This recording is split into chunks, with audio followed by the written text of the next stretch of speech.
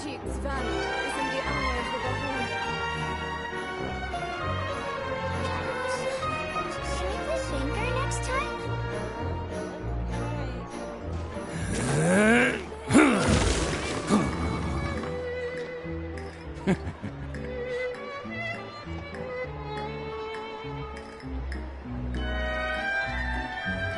An antique's value is in the eye of the beholder.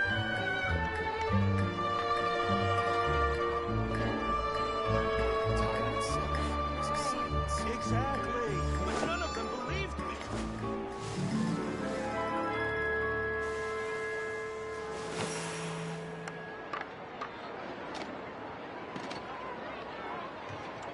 An antique's value is in the eye of the beholder. Arataki numero uno ito here in the flesh. Ha ha!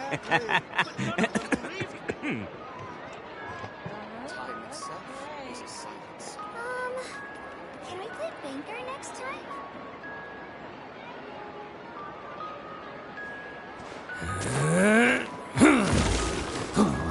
An antique's value is in the eye of the beholder. Exactly, but none of them believed me.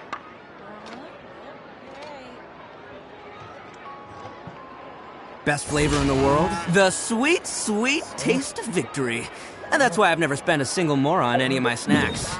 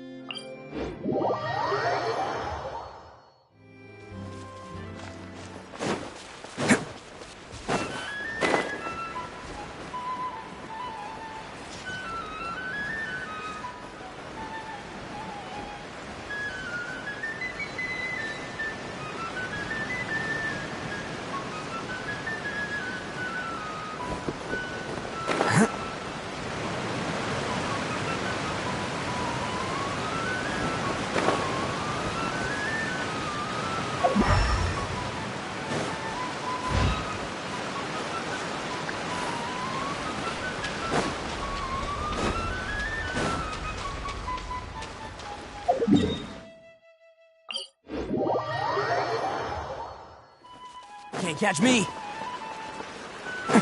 Want a taste of my hammer? Stabilize! Rally!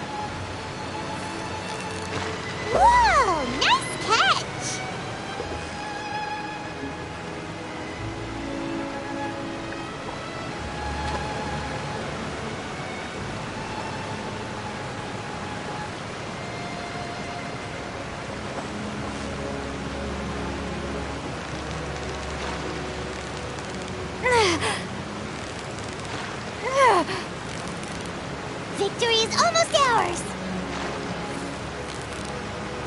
Whoa! Nice catch!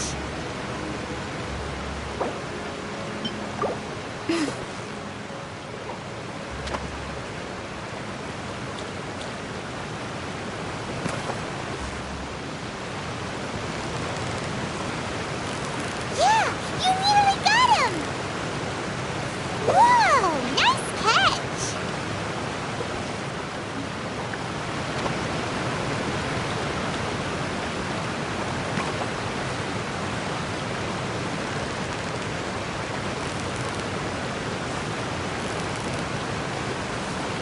Steady now! It's the final stretch!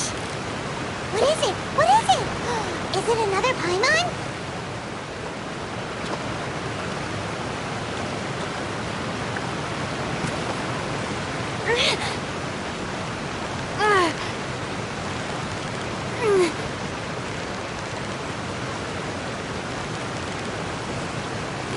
Victory is almost ours! Whoa! Nice catch!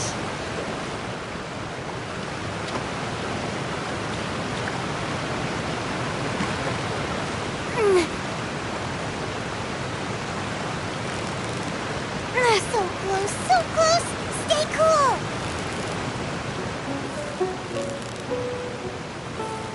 Whew! That was a tough fight!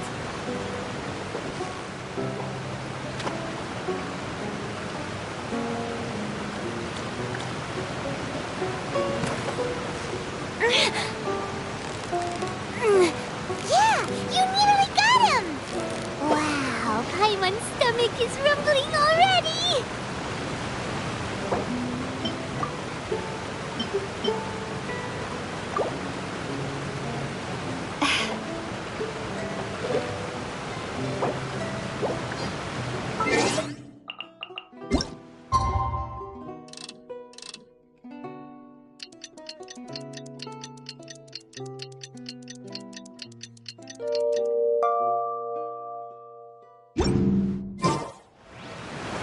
Who wants some of this?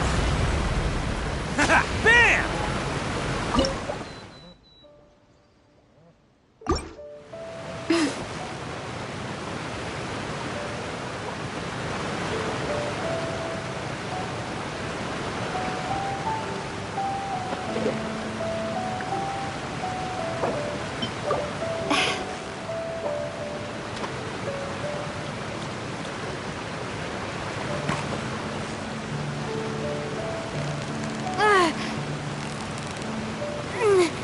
Steady now! It's the final stretch! What is it? What is it? Is it another Paimon?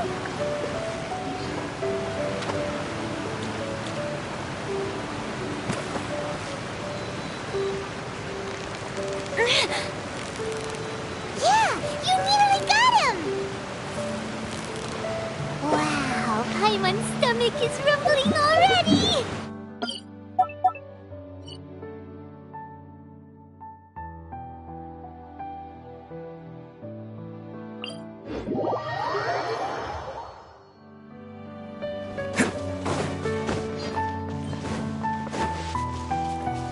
Can't catch me.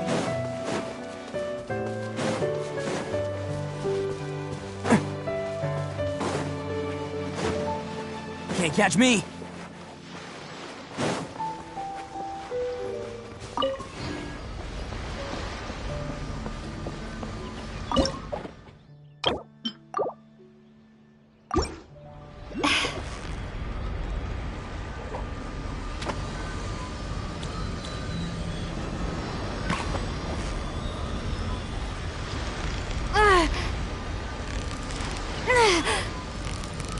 Steady now! It's the final stretch! Whew! That was a tough fight!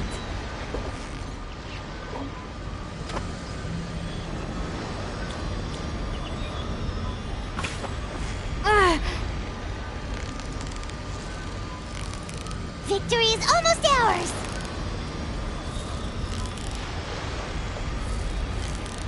Whew! That was a tough fight! fight!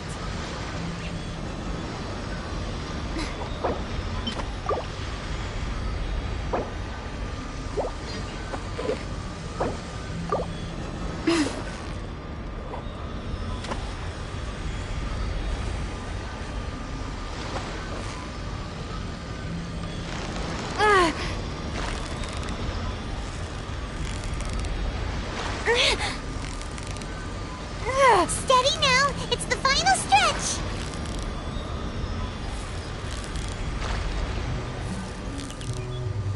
Whew! That was a tough fight!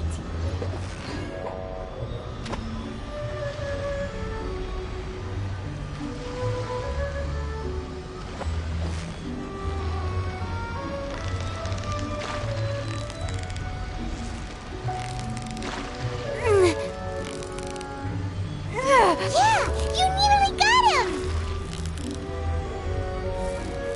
What is it? What is it? Is it another Paimon?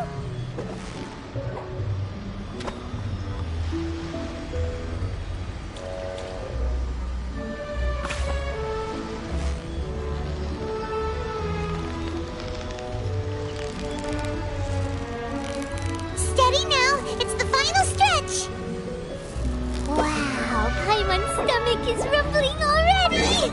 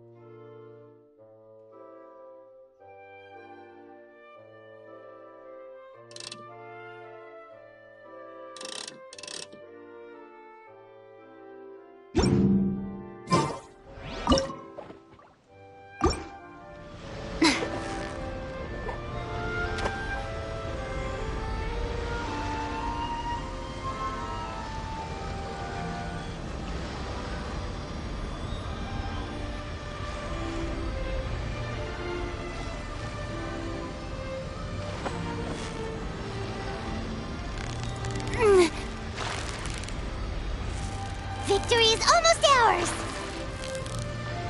What is it? What is it? Is it another Paimon?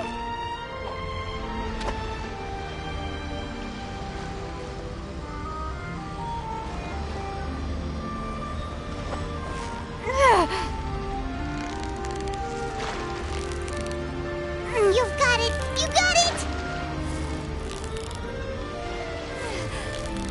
Wow, Paimon's stomach is rumbling already!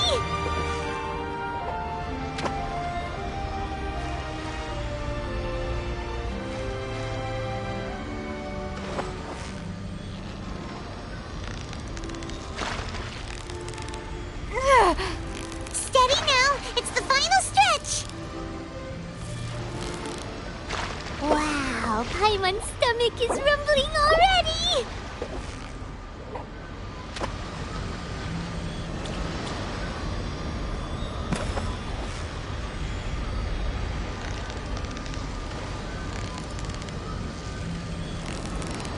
You've got it! You got it!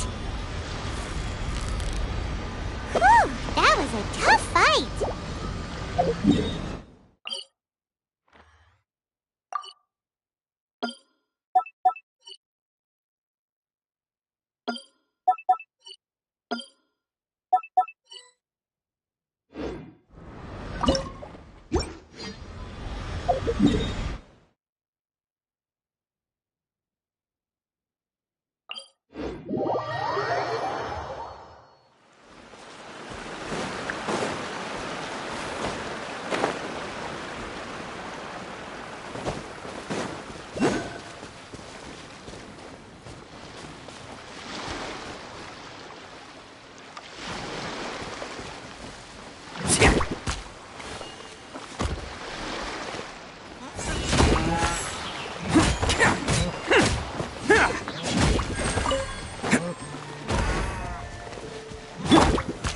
Solidify!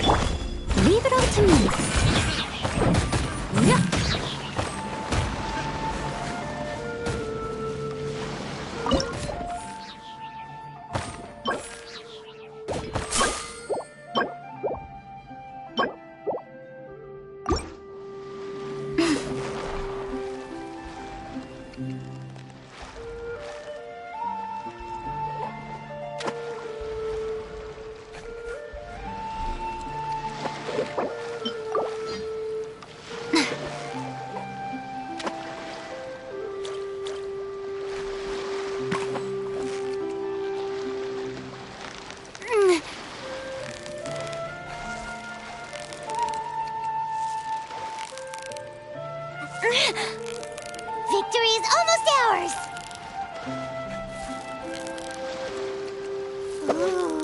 Look at that!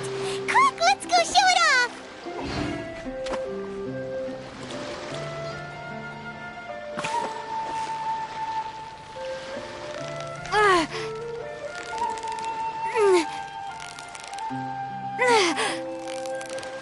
Steady now, it's the final stretch!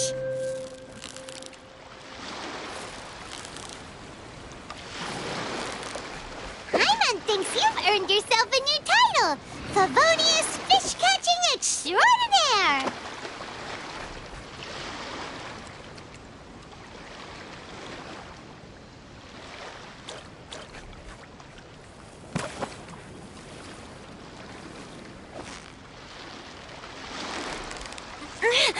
So close, so close! Stay cool!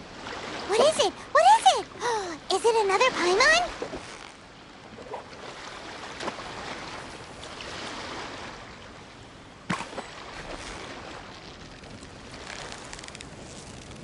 Victory is almost ours!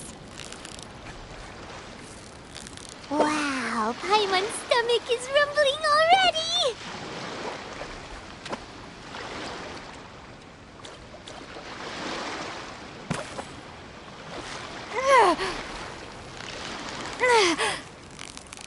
So close, so close! Stay cool!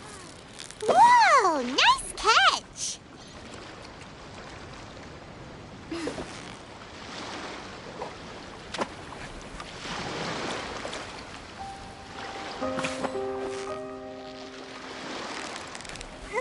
You've got it! You got it!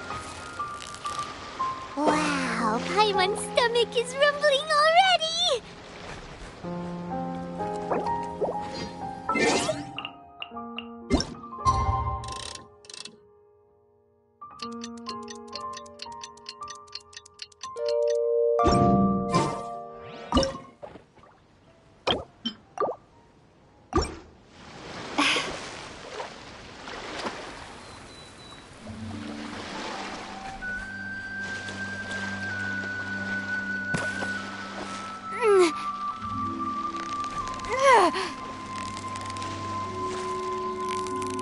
Yeah, you nearly got him! Yay! Time to celebrate!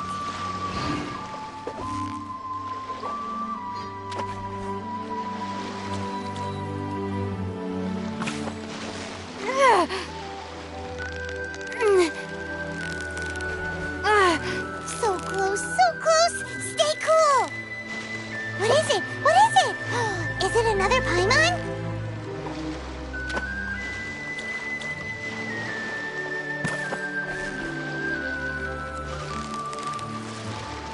Yeah, you nearly got him! Whew, that was a tough fight!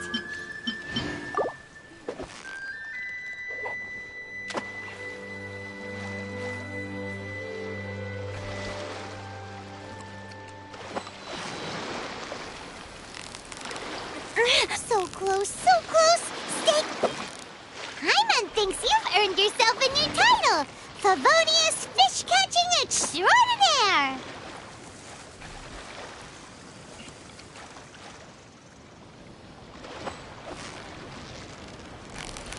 Yeah, you nearly got... Wow, Paimon's stomach is rumbling already!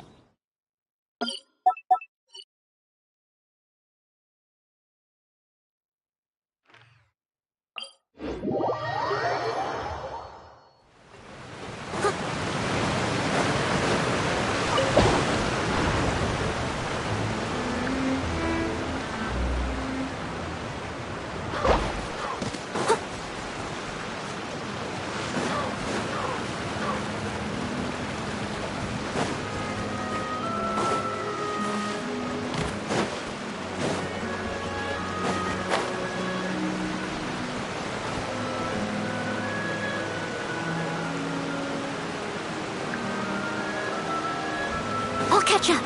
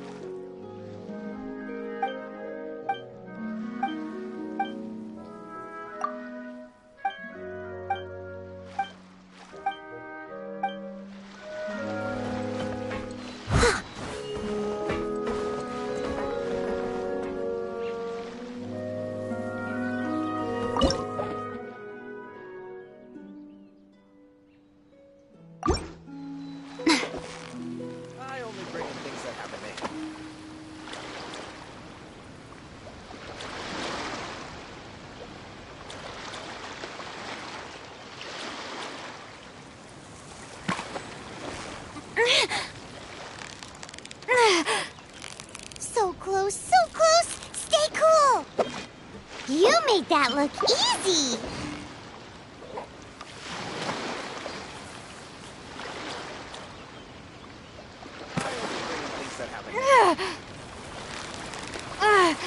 You've got it! You got it!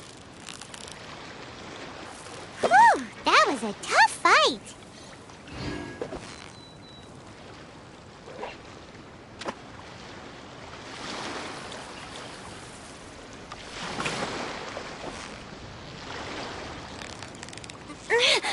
Victory is almost ours! Whoa! Nice catch! I only bring in things that have a name.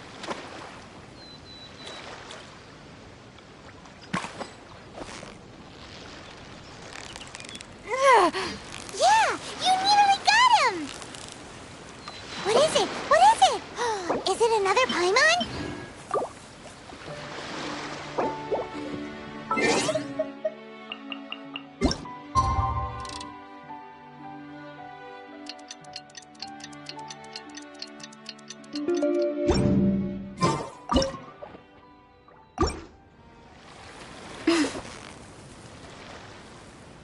I only bring in things that have a name.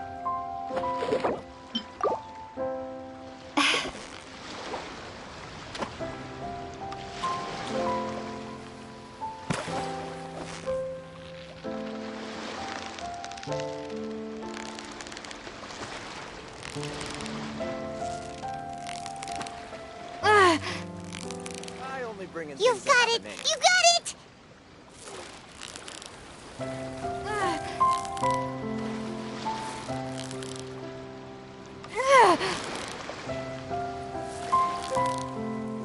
Wow, Paimon's stomach is rumbling already! I only bring in things that have a name. I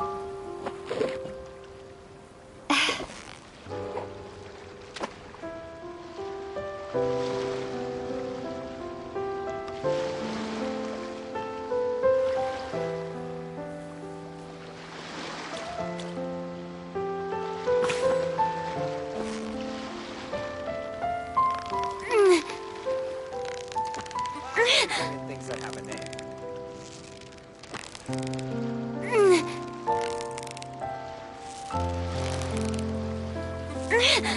Victory is almost ours!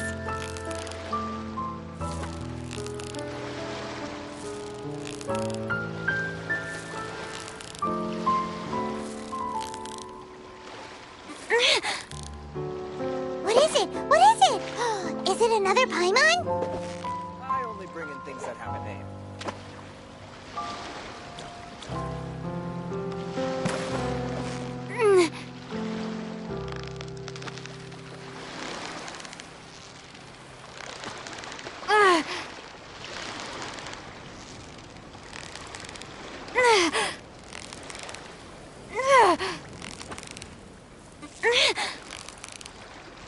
So close, so close! Stay cool!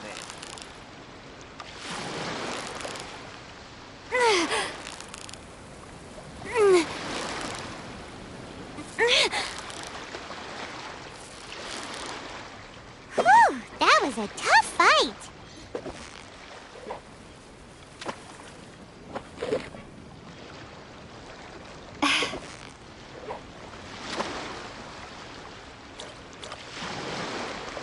I only bring in things that have a name.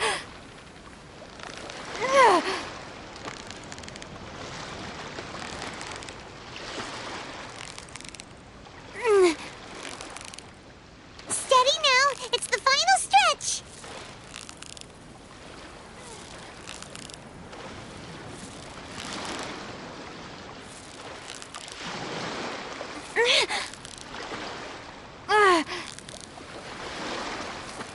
Wow, Paimon's stomach is rumbling already!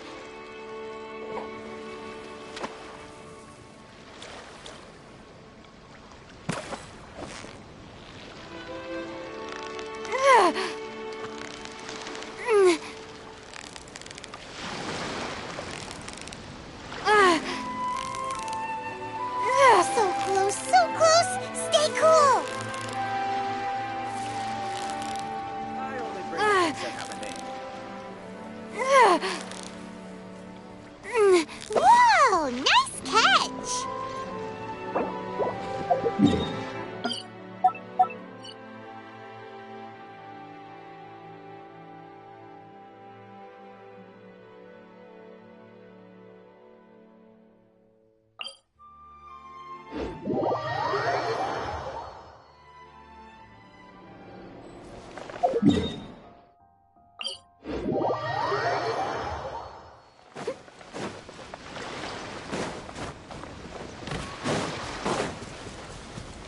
Someone needs assistance.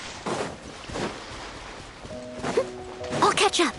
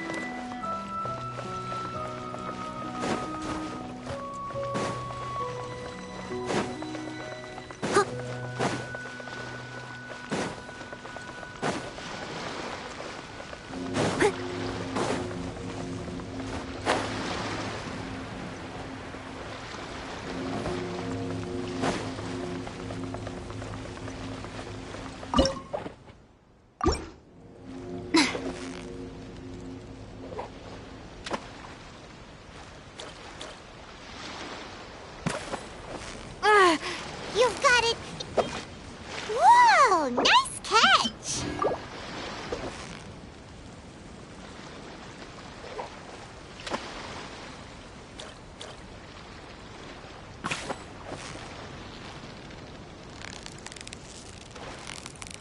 Steady now. It's the final stretch. Whoa, nice catch.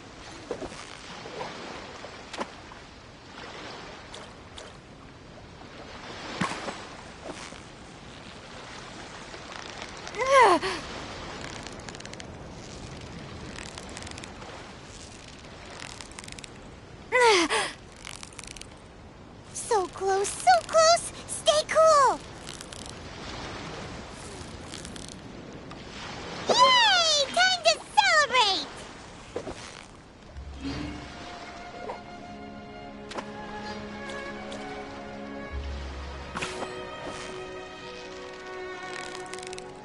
Victory is almost ours. Whoa, nice catch.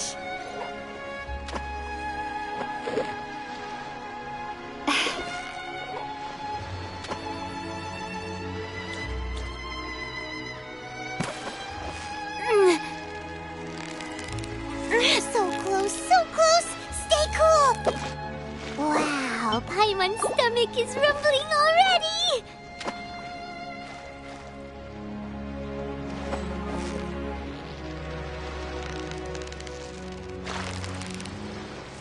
Yeah, you nearly got him.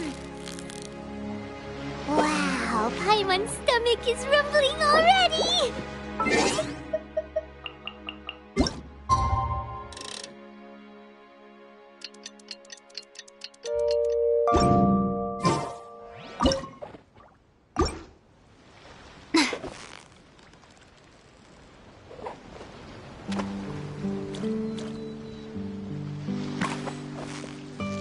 Steady now.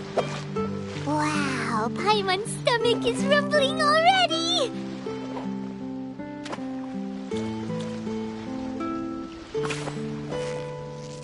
Victory is almost... Whew, that was a tough fight.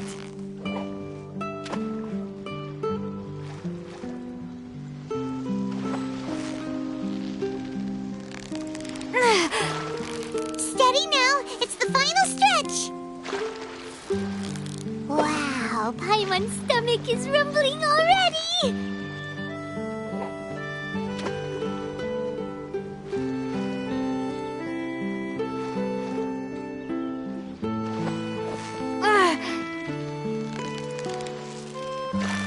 Victory is almost ours!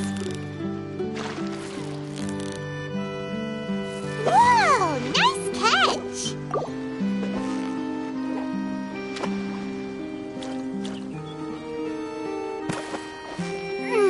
You've got it! Whoa! Nice catch!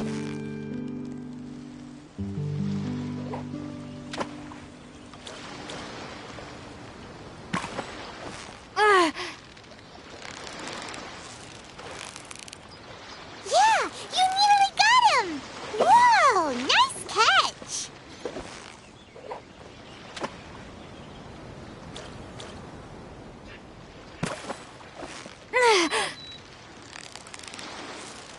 Steady now! It's the final stretch! Whew! That was a tough fight!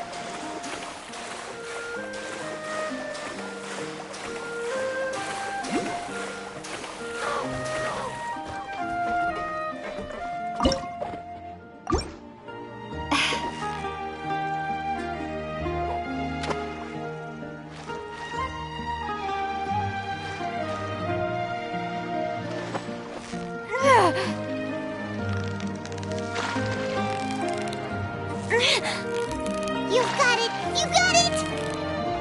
Wow! Paimon's stomach is rumbling already!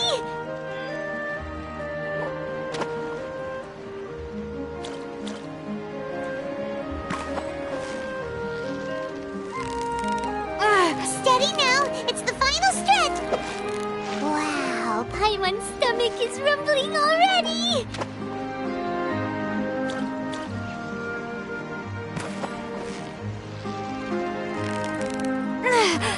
Victory is almost ours!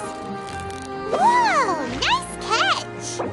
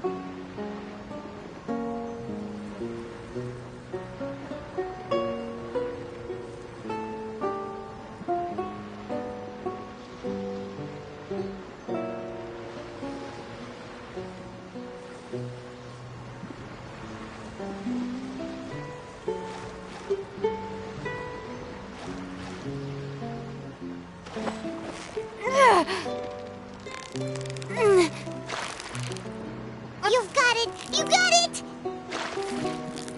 Whoa! Nice catch!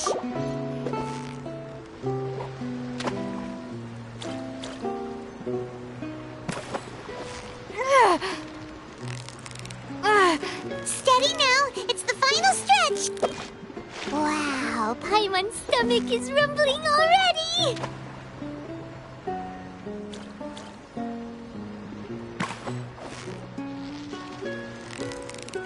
Victory is almost ours! Wow, Paimon's stomach is rumbling already!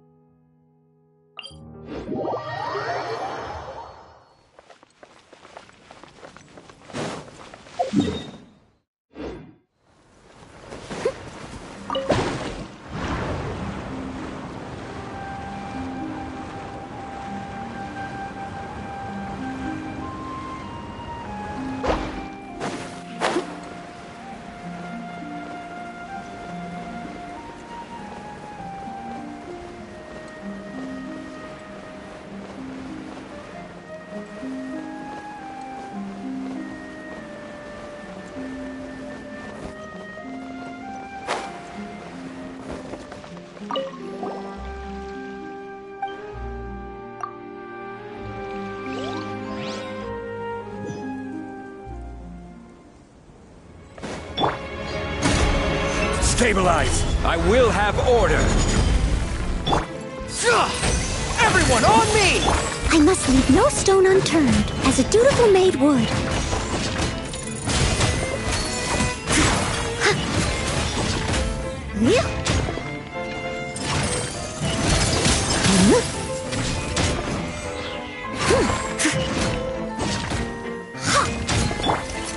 Solidify! Good charge! Attaboy! It's showtime!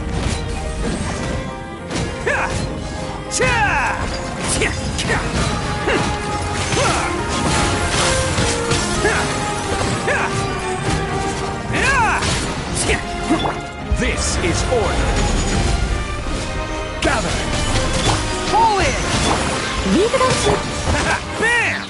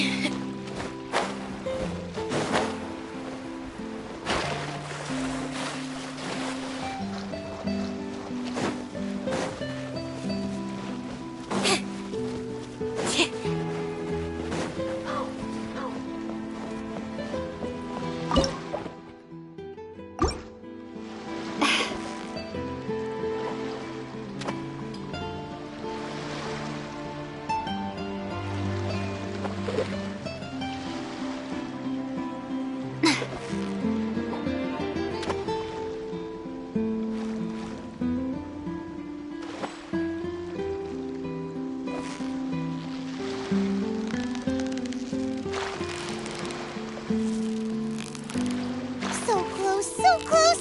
Stay cool! Whew, that was a tough fight!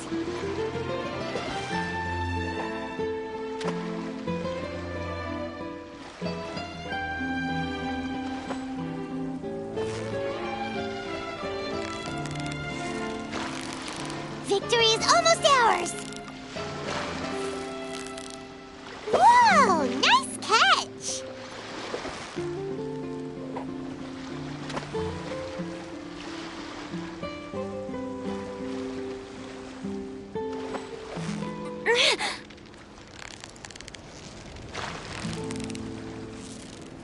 You've got it! You got it! Whew, that was a tough fight!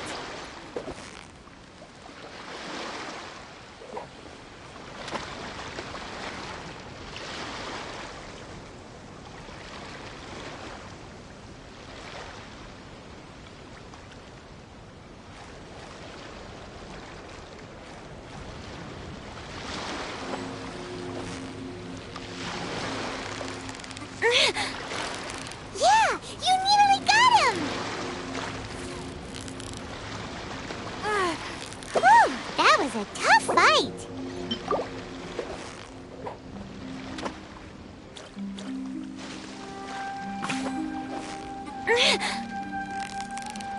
Victory is almost ours! Whew, that was a tough fight!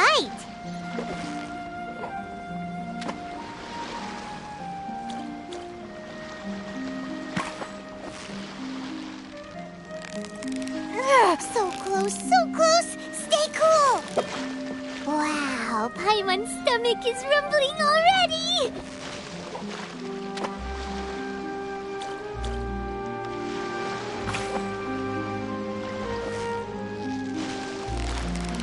Victory is almost ours! Whew, that was a tough fight!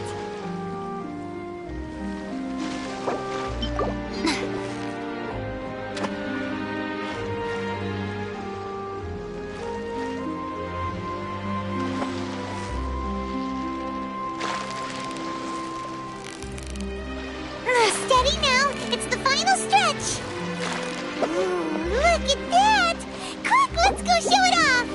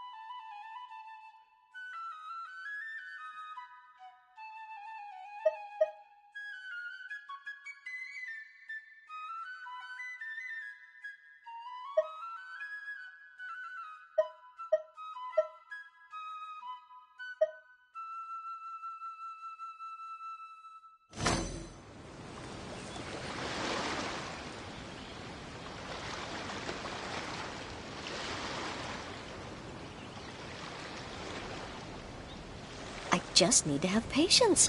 Oh, come on. Stay strong.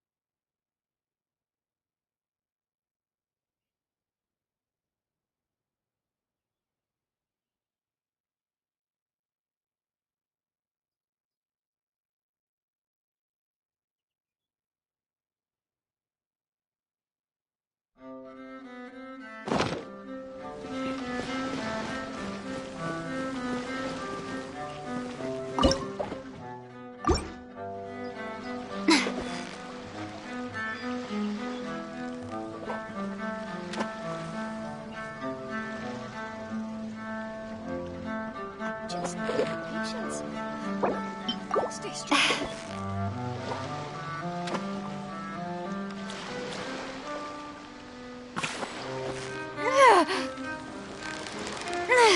So close, so close! Stay...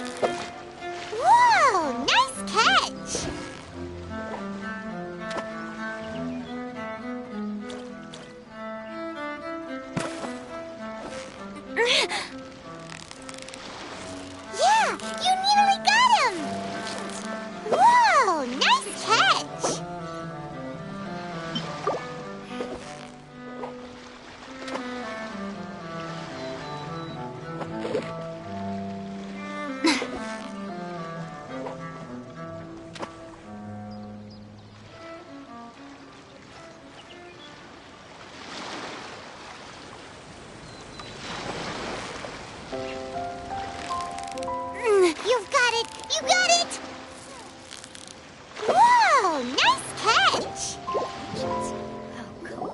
Stay strong.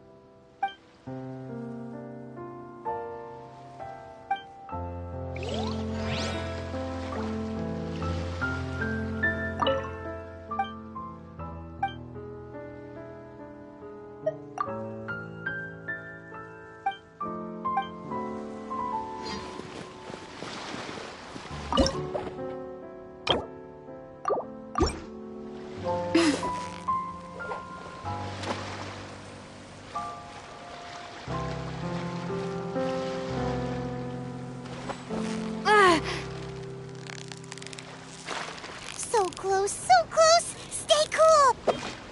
Whew, that was a tough fight! Stay strong.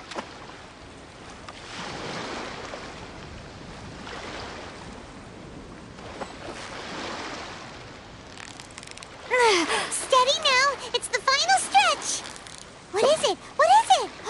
Is it another Paimon?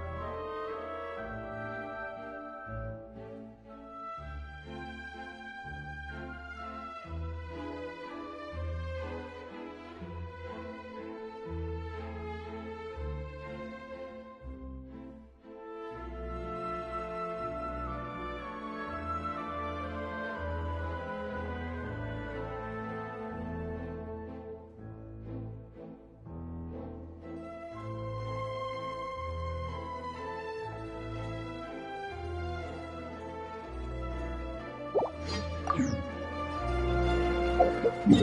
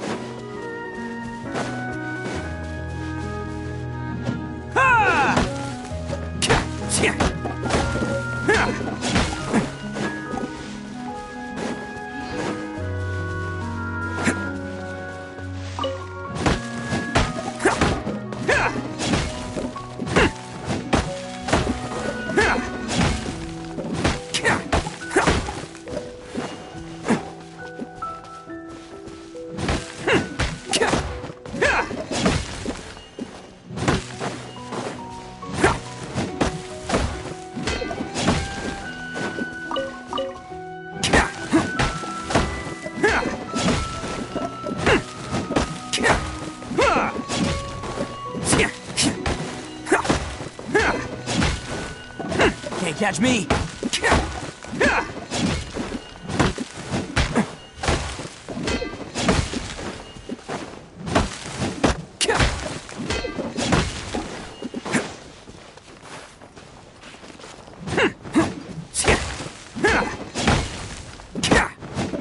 Can't catch me!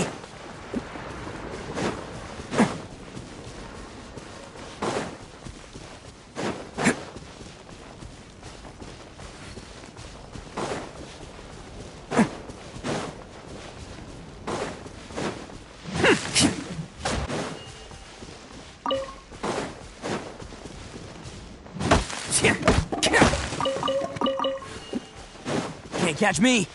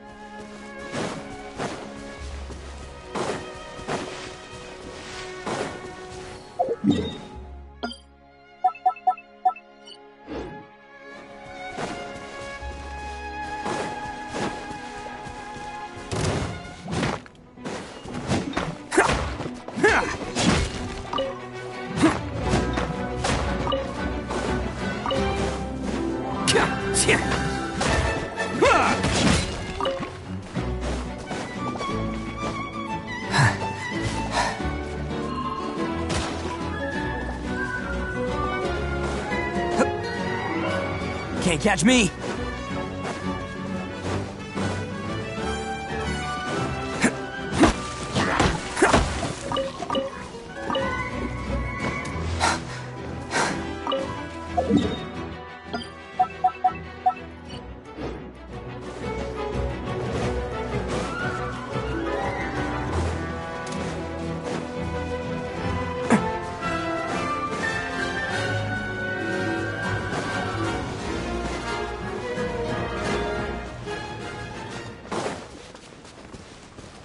Can't catch me!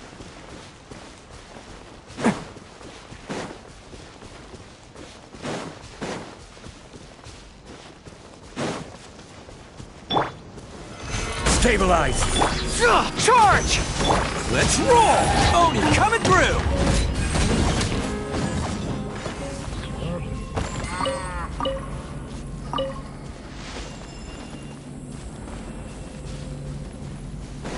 Can't catch me!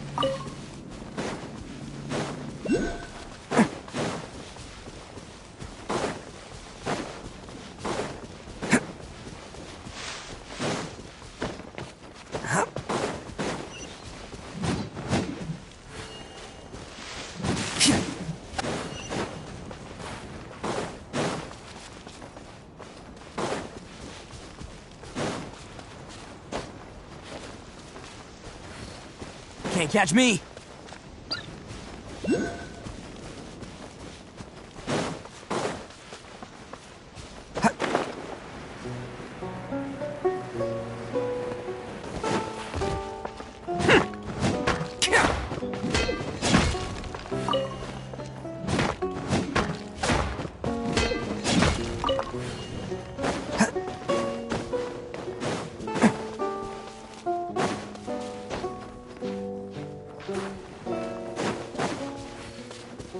Can't catch me.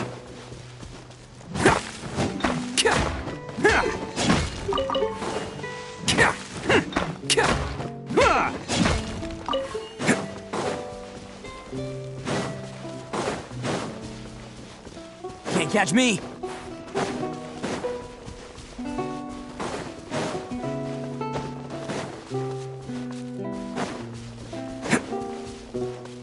How about we explore the area ahead of us later? Can't catch me.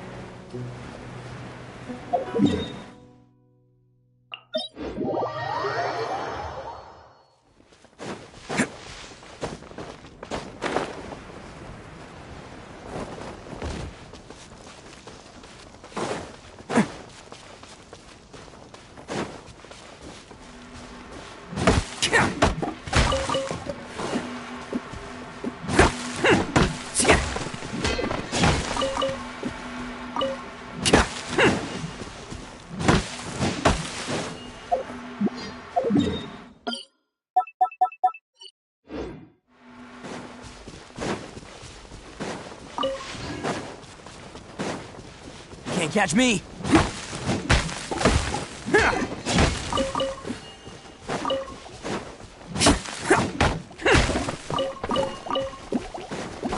Attaboy!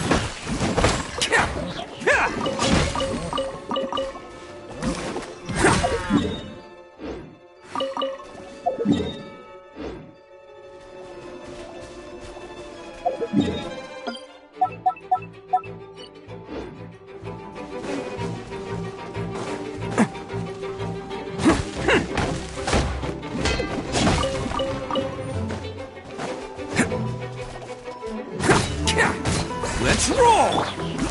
Solidify!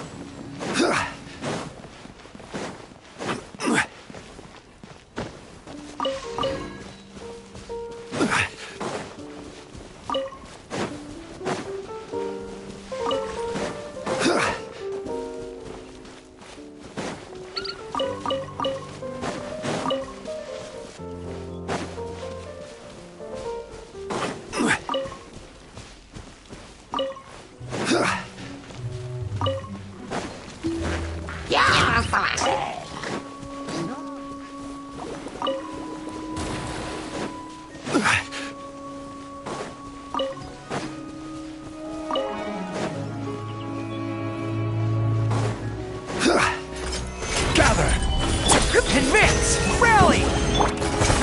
Bam! It's showtime!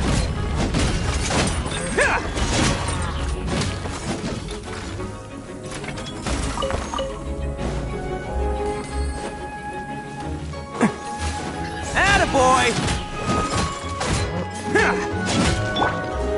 Stabilize! Charge!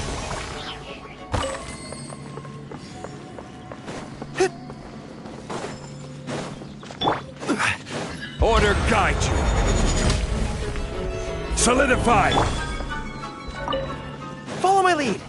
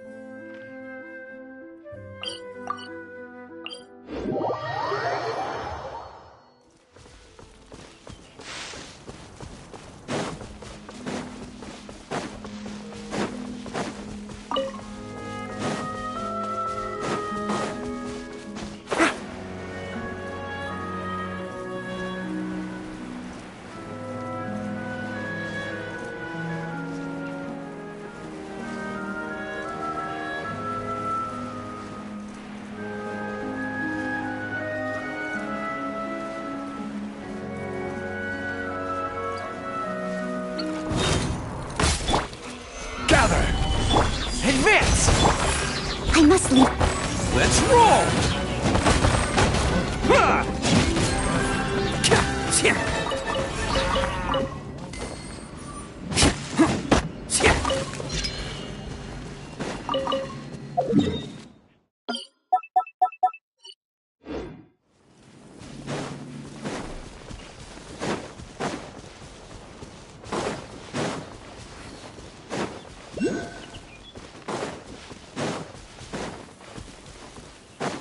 Can't catch me.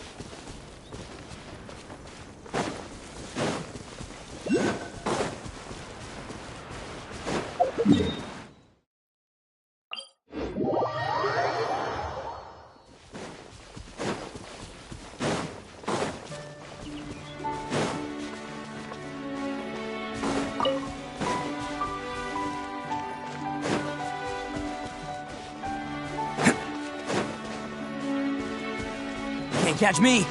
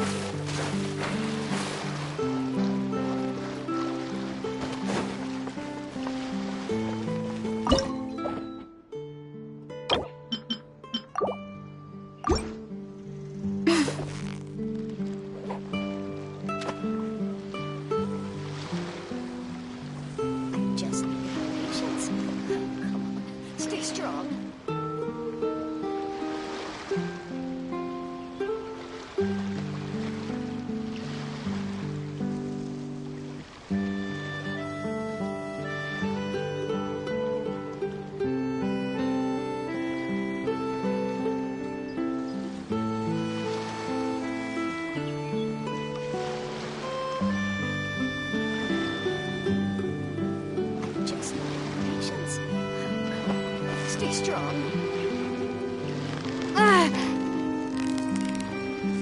So close, so close.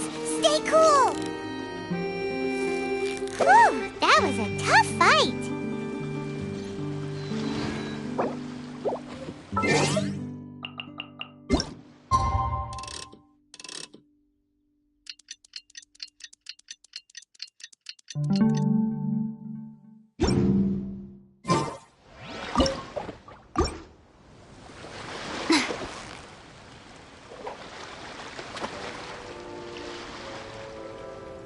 Just need to have patience. Oh, come on. Stay strong.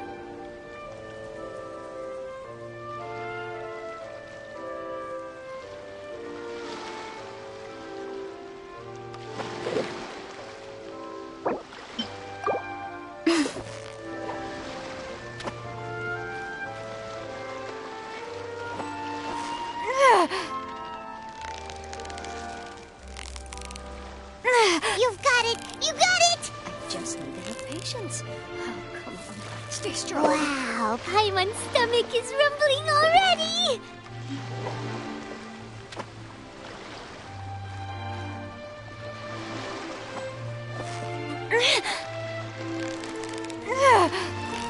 Yeah, you nearly got him! Wow, Paimon's stomach is rumbling already! I just need to have patience.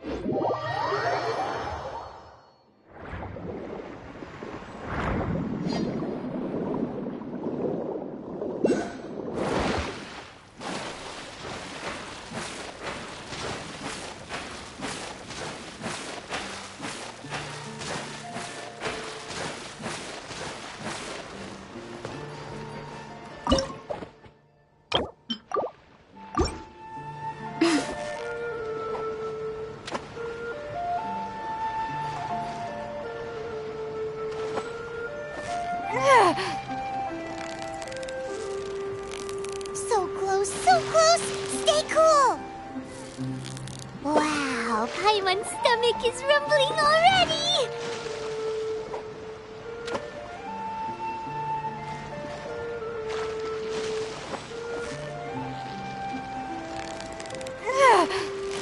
Victory is almost ours! Whew, that was a tough fight!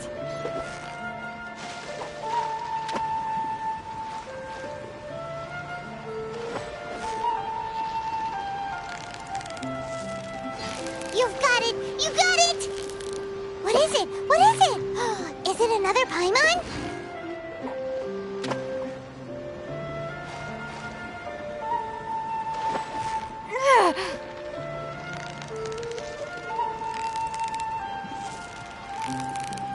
Yeah! You nearly got him!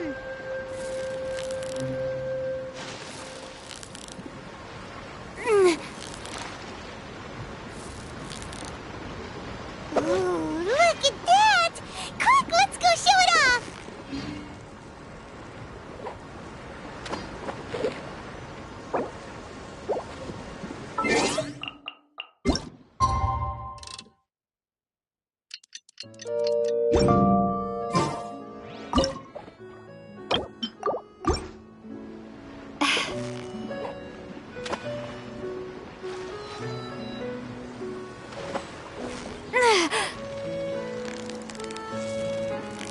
So close, so close! Stay cool! Whoa, nice catch!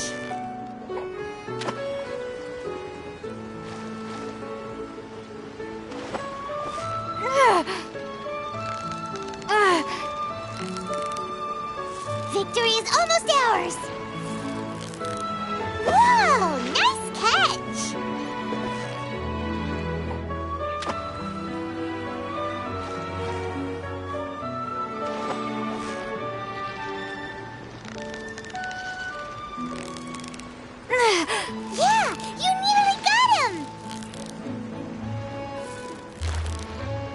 Whew, that was a tough fight.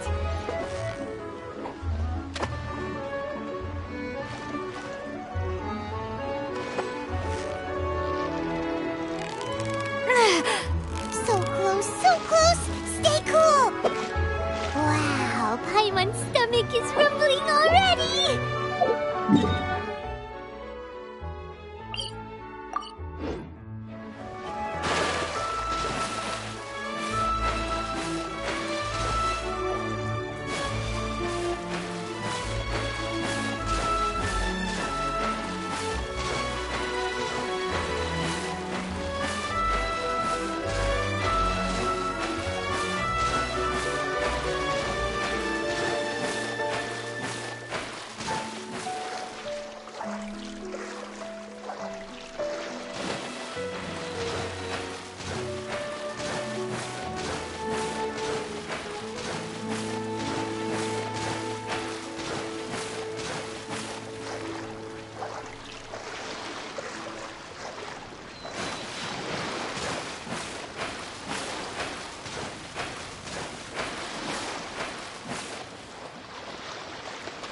Can't catch me!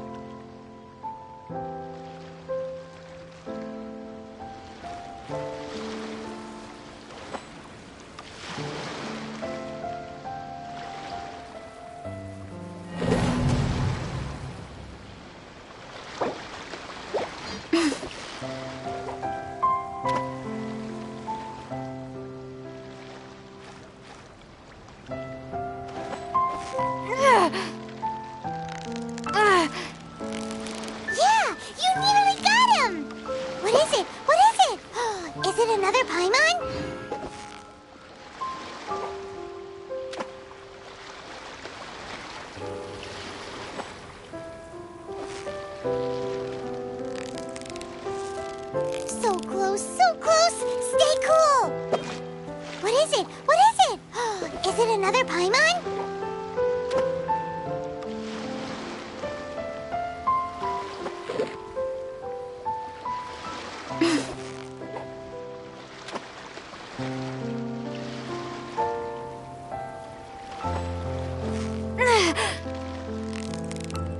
You've got it! You got it!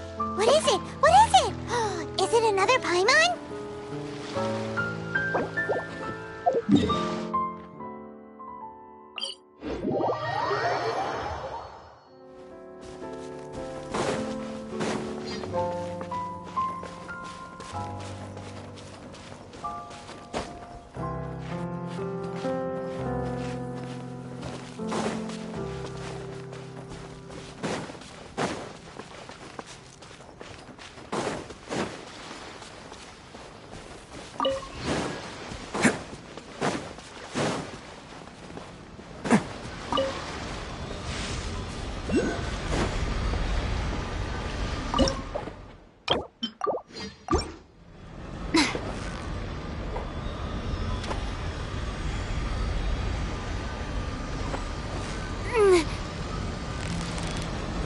So close, so close! Stay cool!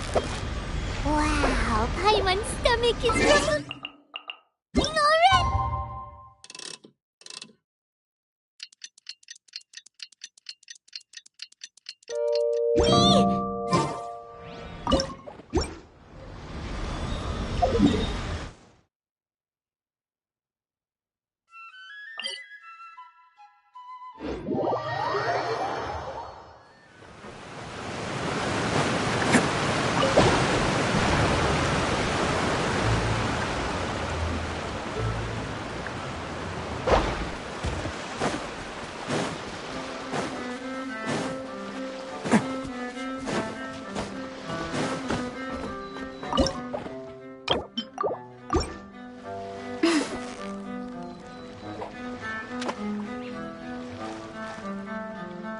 I only bring in things that happen. Steady now! It's the final stretch! What is it? What is it? Is it another Paimon?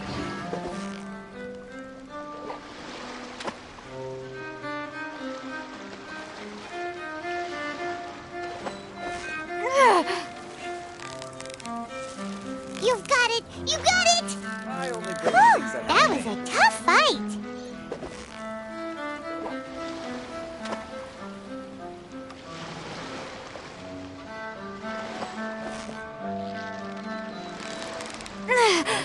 Victory is almost ours!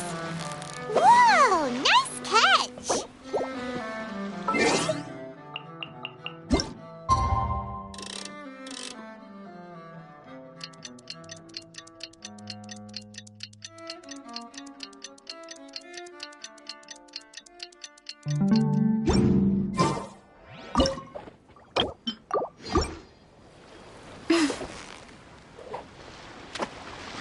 I only bring in things that have a name.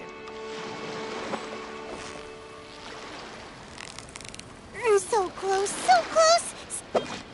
Wow, Paimon's stomach is rumbling already!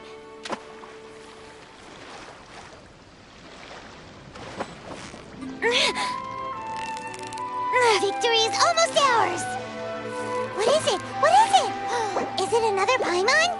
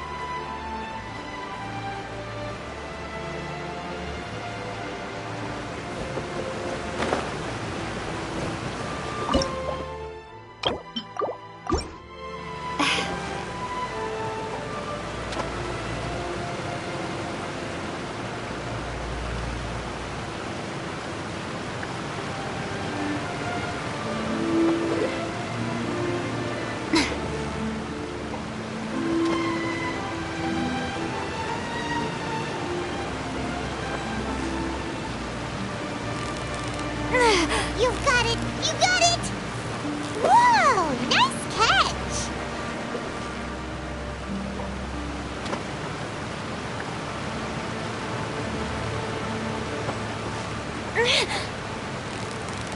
Victory is almost ours! What is it? What is it? Is it another Paimon?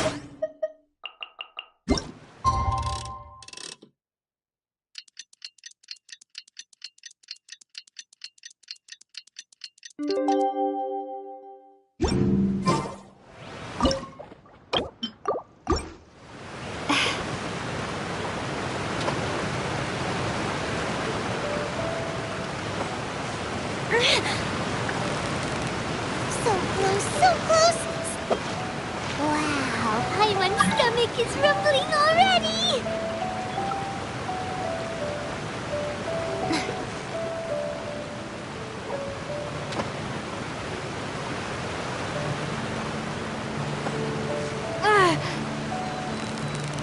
Victory is almost ours! Whew, that was a tough fight!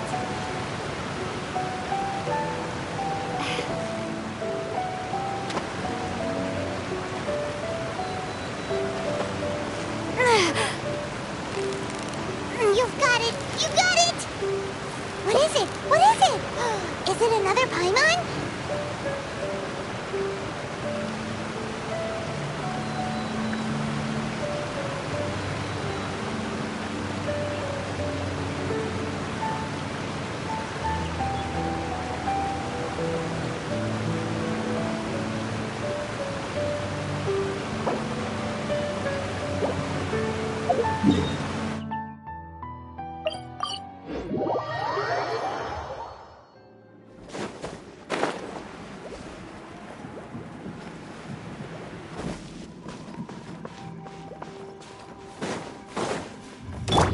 Will have order.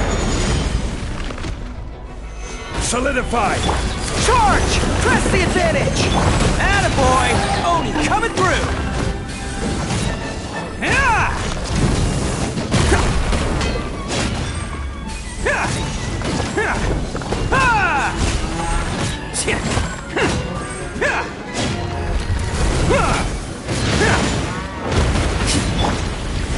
Gather. Pull in! Steady as stone, as a good knight should.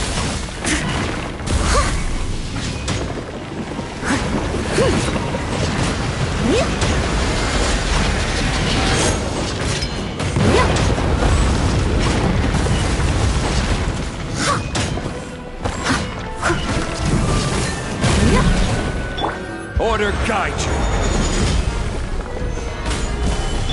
Advance! Rally! It's showtime! Let's roll!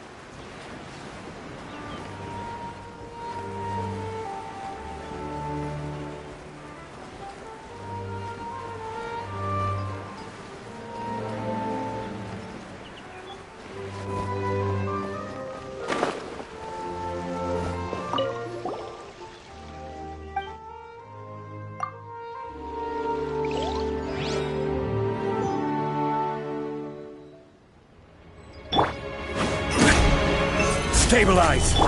Charge! Time to clean up.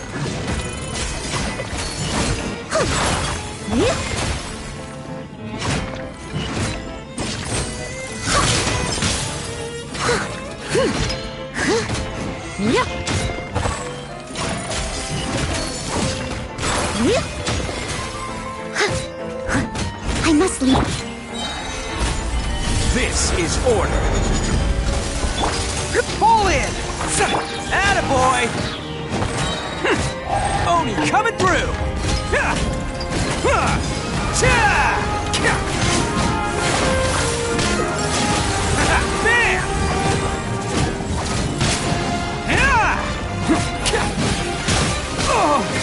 I will have order.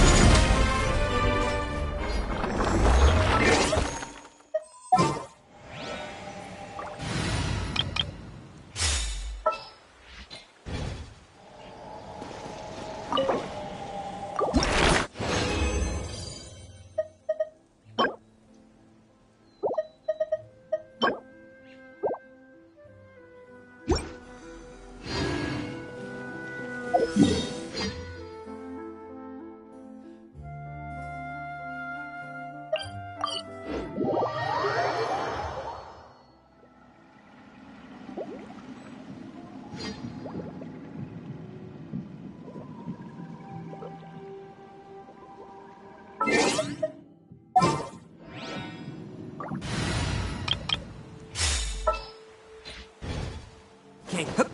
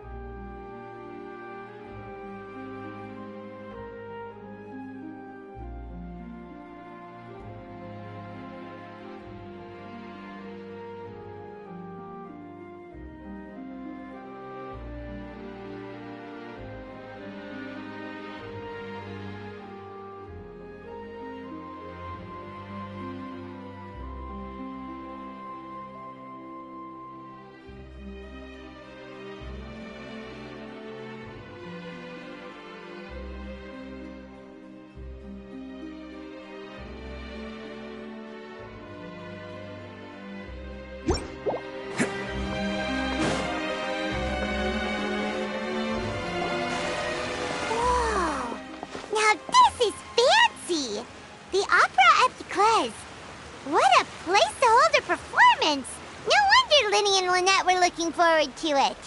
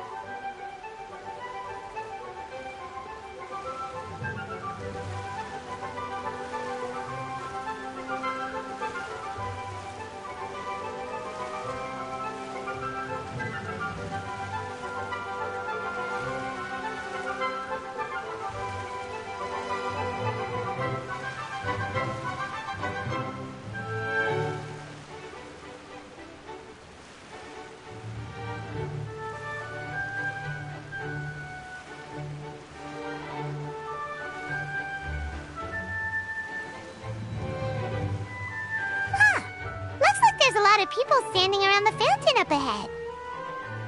Oh, Archon, please bless us with a bright and healthy child. We pray. I don't know why you always feel the need to ask so much. I'll be happy as long as our child is healthy and lives a peaceful life. I guess if they're our kid, then there's no doubt they'll turn out smart. Maybe this is one of the customs in Fontaine. There sure are a lot of couples here. Vache.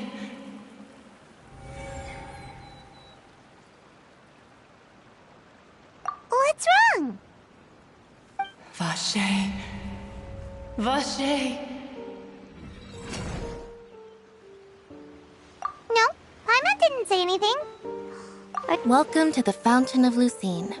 All the water flowing through Fontaine converges here. It's customary for newlyweds to come here and wish for children. Ah! Lynette! You scared Paimon! When did you get here? Lenny asked me to wait here for you, remember? Right. What do you mean? There are a lot of people here right now.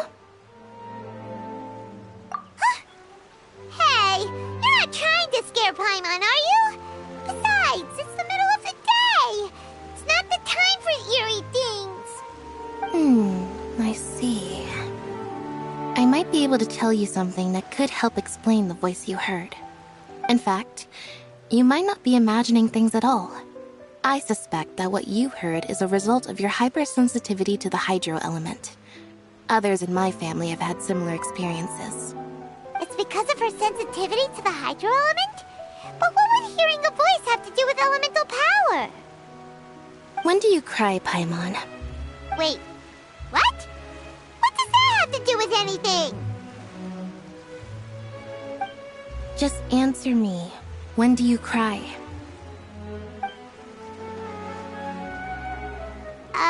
When Paimon's really sad? Oh, and when Paimon's super happy. Oh, and also when Paimon's really, really scared. Then you should understand that tears contain your most intense emotions. Like I just mentioned, the Fountain of Lucine is where all the flowing water in Fontaine converges.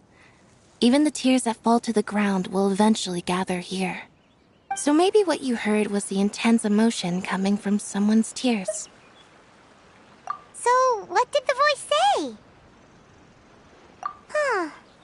If you were hearing their emotions, then Paimon wonders what happened to them.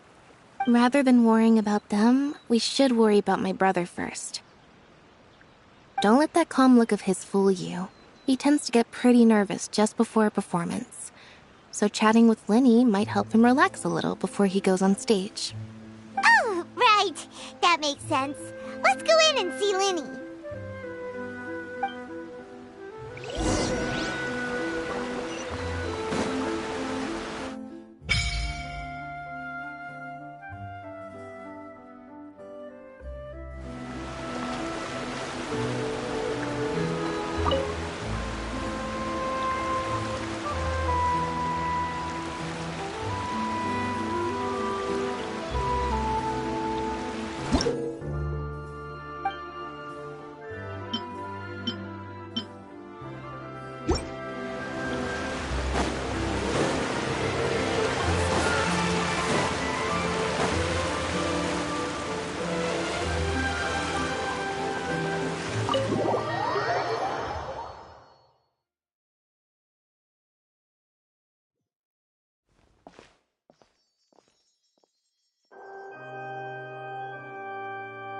Traveler and Paimon, good to see you. I knew you two would come. Are you kidding? We wouldn't miss it for the world. We've been looking forward to it. I can tell, judging by how early you've arrived. But you're actually right on time. The audience still hasn't started entering the venue yet, which means now is the perfect chance for us to take you to the best seats in the house. Wait just a moment. I'll fetch the tickets.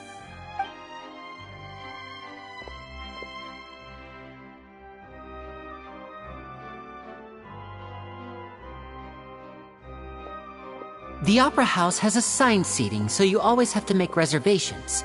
I've already reserved your seats, and here are your tickets.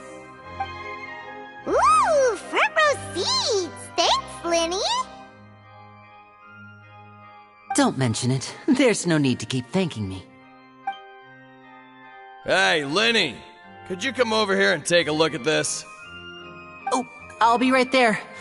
Seems there's an issue with the stage props over there. That's Cal, my assistant, calling me. I'll go lend him a hand. Yeah, we'll just go to our seats. You go ahead, Linny.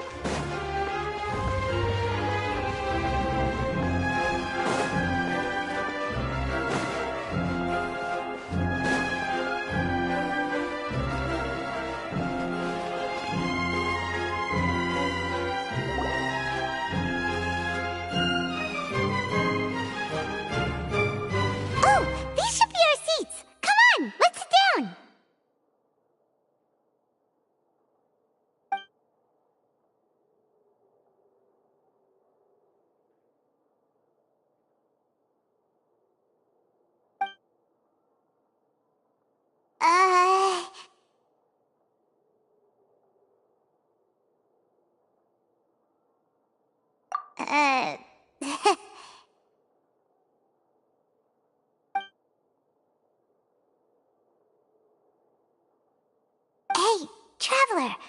Maybe we should strike up a conversation with the person next to us. Since we're sitting together and the rest of the place is practically empty still, it's kinda awkward if we don't say anything. Oh, you little... Of course you put this on Paimon.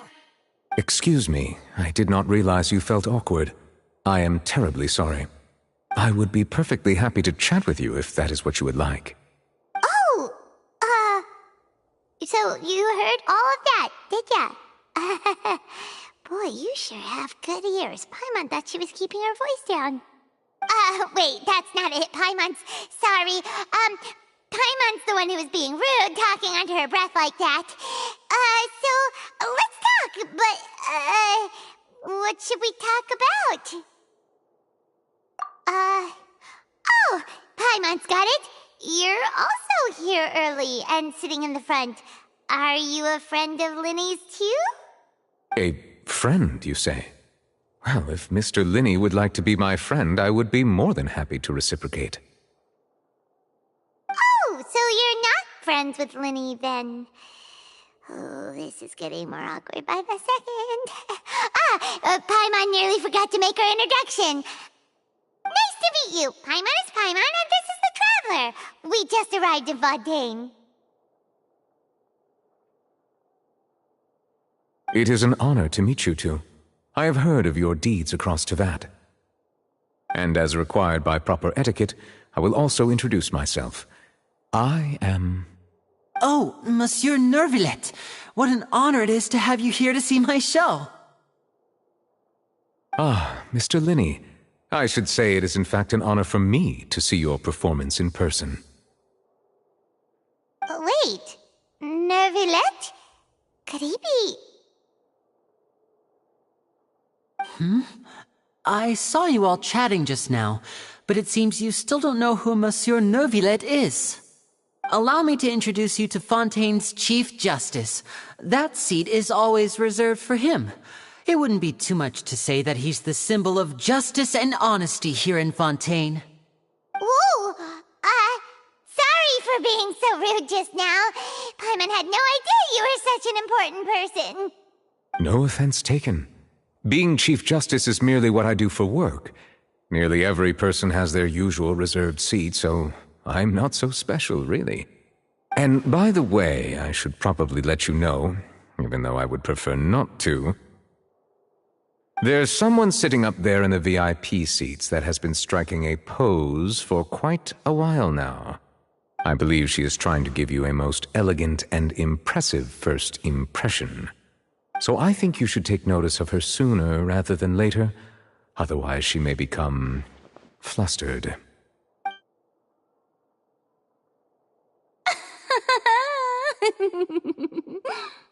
Huh? Oh, it's Farina, the Hydro Archon. Huh. She sure has a smug and satisfied look on her face. Guess she has no idea that you saw right through her act. Very good. That is for the best. No need to pay her any more attention. We may now enjoy the show. Huh? So is this what things are like between the Chief Justice and the Hydro Archon? All right, please wait just a moment longer. I've pretty much finished my preparations, and the performance will start as soon as the audience has made their way to their seats. Yay! The show's finally about to start! Paimon can hardly wait! Paimon's never seen a real live magic show before!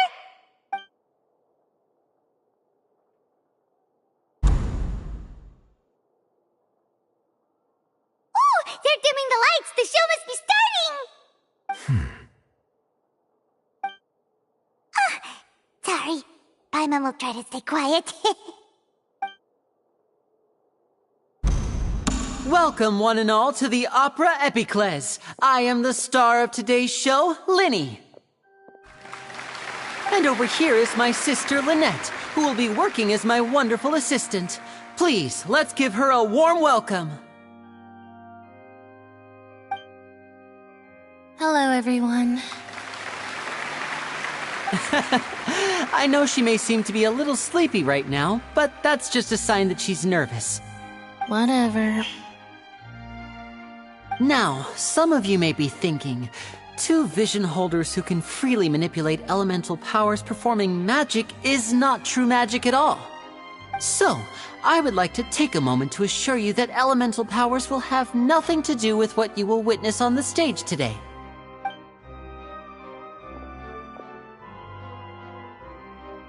Both Lynette and myself have removed our visions for the show. That way, even the gods won't be able to help us. Oh, good point. That's what makes the show real magic. Now, without further ado, let the show begin. Lynette will now exit the stage to make some preparations. I know you might miss her, but don't worry. She'll be coming right back on stage momentarily. Perhaps in an unexpected way. I'm sure she'll be stealing the spotlight soon enough. Oh, and before I forget, there's one more thing I should say. You never know what can happen in the blink of an eye. A magician's greatest skill is making things disappear or appear. The possibilities are endless.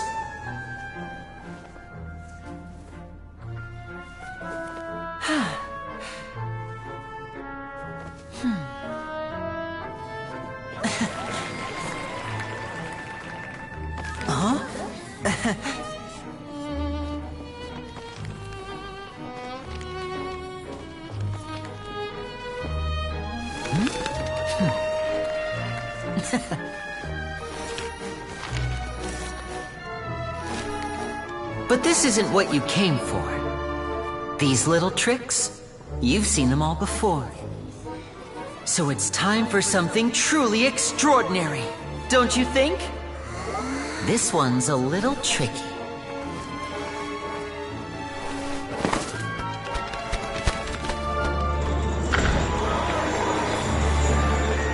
Using this water tank, I shall make my sister vanish completely, right before your very eyes.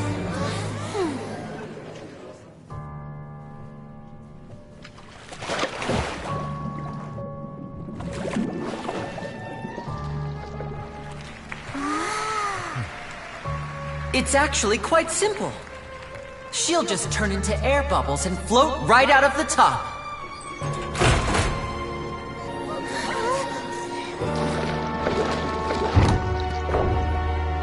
Oh no! I told them to check all the props carefully. With the lid on, even air can't escape. An amateur magician would be getting very nervous right around now. Luckily, it's me on stage, so let me show you what a true virtuoso can do.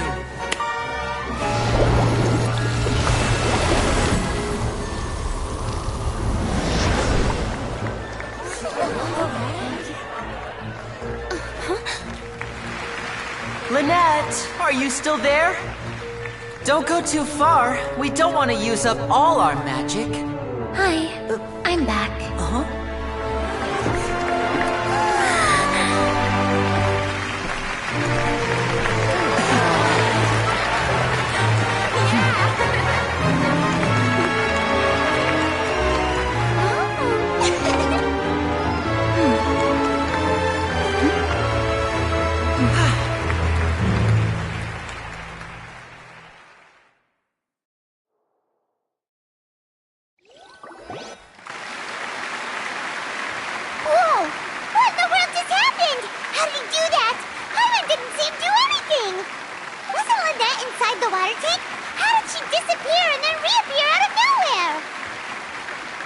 If we could see easily through his tricks, then that would mean that his skills are still lacking.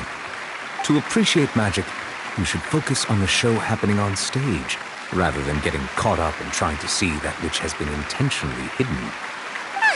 Guess you're right. Paimon couldn't believe her eyes when Lynette reappeared. Amazing! Thank you everyone. I'm glad you enjoyed that performance. But our magical journey has only just begun. I've prepared even more astonishing surprises for everyone here. The magic of transformation and disappearance can go far beyond what you've just seen. I'm sure many of you are thinking that escaping the water tank was impressive enough, but Lynette is still my assistant after all. In which case, I have ample time to make all necessary preparations. So, for my next trick, I will require the participation of one lucky audience member. Please, if my assistants could bring out the magical boxes now. There are 2 boxes and only 2 boxes. One is here and one is there in the aisle among the audience. I'm sure many of our clever audience members have already guessed our next magic trick. A swap!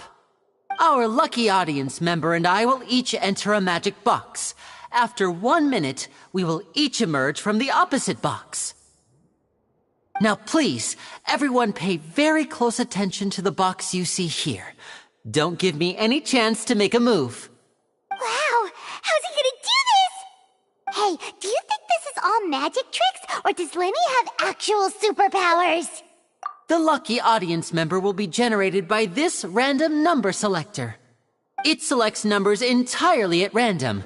Even I don't know who will be chosen to participate. Now then, let's begin. Let me see. Oh, row 7, seat 3. Congratulations! You now have the chance to experience magic firsthand for an entire minute. Please, come forward. My assistant will take you beside the magic box. I'm sorry, it might be a little cramped inside, but no need to feel nervous. We've carefully arranged everything for you to be as comfortable as possible. You don't need to do anything, but no matter what strange things may happen, don't come out of the box. If the magic is interrupted, who knows where you might end up? You might even find yourself in the Fortress of Meropide. Oh, okay. All right. Before I enter the magic box, there is one more thing I need to ask the audience to do. Could you all give me a countdown? Like this. 60, 59, 58. Just keep counting down. You can go a little faster or slower if you like. I won't be able to see anything in the pitch-black box, so I'll be relying on your voices to know when time is up. Oh, and no tricks now. If you quickly count from 60 in just 30 seconds, then I'll be in a tough spot. Ooh! Paimon kinda wants to count faster after hearing him say that! No, that won't do. I can see it in your eyes. You still can't be trusted. Let's practice together. Come on, repeat after me. 60, 59, 58. 60, 59, 58! That's right, perfect. Keep it going. All right, I'll see you all on the other side once you've finished counting.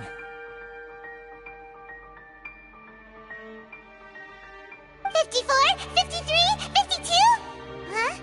Why aren't you counting, Nervalet? I am counting in my head. I think things are exciting enough in here as it is. Merely a consequence of my identity and personality. Do not worry about me.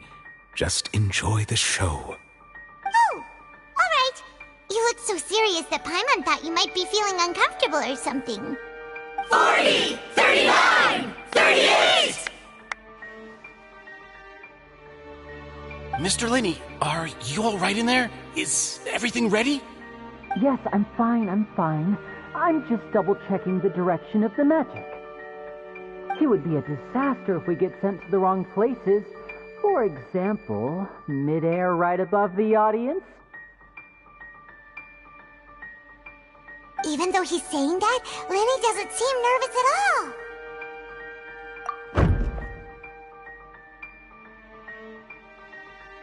Ah, what was that noise? Did you hear it too? Not sure. Anyway, it doesn't seem like anyone's worried about it. 25, 24, 23! What's wrong, Mr. Linney? I can still hear you moving in there. I seem to have accidentally knocked over a decoration. I'm trying to fix it, but it's pitch black in here. I can't tell left from right. Never mind the decorations. There's no time for that. The show is what's important. No, that's unacceptable. I want my show to be perfect. Don't worry, we still have 20 seconds. Hear them counting? 19, 18, 17! It seems things aren't quite going as planned. I apologize, everyone. It feels like you're all starting to count faster, but that's all right. I know it can be tiring to do such a long countdown. 10 seconds and change is still plenty of time. 10! Almost there now. Swapping two people is harder work than you might think. Even a master magician like me can't guarantee I'll get it right the first time. Hey, wait! Is this the back one? I can't tell. They both look the same inside. Huh? No, that's not it. I'll try again. 7! Hey, slow down! Honestly! 5! 4! 3! Whoops! That doesn't count! 0!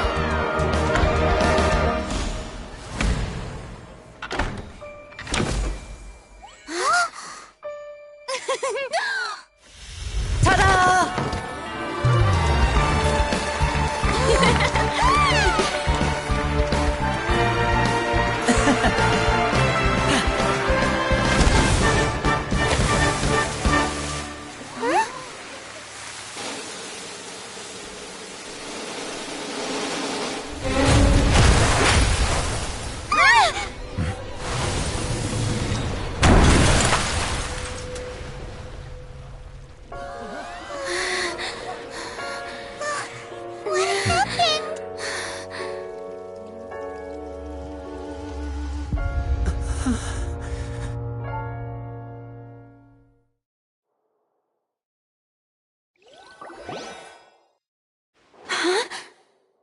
Is this part of the show? Mr. Linney, you're going to use magic to fix the stage now, right? What happened? Oh no. Maybe this isn't part of the show. The girl was still in that box, right? This performance is over. Medical staff with me. Guards, secure the scene and detain all the performers. Seal the exits. No one is allowed in or out at this time. Yes, that's right. If this was just an accident, then we must investigate the cause. But if this was all part of some scheme, then those accountable will not escape the judgment of the God of Justice. No need to be alarmed, you two. We'll get to the bottom of this soon enough.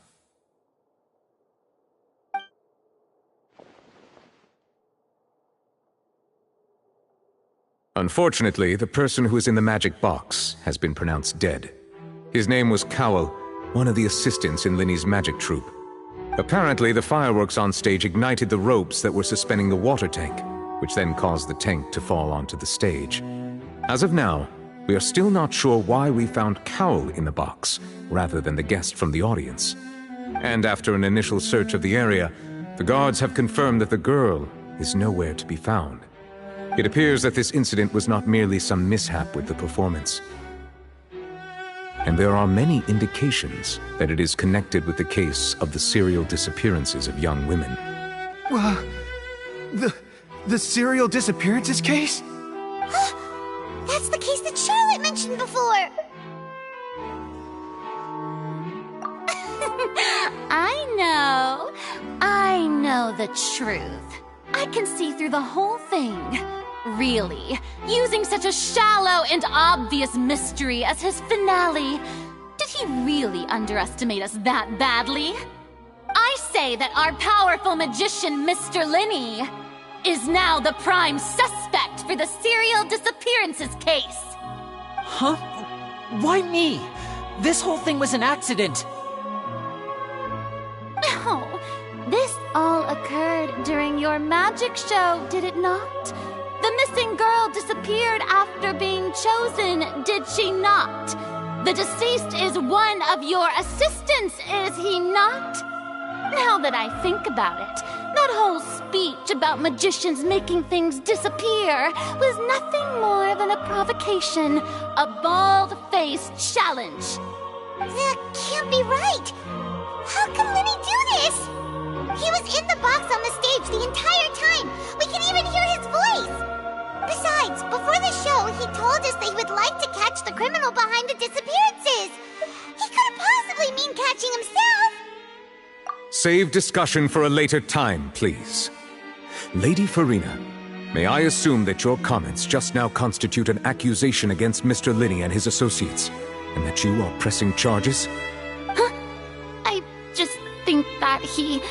Well, I think it might be a little early to talk about formally pressing charges. But what Lady Farina said just now makes perfect sense. Looks like she's gonna personally deliver justice. A kidnapping and murder carried out under the cover of a magic show. Lady Farina said it all. I mean, of course, my dear people. But what excites me even more than the obvious truth before our eyes is the opponent I'll be facing. That's right. I mean you, Traveler. You'll support Linney, won't you? After all, he was the one who helped you the first time we met. Then there's no problem at all. You know, the Traveler and I already had a duel the first time we met. But with Linney's help, our little duel ended in a draw.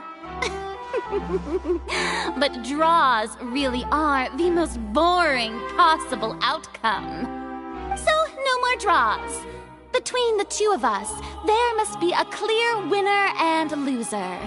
And what better place to hold such a riveting showdown and decide the true victor than here, on the grandest of stages, the Opera Epiclese.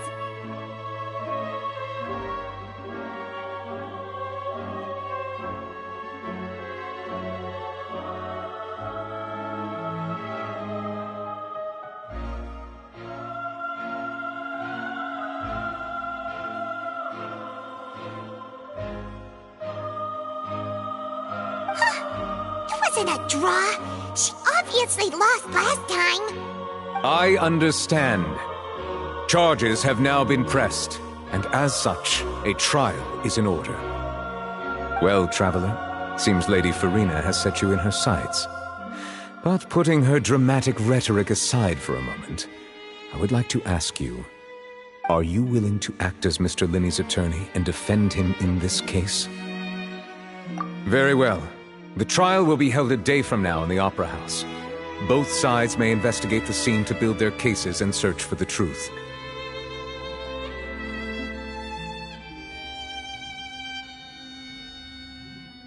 Linny and his troupe are all potential suspects and shall remain within the Opera House. The audience may begin to leave in an orderly fashion once they have been cleared by the guards. A day isn't that long. Let's see what kind of case this big shot outlander can build in such a short amount of time. I'm really quite looking forward to hearing it.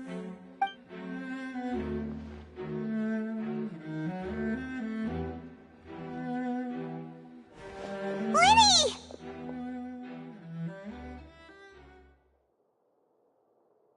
Sorry about everything that happened just now. Were you frightened? Of course! Who wouldn't be scared after witnessing an accident like that? Yeah, I'm a little shaken up myself. How could this happen? And poor Cal.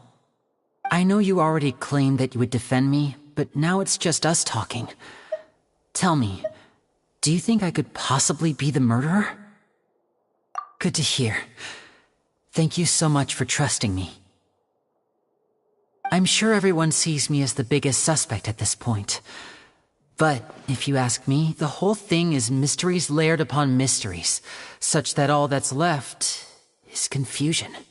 I don't know whether what happened there on the stage was purely an accident or not, and I don't know why poor Cal was in the box. As for how that girl chosen from the audience could suddenly disappear, I'm afraid I don't have any answers either. If someone tampered with my performance, then we need to figure out what they did. Even a skilled and knowledgeable magician like myself couldn't pull all that off in just 1 minute. Which is precisely why we need to investigate! As this book says, the impossible could not have happened. Whatever happened must have been that which is possible. Paimon bought them when we were reading at the bookshop in the city earlier. Pretty cool, huh? Don't worry, Paimon used her own savings to buy them. It wasn't from our travel funds. I think they look cute on you, Paimon. You have good taste, Lynette. That's the right attitude. Feeling depressed isn't going to help me now. I need to get back to my normal self.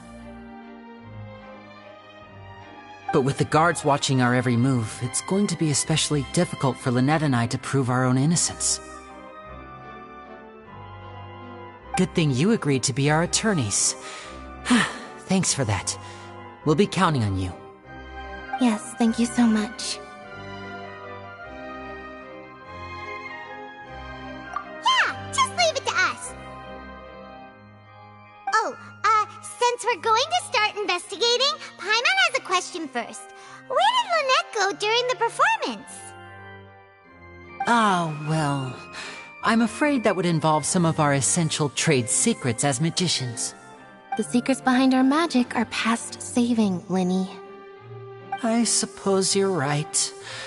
The truth behind our tricks is going to be important evidence that will be weighted during the trial. 'Tis truly a pity. As a magician, our magic show is a work of art. We've poured countless hours and spared no effort in perfecting it. But if revealing our secrets will help you uncover the truth behind what happened, then it will be well worth it. We should go somewhere else if we're going to discuss our magic tricks. We'll go speak with the guards, and in the meantime, you can go investigate the stage and the seating areas. Alright, let's go have a look while the investigation teams are still here. Detective Paimon is on the case!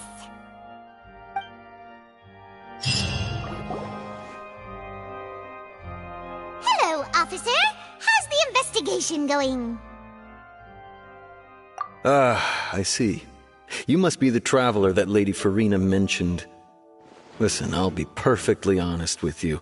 I'd avoid getting mixed up in this whirlpool of a mess if I were you. Huh? What do you mean?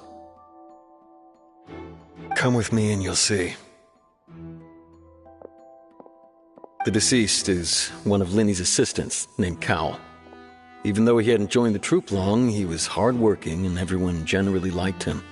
The assistants are usually in charge of setting up and inspecting the props, as well as assisting with the show and keeping the crowd engaged.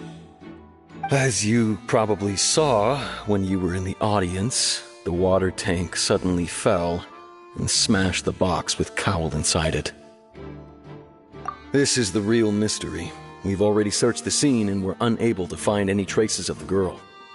However, if you look carefully, the box was positioned directly under the water tank.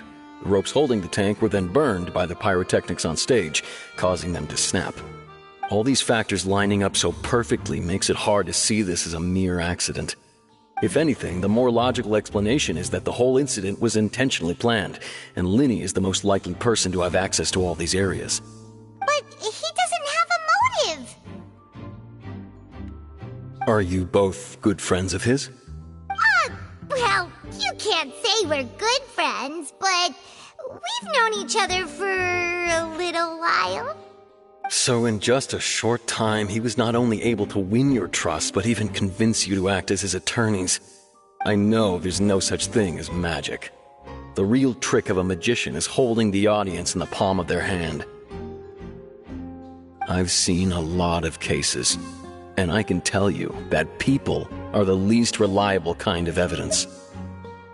Sorry, I tend to be pretty straightforward. Just know that I'm warning you for your own good. Anyway, you may investigate the scene of the crime yourselves if you're curious. Who knows, maybe you'll be able to come up with some new evidence.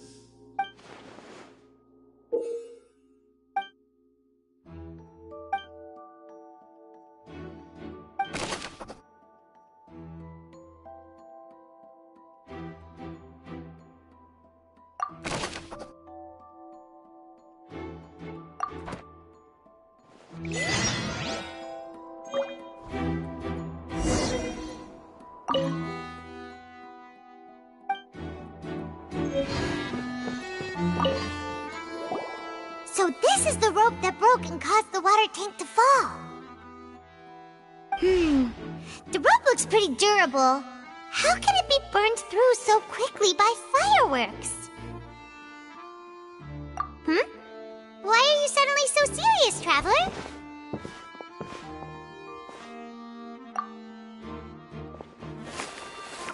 Whoa! Look! This bit is made from different material!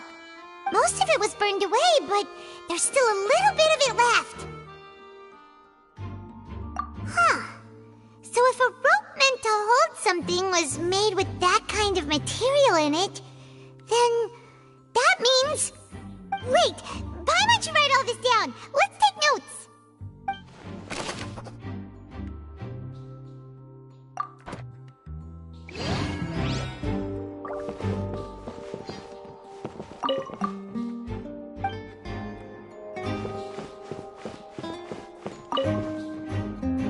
Go ahead, have a look around.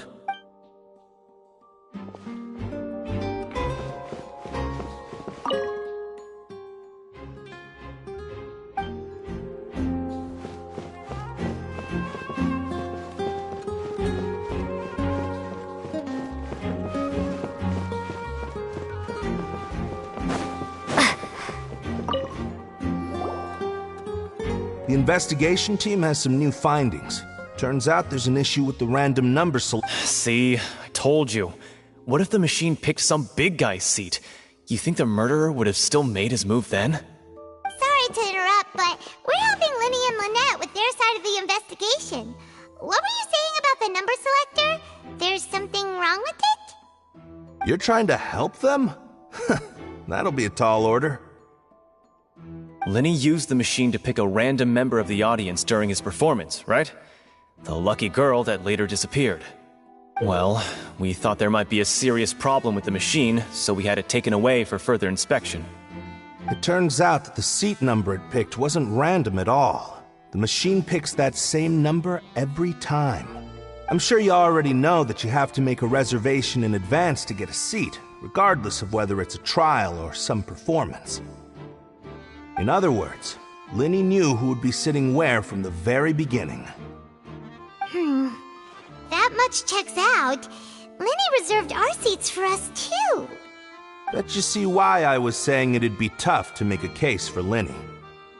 Even though it's bad for Linny's case, Paimon had better write it down.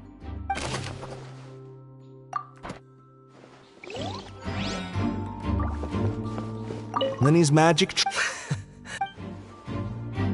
Lenny's magic tricks were the stuff of legend.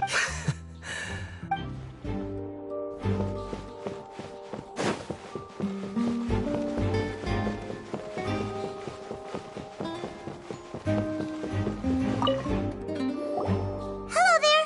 What are you investigating? Oh, this location has also been cordoned off because the Magic Troop members are currently considered prime suspects.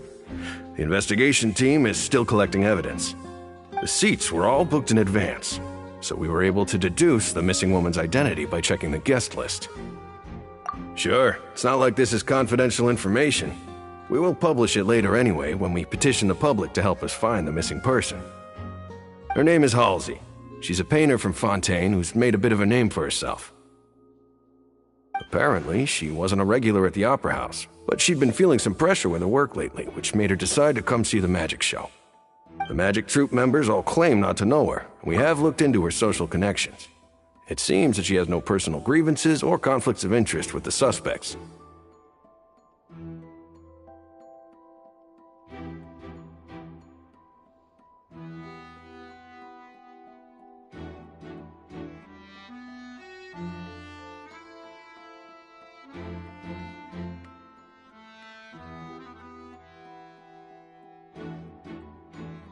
Simply put, she wasn't related to the Magic Troop at all, which matches the features of the previous serial disappearances. Were the victims of previous cases also chosen at random? That's how it seems to us, in any case. Apart from the fact that they were all young women of around the same age range, there really weren't any other connections between them. Okay then. No need to be so formal. It is of utmost importance that we get to the bottom.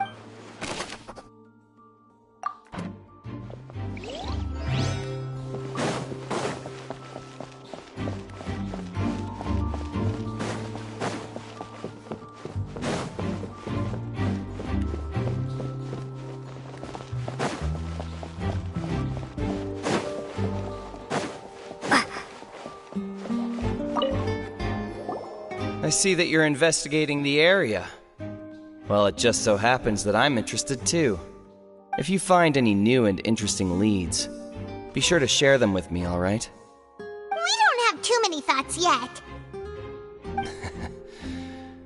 Then why don't I tell you my hypothesis first? The way I see it.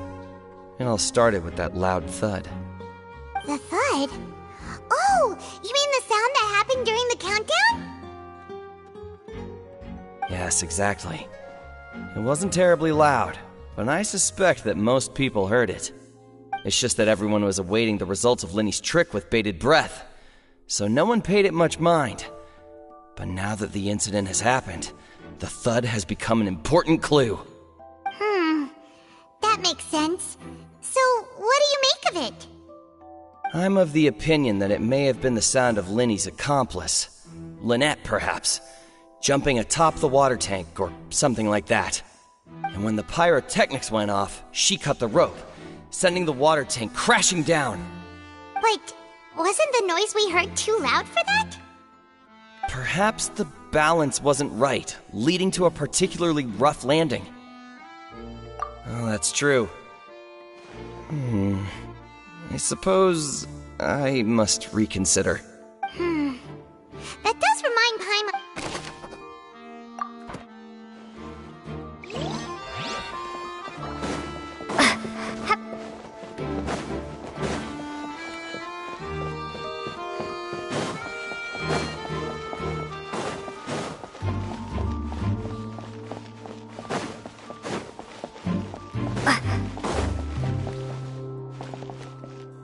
Lenny's still talking to the guard. I think someone will be assigned to... Lenny's still talking to the guard. I think someone will be assigned...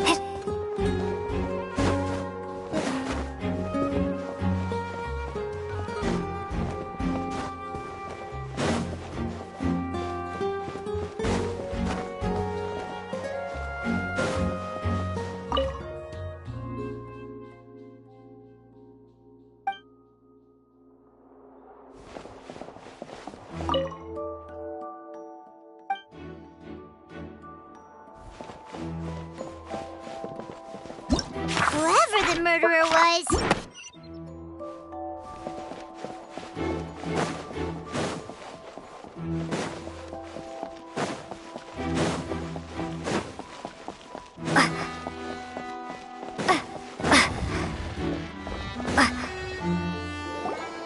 Hey, you! Yes, both of you! Over here! I've been keeping an eye on you for a while now. Huh? You mean us? That's right. If I'm not mistaken, you're also among those who wish to cut down the thorns and pursue the truth. No? And by the looks of it, you're not from Fontaine.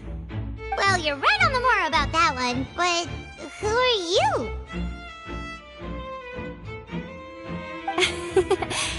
Have you never heard of the Spina di Rosula? From mediating disputes and providing protection to solving conundrums, you name it, Spina di Rosula does it. And I, Navia, have the honor of being its renowned president. Though those who play by our rules call me boss. I'm Silver, her attendant. Pleased to meet you. And I'm Melus. Demoiselle's various daily needs and affairs are under my purview. Huh? Boss? Demoiselle? What gives with the names? Well, I am the second generation president. Melus and the others are still used to my previous title. My apologies, Demoiselle. Should you prefer, boss, I will endeavor to use that instead. No need. You don't have to call me boss. Just Navia is fine. Okay, if you say so. Not that we're members of Spina di Rosula anyway.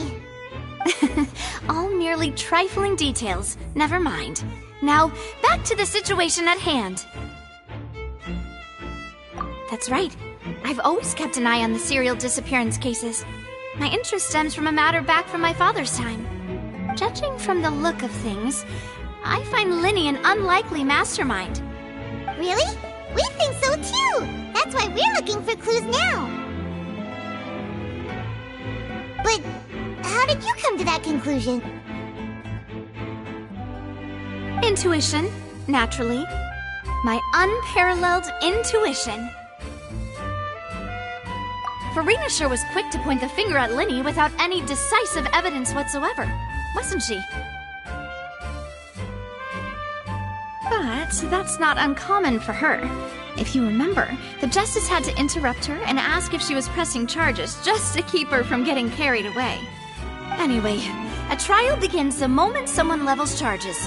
And, of course, there was no way Farina was going to back down in that situation. Sounds more like you just don't trust the Hydro Archon. Well, what's your opinion? I must admit that she can be interesting at times, but liking her doesn't mean that I'll blindly agree with her. All right, I've answered your question. Now, it's time you answer mine. Wait a minute! Did that answer count? Well, I say it does. But don't worry, you won't hear any pointless questions from me. In your opinion, do you think it's right to treat a trial like it's an opera?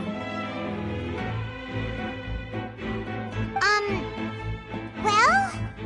And why would that be? See, Silver and Melus? I told you they'd be different. Most astute of you, Demoiselle. I, too, think that the Traveler's response was most excellent.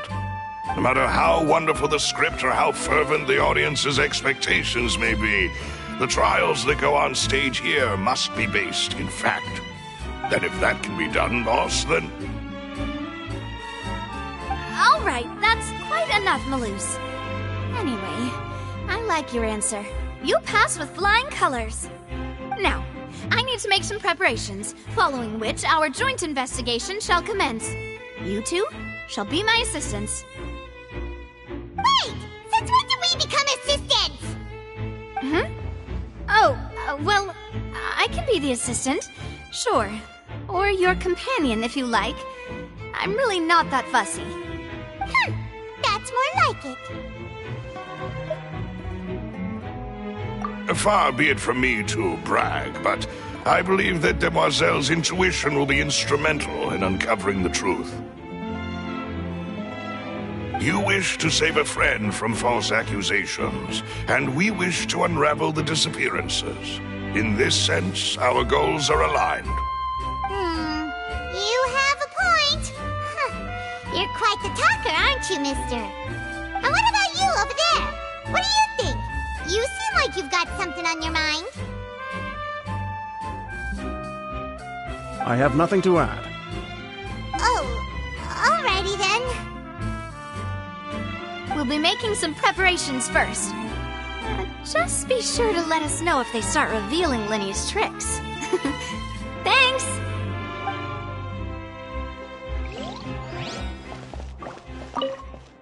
Speaking of that, I think magic shows would be very popular in Poisson. I can see that. Maybe I should try to learn some magic. If I can make things disappear... You need not worry about such things, Demoiselle. That falls under my duties. Oh.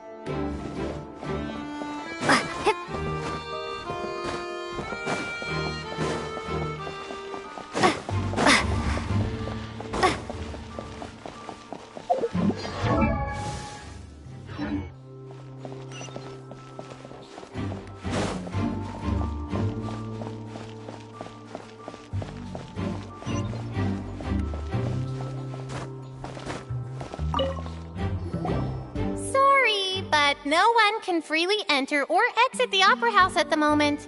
If you wish to leave, you must register your identity with us first. No, we're not leaving. We're representing Linny and Lynette as attorneys, so we're investigating the case.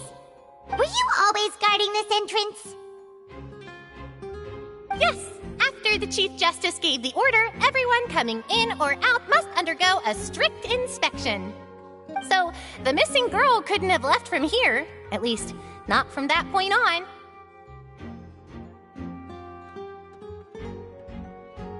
I doubt there was much opportunity then, either. How can you be so sure, Well, because I was in charge of security near the entrance at that time. I couldn't see Linny's performance from here, which was quite a shame. Just my luck. But still, I did not abandon my post, and I stayed put no matter how loud the applause was. If someone had so much as even approached the door, I would have noticed it, let alone if they had tried to leave. We Melusines are good at that sort of thing, you know.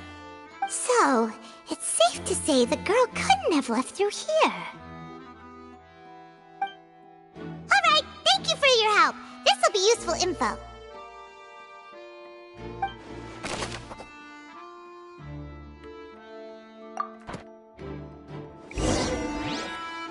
We've checked everything of note here at the performance venue.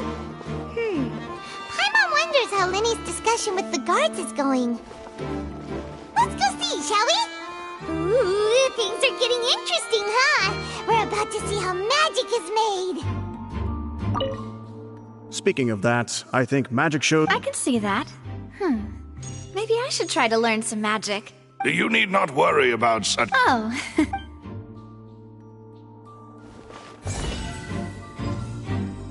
Let's roll!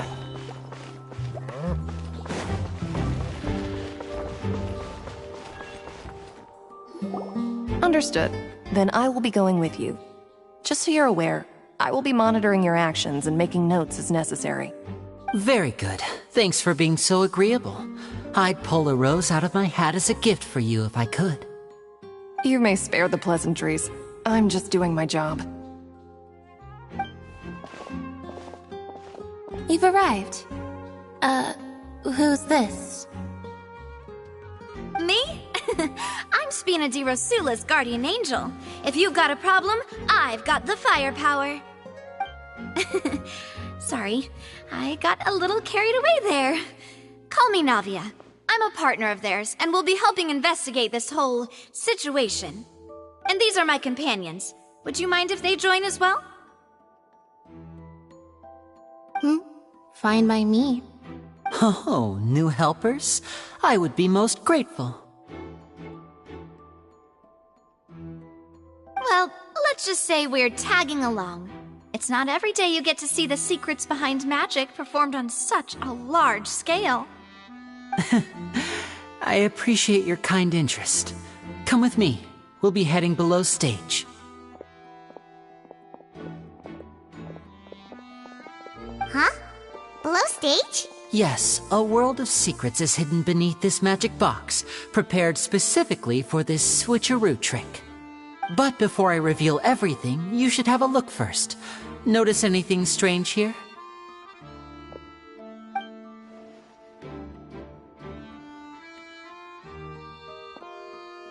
I'm not trying to be dramatic. Remembering the details of a trick will help you understand the methods used to perform it more easily. Huh. Weren't there balloons and other decorations here? Where did all that go? Ah, good eye. That said, you're still far from discovering the answer. The back? You mean the inside of the door? What's different about it? Paimon didn't notice anything. Very good indeed. I thought you might not be able to catch that, given that you were sitting in the first row. The back of this door was patterned. Those patterns are now gone, replaced by a smooth wooden board. So, if you put 2 and 2 together, what do you get? Exactly. All right, let's go. I'll tell you how it works as we head down.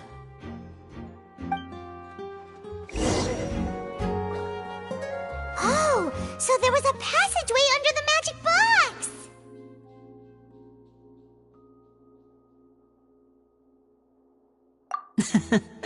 I knew you'd figure out most of it as soon as you saw this place.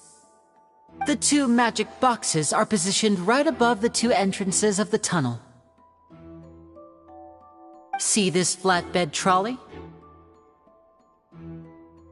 The box with the lucky audience member in it would be shuttled over to the other side using the trolley.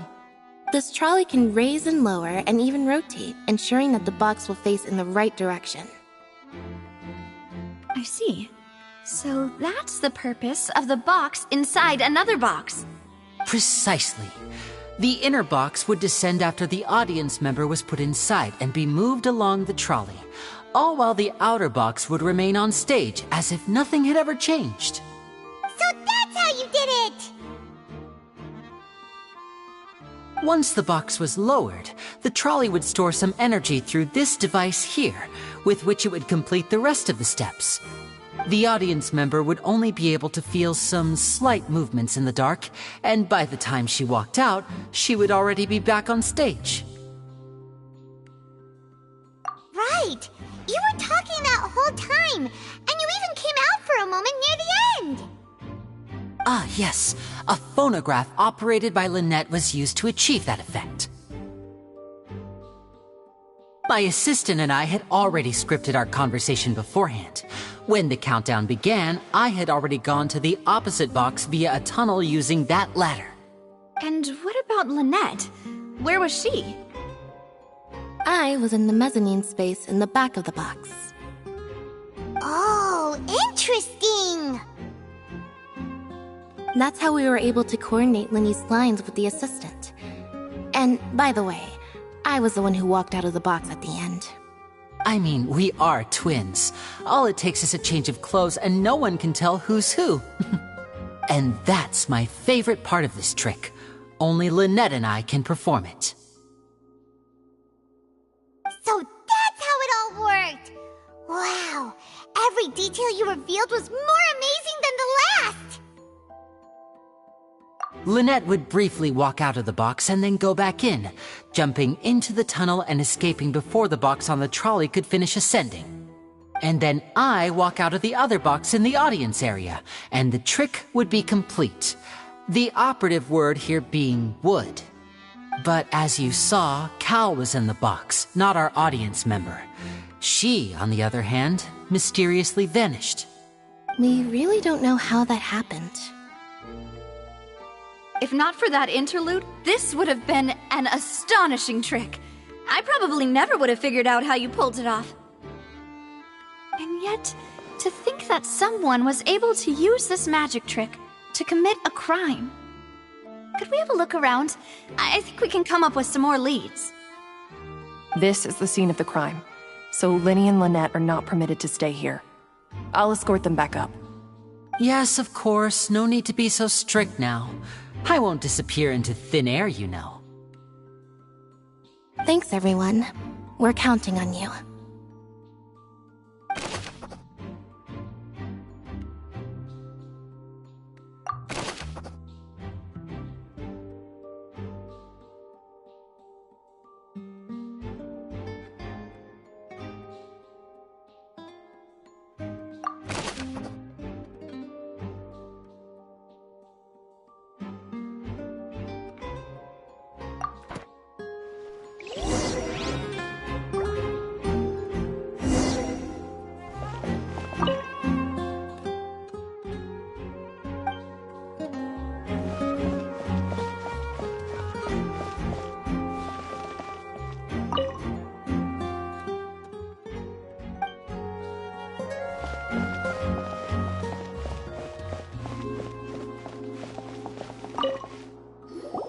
The floor is wet. Please be careful not to slip.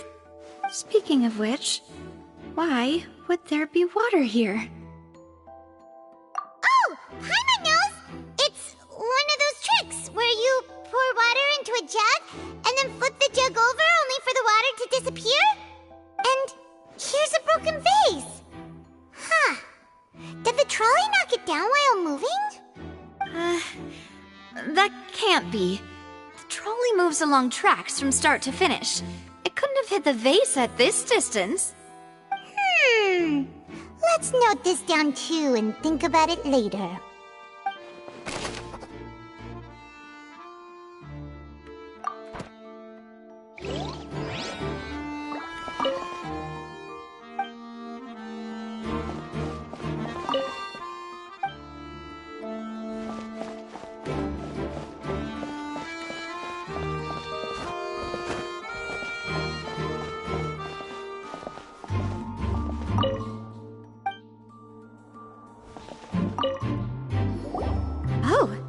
These are the clothes that the lady chosen from the audience was wearing, right? Her clothes are here, but she's nowhere to be found.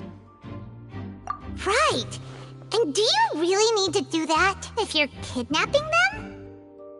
Ugh, this is so confusing. Paimon doesn't want to be a detective anymore.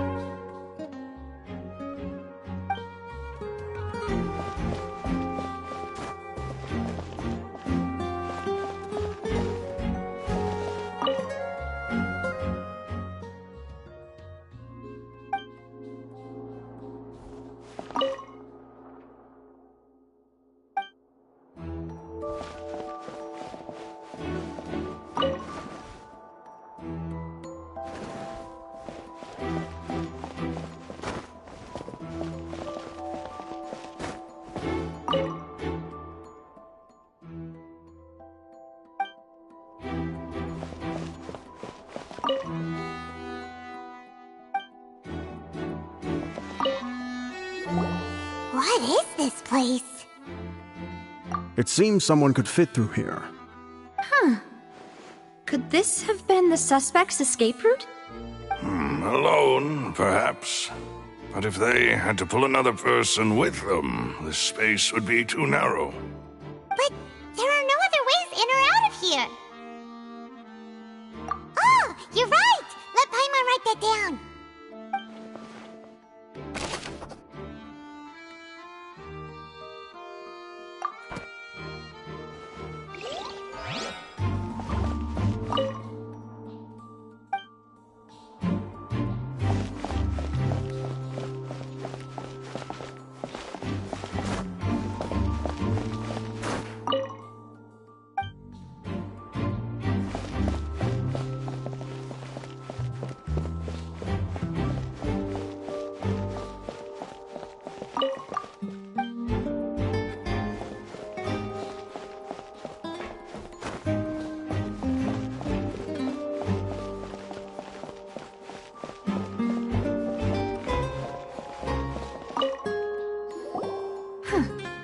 What's this? Looks like a hook tied to the end of a rope. Huh? There's all kinds of odds and ends here. Perhaps it was a prop for a different trick. But why would it have been left here? Whatever it is, let's make a note of it first.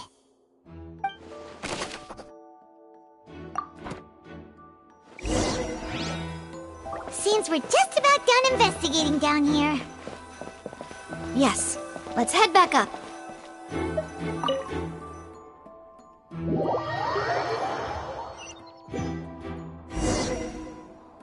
Well, we've ascertained the state of the crime scene. Let's find a place to sort out our findings once Malus returns. It seems to me that there are several things that don't add up here. Apologies for the wait, demoiselle. So, what did the guards say? Did the criminal escape through the vent? They believe the odds of that are very low, since the vent leads to the Opera House's basement. The guards have checked the area carefully. No one left through the basement during the performance or after the incident, and no one was found hiding there. So the tunnels become like a secret chamber then! You know, like the kind you usually see in novels! The plot thickens. Halsey's disappearance and Cowell's death are both quite inexplicable. No wonder Farina was so confident in her accusation. All the current evidence points toward Linny and Lynette. In other words, the charges are very likely to be upheld unless we make some considerable progress. Charges and then trial. So if the charges are upheld, they'll announce a sentence? That's right. This is how a trial goes in the Opera House. During the proceedings, the Chief Justice and the Oratrice will hear statements from both sides. That's right. This is how indemnitium is produced. The statements from both sides, the defenses from attorneys, witness testimonies, and even the audience's emotions will all be projected on the Oratrice. To put it simply, it's as if the Oratrice has its own will, and is a judge in its own right. This also precludes any kind of favoritism on the part of the Chief Justice. And not that this has ever happened anyway. Once both sides have finished speaking, the Chief Justice will make his final decision. This, too, will be used by the Oratrice as a reference. Then, finally, the Oratrice will be consulted by officials. The result it returns is the will of justice itself. Huh? So that machine is the one that actually decides? Paimon thought Neverlet called the shots. In practice, there is very little difference. Both have always come to the same judgment, which is why people have great faith in the Chief Justice. Ah, yes, the guards also asked me to convey that none of us will be allowed to leave this place before the trial. Huh? Why? Because we've chosen to act as the twins' proxies. That makes us persons related to the case. They're concerned that we might be colluding with outside parties, or that we might find outside help to disrupt the case. And even if that were not so, it could prove problematic if we happen to spread key information about the case ahead of time. I'm ready to break out at any time. Whoa, whoa! There's no need for that! Paimon thinks they have a point! That said, are they providing food? Of course. I just hope you don't mind the lack of options. I'm afraid that catering to all tastes is not in the cards, nor is any guarantee of balanced nutrition. In that case, let's just sort out our findings together here. Pity. I was hoping to take you to try some of Fontaine's famous desserts, too. I mean, what better way to properly think through our findings than over some tea and sweets? Huh. Breaking out suddenly doesn't seem like such a bad idea after all. Just kidding! Just kidding! Paimon will still do her best, even if there are no snacks. Hmm? What do you mean, no snacks? Of course we'll have snacks. If we cannot buy some, then we'll simply make some. Huh? Here? But how? Understood, Demoiselle. Everyone, please come with me.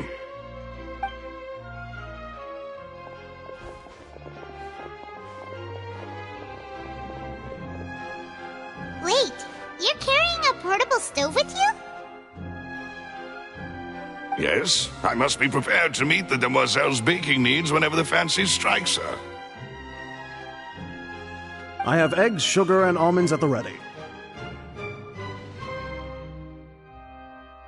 Good work, you two. Then I'll get to it. Please sit tight for a moment. You'll get to taste my awesome snacks soon enough. These three are quite the interesting group.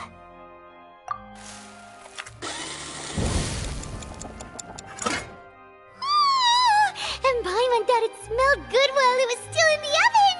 Oh, it's even better now. Paimon can't stop drooling. From the way you had these two guys carrying all that stuff around, Paimon thought you'd have them do more during the baking process. But you ended up doing the entire thing by yourself! Beating the egg whites, grinding almonds, everything! I was applauding. And I was giving encouraging smiles. Paimon was just thinking, aren't you worried about getting your fancy dress dirty beating egg whites and baking like this? Well, I don't think it's carved in stone anywhere that fancy ladies can only read books, sip tea, ride horses, and play the piano. I just really enjoy making snacks. Don't underestimate beating egg whites, by the way. It's a real arm workout. You also need to beat them to just the right consistency, or your macarons will crack. Anyway, give these a try, fresh out of the oven. There's 3 for each of us. Only 3? Well, eating too many sweet treats might send all that sugar to your head. You wouldn't be able to think clearly about the case on a sugar rush, would you? Tea is ready to be served as well. This is Demoiselle's favorite, strong black tea with a floral fragrance that clears the mind and lifts the spirit. No need for concern. I'm merely doing as I should.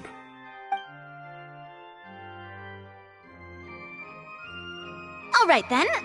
Down to business.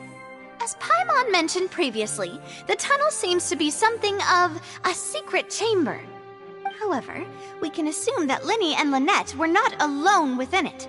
Some criminal also occupied its sealed confines. The magician twins could have committed the crimes, of course, but they lack any logical motive. Exactly! Why would they do such a thing right when everyone was watching? The flower vase and the thud we heard during the performance could indicate some altercation between Halsey and the criminal in the tunnel, resulting in the shattering of the vase, the discarding of her clothes, and her abduction. Perhaps the criminal thought that since she was chosen from the crowd, she would be too easy to identify if she was still wearing the same clothes. Paimon thinks that makes sense, but the real trouble is... True. None of the clues we found thus far support the existence of this third person. But the only people left to consider are both technically victims, whether it's the missing girl, Halsey, or poor Cowell. Huh. Could Halsey have secretly made modifications to the magic props in order to murder Cowell before making her escape? That's right. And even if she had tampered with the setup, she would need to understand the entire trick to pull it off. Nor does she have any motive. The guard said that she has never had any dealings with the Magic Troop's members. Were we not thorough enough in our search? From the sound of things, this is turning into an impossible case. Your macarons are amazing, though, Navia. They smell great! They're nice and crisp and super sweet! They are my specialty, after all. And I see you've already had 5 of them. What? 5? Oh, that can't be right. Paimon only counted 3, honest! Please don't worry about it. At my age, a few less sweets might actually be a good thing. No. Being greedy is one thing, but Paimon knows how to count. Besides, Paimon knows that if she ate too many, then others wouldn't have enough. Wait, even you don't believe Paimon? How could you? If Paimon ate those 2 extra macarons, then may they turn into stone in her stomach! All right, we get it. Well, I suppose one of us might have gotten too engrossed in our chat and eaten them by mistake. No big deal. Malus, set up the stove again, if you would. Huh? What are you doing? Making sure everyone gets 3 macarons, of course. Exactly. We don't want to trouble you. As you wish, demoiselle. And I have the egg, sugar, and almonds. Well, this really is your hobby, huh?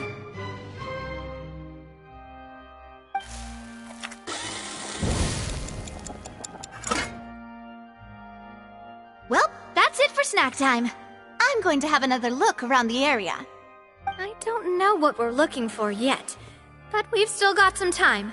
As attorneys, I suggest the 2 of you think the case over again. It would be awkward if you got all tongue-tied on stage during the trial. Alright, thanks for your help, and for the snacks! It was nothing. A small task for the Spina di Rosula. Silver, Malus, it's time to go. I'll be back if I find anything new.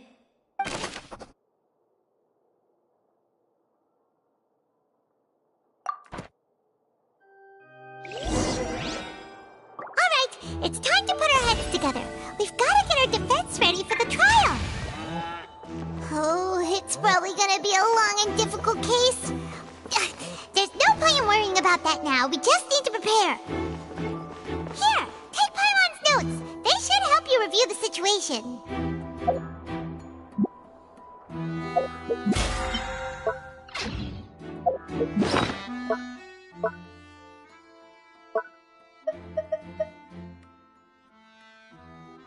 Whoever the murderer was, they must...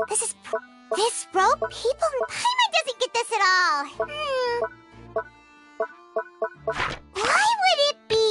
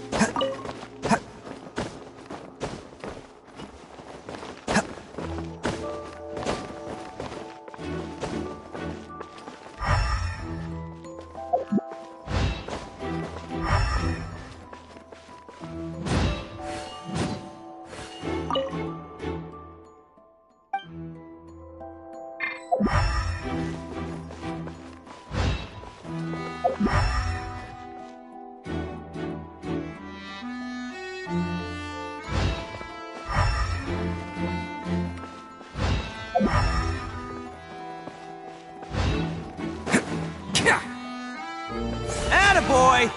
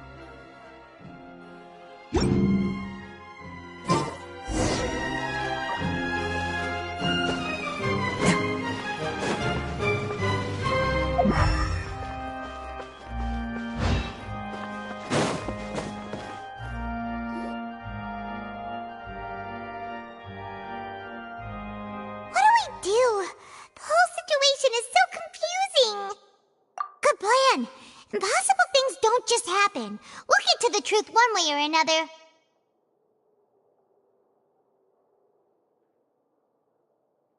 Just relax.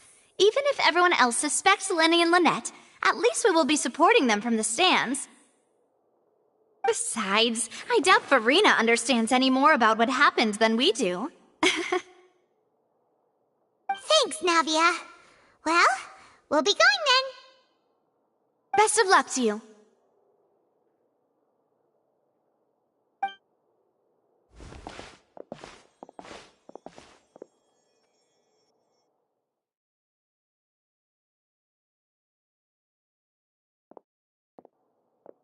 Ah, finally, you're back. Well, how did your investigation go? To be honest, you might be disappointed.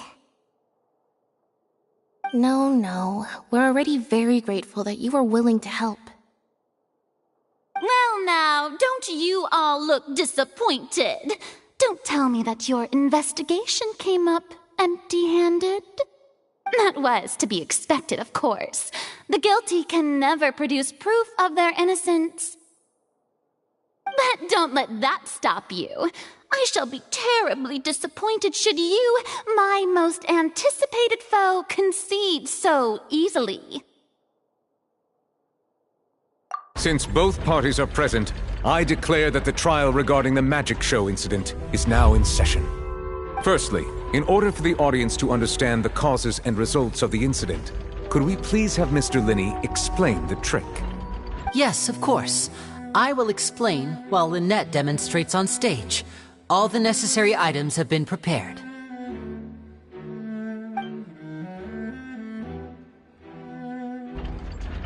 Thank you, Mr. Linney. In that case, I take your statement to be that you ran to and remained hidden within the magic box in the audience stands once the trick began, and thus could not have committed the crime. Is this correct? Yes, that's correct, Your Honor. In that case, I call upon the prosecution.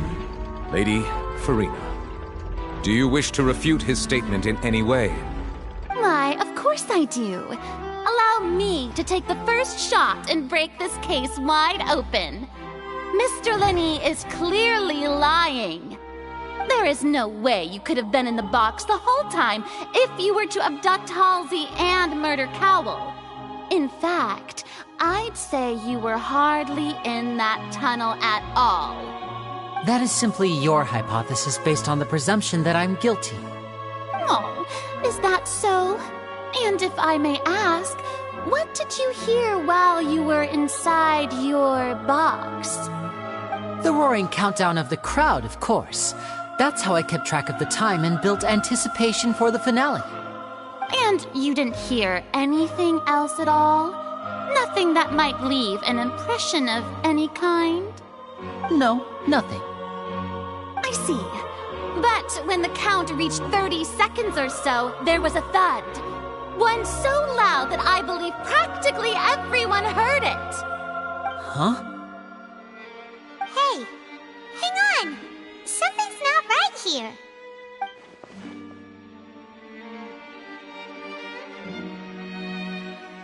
Yeah, I'm sure he could have heard a noise that loud from inside the box. I was right by the box and I definitely heard the thud. Look at those scales. Could those mean... Well then, ladies and gentlemen, allow me to use the words of the magician himself. You never know what can happen in the blink of an eye. Indeed, it seems his alibi can also collapse in the blink of an eye. Of course, I have armed myself to do far more than smash your alibi. Confidence cannot go unfounded, and my foundations are rock solid. Tell me, aren't you and Lynette actually from the House of the Hearth? The House of the Hearth?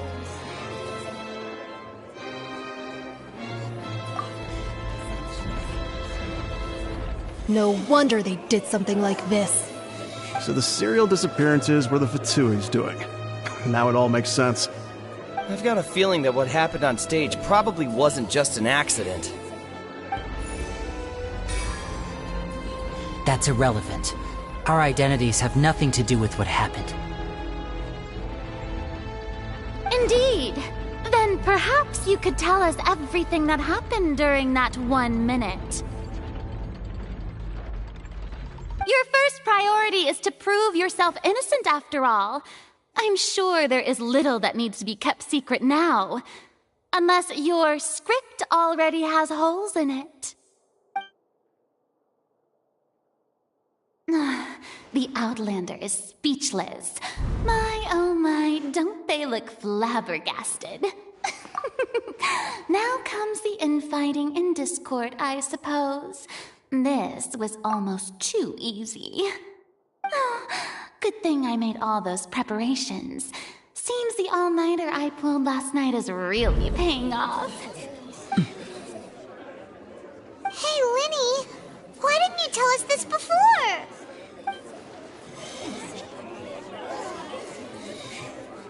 Order! Order! Mr. Linney, allow me to re-establish the facts. Lady Farina has raised 2 points. First, when the thud was heard in the Opera House, you were neither in the box nor the tunnel. Second, you and Ms. Lynette are both members of the House of the Hearth. Are these claims true?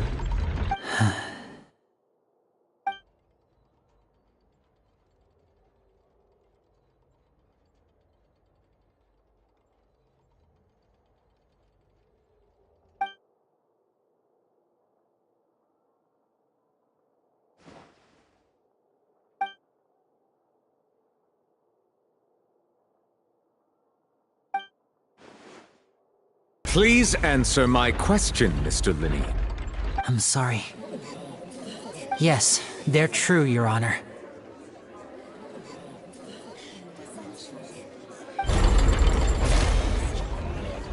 I knew it! Well, that's it. We might as well move on to the sentencing already. What should we do now? Granted.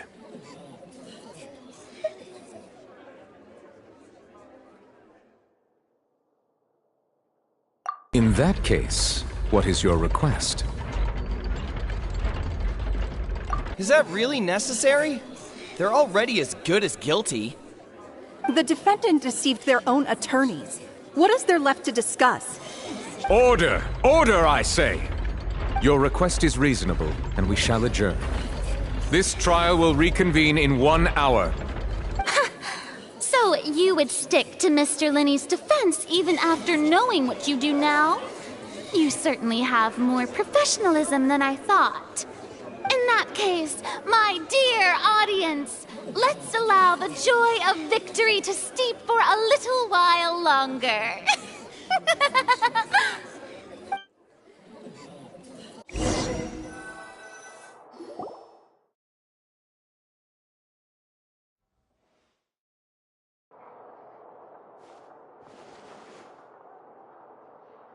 Well, this is awkward. I didn't think the Hydro Archon would dig all that up. I'm sorry, Traveler and Paimon. Yeah, sorry. Paimon doesn't know where to start. We trusted you two. We based our entire reasoning on the assumption that you weren't bad guys. Not to set the wrong tone or anything, but Paimon's really mad! I'm very sorry. I know you're angry, and reasonably so, but please, let me explain. I know you've clashed with the Vitui several times before. I wouldn't be surprised if just hearing the word is enough to make you upset. But our organization is very, very large, and the Harbingers have very different personalities and goals. Right now, we want to save people. As many as we can. That's right. I'm sure we're on the same page when it comes to this nation and the disaster that its people might face. I knew if it weren't for our respective identities, we could become good friends. That's why I didn't wish to flat out lie to you, but chose to hide some details instead. The truth is very important, but being completely transparent about everything would see us spending more effort than we need to. Right. So, you be the judge. Heck, if I were you, I fear that I'd even struggle to trust me at this point. You met a Fatus who works as a magician, a trickster by trade. All by coincidence, too. But still, I'm asking you to trust me. I am no criminal. At least, not in this case. Sorry. Please forgive us. Well, you both say that, but... Right, let's hear your answer first, and no lies now! Of course. I'll answer any question you ask. We've been trying to find out how the Oratrice operates. We want to know why it has a consciousness. Why can it deliver sentences accurately? During our investigations, we learned that the machine's core is beneath it. From that moment on, Lynette and I have been designing this box swap trick with the objective of getting close to the core. Is that why you needed a whole minute? That's right. In truth, the audience would take about 75 seconds to count down from 60, while I would only need 15 to get to the opposite box. So, after jumping into the tunnel, I accessed the Opera House basement via the vent, and went to investigate the room in which the core is stored.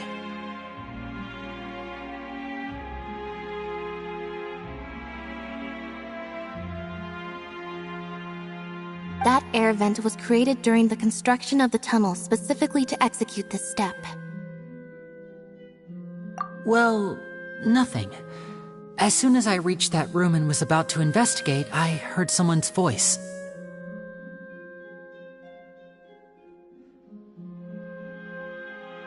Which should have been impossible, of course. I was quite certain that I was the only one in the room.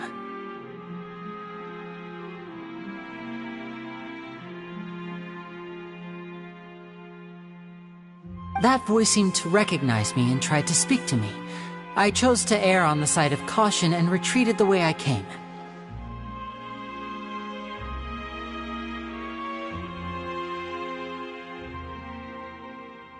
On the way back, I saw the broken vase and the clothes on the ground, but the countdown was almost finished, so there wasn't time to give it any thought.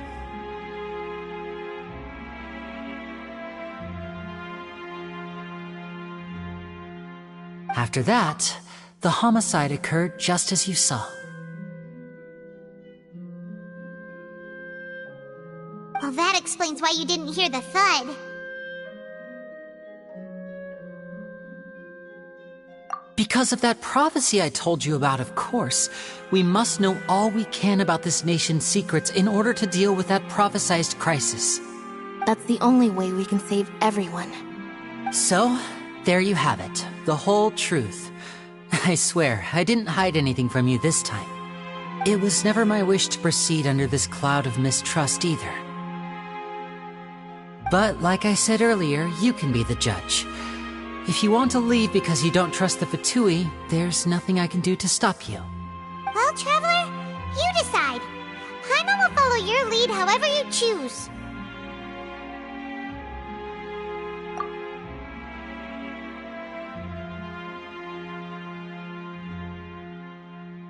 Okay, thank you. Thanks for giving us a chance.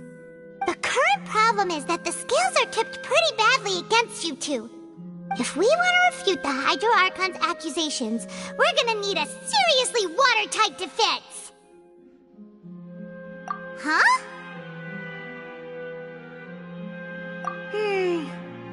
Oh, Paimon thinks she gets what you mean.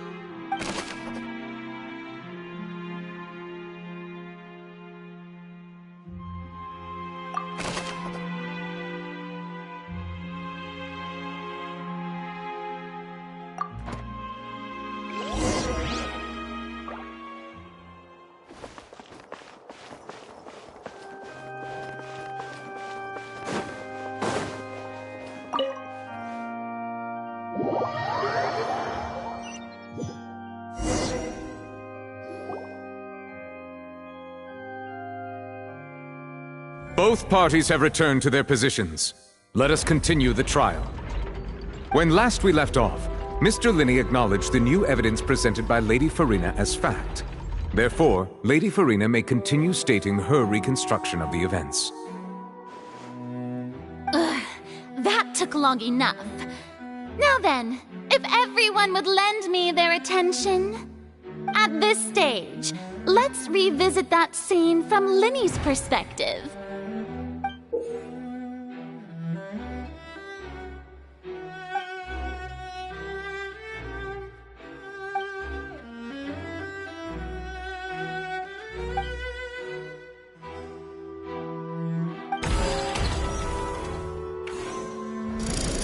Countdown began, he entered the tunnel. when the flatbed trolley passed, he opened the box and got into an altercation with Halsey, which caused the loud thud. He did not realize that this sound could be heard by everyone in the opera house, which is why he claimed earlier that he could not hear the sound. Finally, he used the vase to knock her out, before making her change clothes to prevent others from recognizing her. At this time, Cowell arrived in the tunnel, having heard that strange noise, and caught Linny red-handed. So Linny proceeded to knock him out too before stuffing him into that box. Afterward, Linny passed the unconscious Halsey to his accomplice through the magic box in the audience stands, before operating the devices such that Cowell's death would be ruled an accident.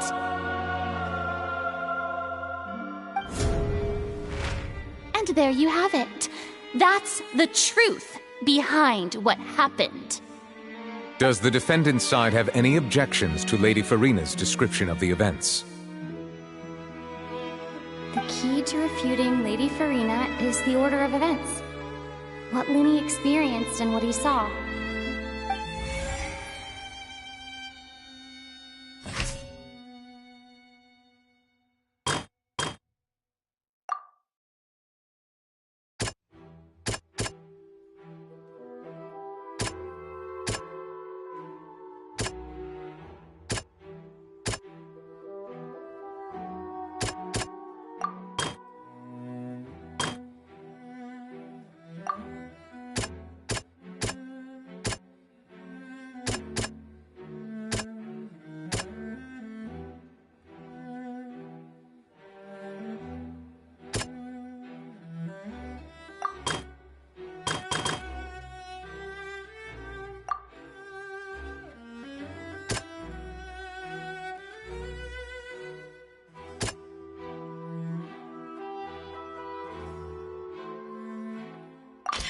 According to Linny, he left via the vent after entering the tunnel. He couldn't have had that altercation with Halsey.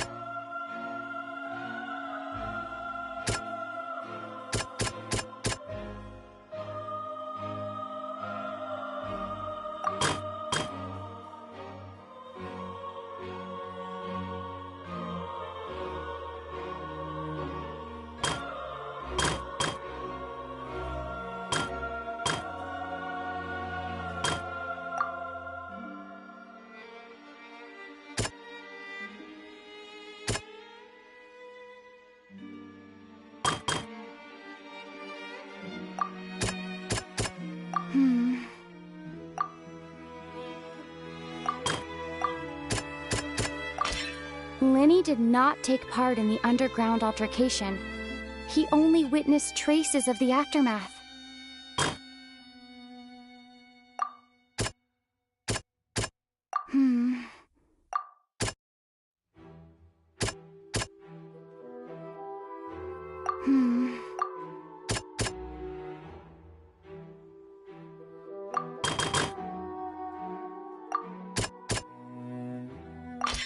Linny went to the room that contains the Oratrice's core. This is the actual truth. Attention! Ace Detective Paimon has something to say! When the countdown started, Linny did indeed go into the tunnel. but he immediately used a vent to access the Opera House basement, which is where the underground core of the Oratrice is stored.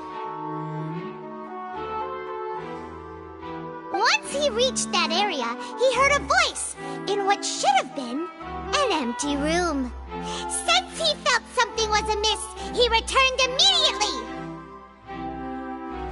The crime scene had already developed by the time he reached the tunnel again, and in order to complete the magic trick, he did not remain there for any length of time. Finally, he reached the surface, and that was when the accident happened from his point of view. Therefore, he's innocent!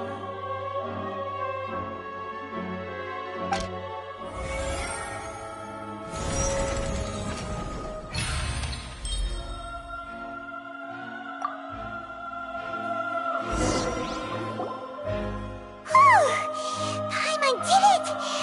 Paimon actually managed to say all that! Wasn't it awesome? In other words, you believe that he knew nothing of the incident? That's right! My reasoning?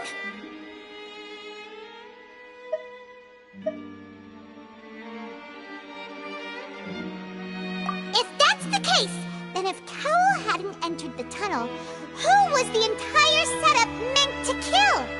Assuming that what you say is true, Linny only needed to kidnap the young girl to cause a new disappearance case.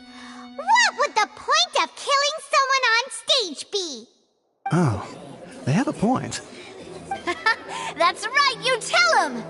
And that's why they're partners of mine. They've managed to turn things around. Oh, well, your denial is very strident, I'll give you that. But what proof do you have to back your claims? Of course I do. If he had been in the magic box the whole time, how could he have not heard that sound? Why do you ask? You're saying that he wasn't?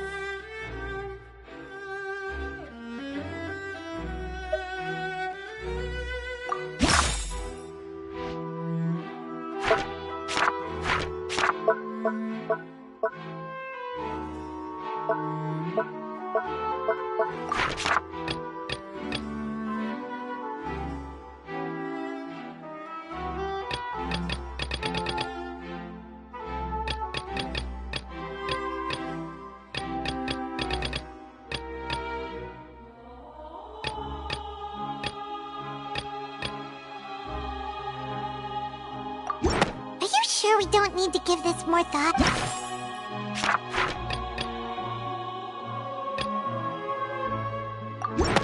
That's right! Linny wasn't in the box or in the tunnel. That's why he didn't hear anything strange during the performance. This means that when the crime happened, Linny had already entered the basement via the vent. The same clue you used to disprove his alibi has now become the best proof! How do you like that? Well played. To think you'd use such logic. Well then, if it wasn't Linny who committed the crimes, then who was it?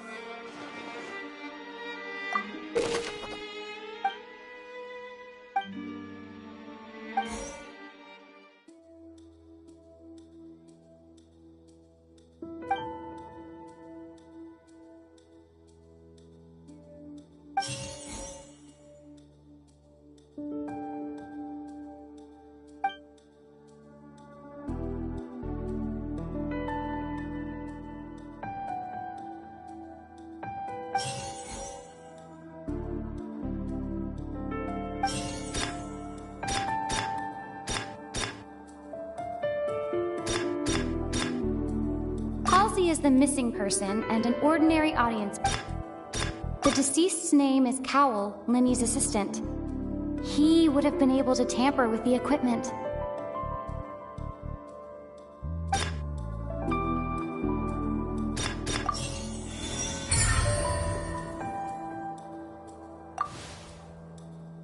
Huh?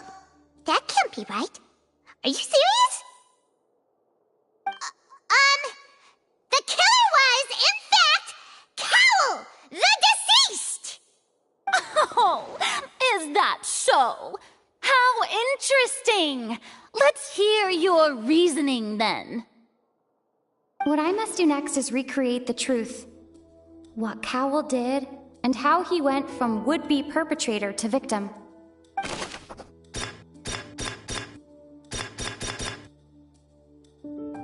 No one entered or left the opera house through its entrances.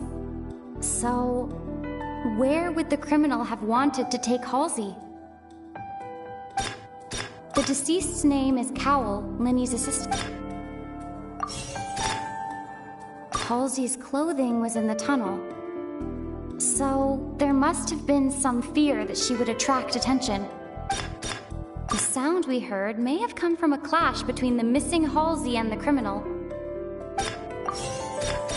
Linny was not in the tunnel at that. It would have been tough for both people to fit into that vent. They would likely have bumped into Linny as well. No one entered or left the opera house through its entrances. The sound we heard may have come from a clash between the missing Halsey and the criminal. It would have been tough for both people to fit into that vent. They would likely have bumped into Linny as well.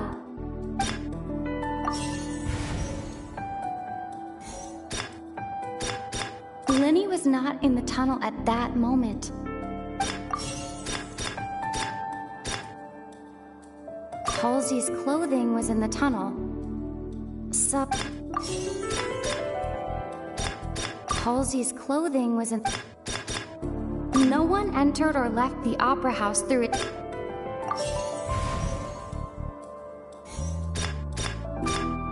The deceased's name is Cowl. Halsey's clothing was in the tunnel.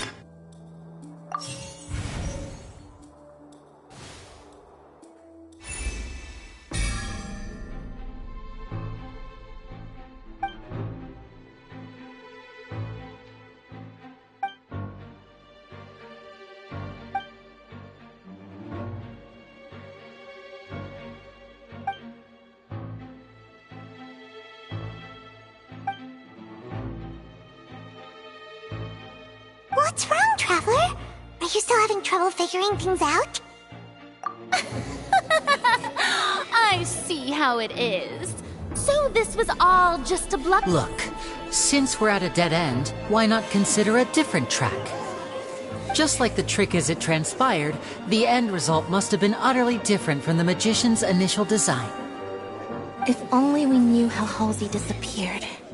Well, that would be nice, but the tunnel only has 3 exits, and none of them seem very likely. And it's not like this is a magic trick where you can just make a real live person disappear. You know, like you did from that water tank, Lynette. Excuse my interruption, dear opponents, but do you not see that the crowd is growing impatient? There is no greater sin in this opera house than an awkward delay in the performance.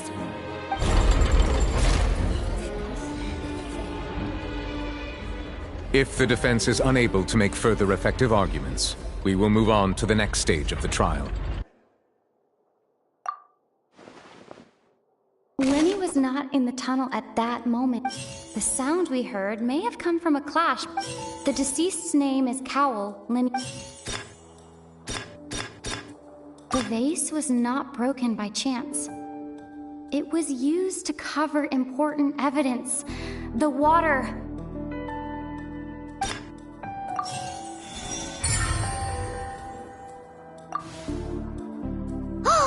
Paimon gets it!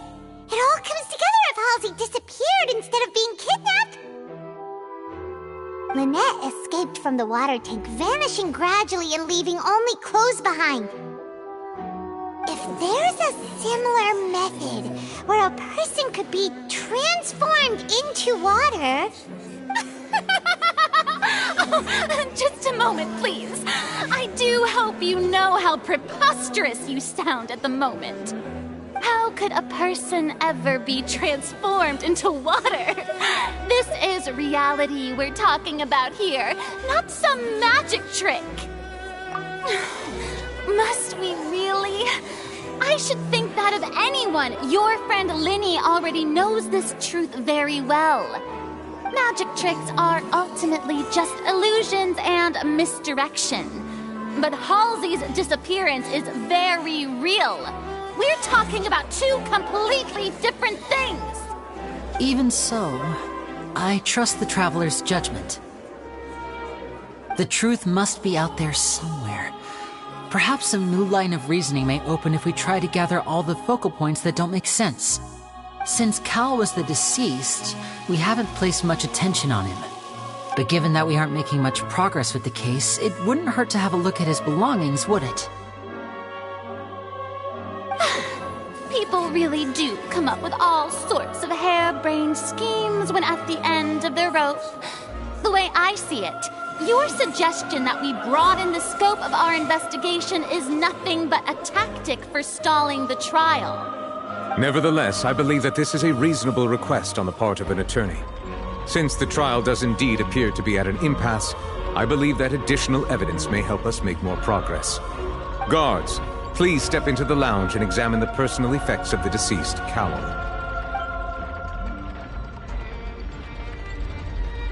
We are still examining the items, but we have already made critical progress that we feel must be shared with everyone post-haste. We discovered several test tubes of fluid within Cowell's baggage, each labeled separately. The notebook in his backpack claims that these fluids are water from the primordial sea. The primordial sea? The note's contents also indicate that Cowell belonged to an organization that sells illegal drugs and that he had an accomplice. The notebook has many entries concerning safe usage of these fluids, in which the keyword dissolve appears many times. One of these tubes was labeled Opera Epiclese, along with yesterday's date. It is empty. The notes also state that these dissolution properties work exclusively on people from Fontaine. It's likely that Halsey was chosen as some sort of test subject.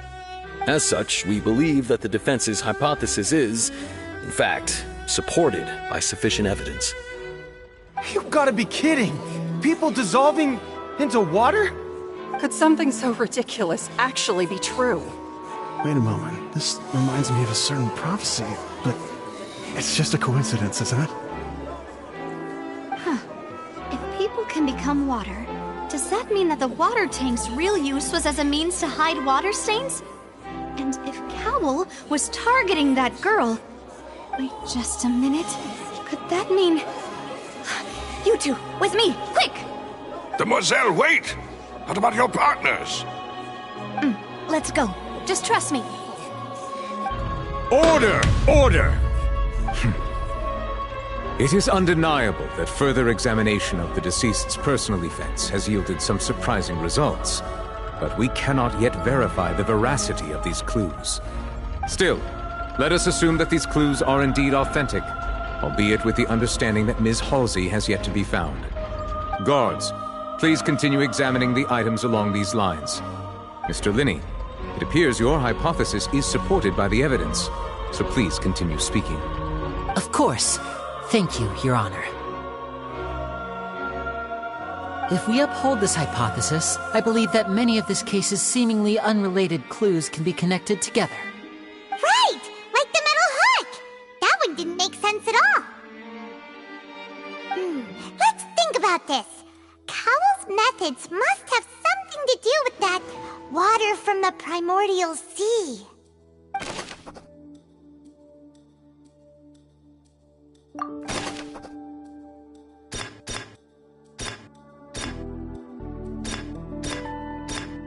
The water from the primordial sea should already have been prepped before Halsey entered the magic box.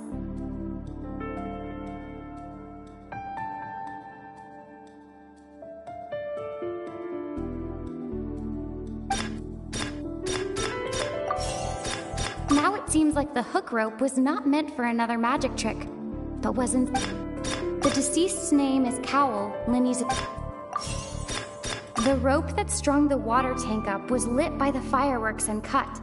As such, the focus here is on the water and not the tank.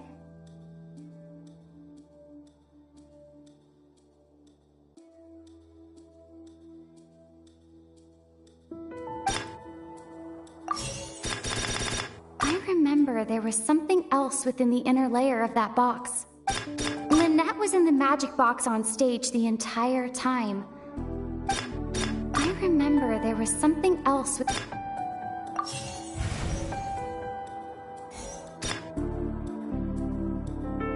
The deceased's name is Cowl, Linny's assistant.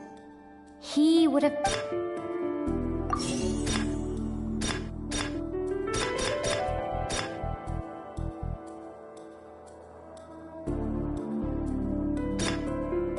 The rope that strung the water tank up...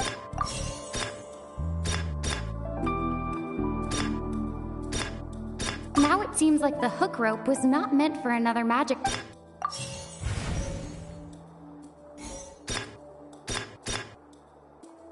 Lynette was in the magic box on stage the entire time. The water from the primordial sea should have... Now it seems like the hook rope was not...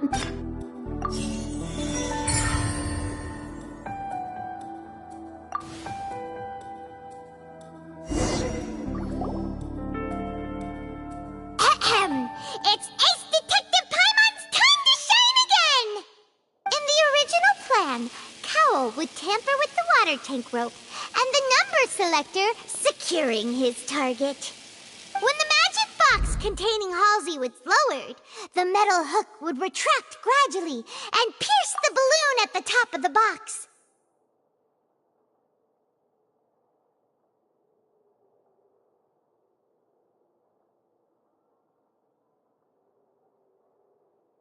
When the balloon attached to the box popped, the water from the primordial seed inside it would pour down and dissolve Halsey. Afterward, Cowl would enter the tunnel and break the flower vase to conceal the water inside the tunnel, with the remaining evidence being covered up by the water tank on stage. But he encountered something unexpected in the tunnel, and wound up being fatally hit by the same water tank he meant to use to cover his tracks.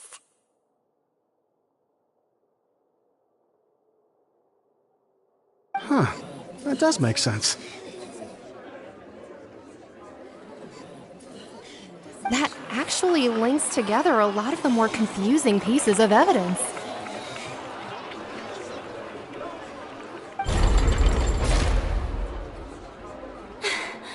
Oh dear, what do I do? Even I think they sound convincing now. Have I falsely accused an innocent person? What a humiliation.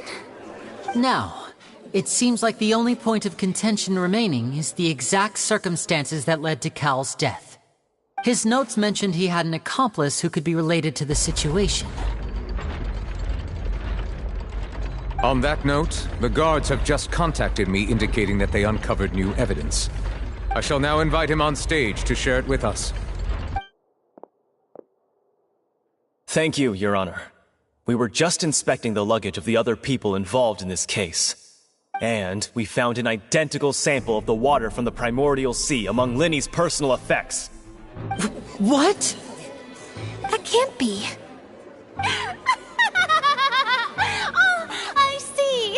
Well, how wonderfully comedic to have your own counterattack only to come back and wound you. Does this not clear all doubt? My dear citizens, my loyal audience, allow me to present my reasoning and bring this performance to a swift close. Linny did not need to take part in the dissolution of the young woman at all. Indeed, he did leave the scene via the vent. Having made modifications to the props beforehand. But upon his return, in cruel avarice, Linny desired sole credit and prepared to do away with his partner in crime. Ultimately, he knocked Cowell out, and the tool meant to cover the crime up also became a murder weapon. Now, as much as I regret having come to such a viciously straightforward conclusion, it does seem that the famed Fatui is quite the cold-blooded and ruthless organization. Am I right, Mr. Linny? We've used up all the evidence we collect. Is this the end of the road?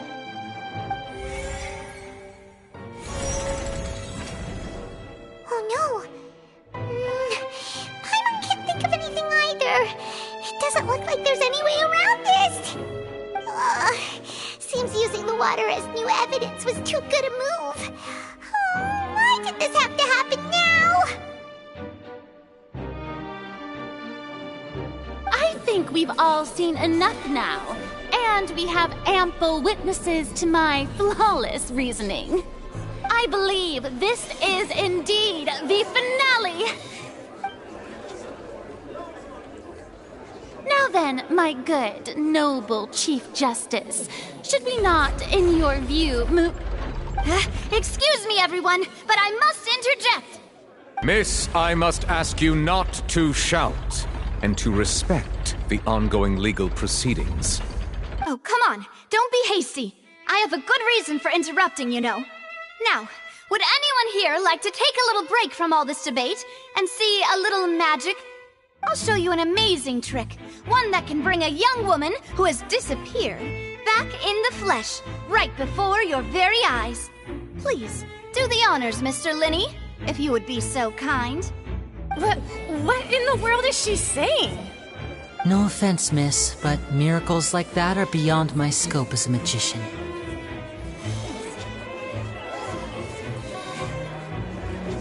Come on now, don't be silly. Magic is all about misdirection, isn't it? It often conceals the truth while presenting a fascinating illusion. But once everyone believes the illusion, can't magic reveal the truth to them once again? And wouldn't such a trick be the most marvelous finale to today's performance? Come on, Linny and Lynette, give it another go. Don't worry, Spina di Rasula has made the necessary arrangements on your behalf. But as the magic makers and stars of the show, I think I should leave the final performance to you. I understand.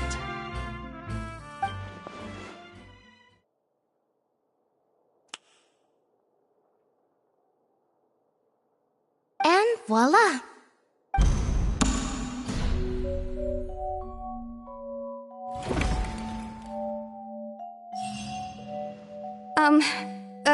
Sorry for the interruption. Wait, isn't that Halsey? So the whole thing about people dissolving wasn't true after all? To be clear, I'm only here because this person told me that if I testified, the merit of doing so would lessen my sentence. I was hiding outside this room listening to the proceedings because I was afraid that I would be the one put on trial. I was just feeling happy that no one had noticed me, and then before I knew it, she caught me. That'll teach you to underestimate us three. Where should I begin? I'm sorry. I'm the one who killed Cowell. I admit it. What? Why? Firstly, my name isn't Halsey. It's Lillian, and I'm originally from Mondstadt. I heard that Linny's show was gonna be a real thriller, but I missed the chance to buy a ticket, so I stole one. That's how I make a living. I steal stuff here and there. And I'd never been caught before. But I was noticed at the harbor a few days ago, and I barely got away. Linny was the one who caught me in the act. Hey, no wonder you look familiar. So you were the thief. Linny even mentioned that you were pretty skilled. Well, and I thought that would have been the end of it, but then the number selector chose me. He even mentioned the Fortress of Meripede. That's a prison, isn't it? So you can imagine how shocked I was. I thought he was on to me for sure. So I played along with the show while looking for an opening to flee. But then I got water poured on me for no reason, and then someone jumped into the tunnel to nab me. I wasn't going to take that lying down, so I knocked him out and stuffed him into the box. There was nowhere to run from there, though, so I had to change my clothes and hide in a box containing performance costumes. I slipped out after the first guard arrived at the scene and continued hiding inside the opera house. Can a person even hide in there? But I swear I didn't know that the water tank would fall down. Really, I swear it. Had I known that, I wouldn't have put him in the magic box. I may be a thief, but I'm no killer. Well, that makes everything pretty clear now, doesn't it? This time, we need to tell the entire story from Lillian's perspective.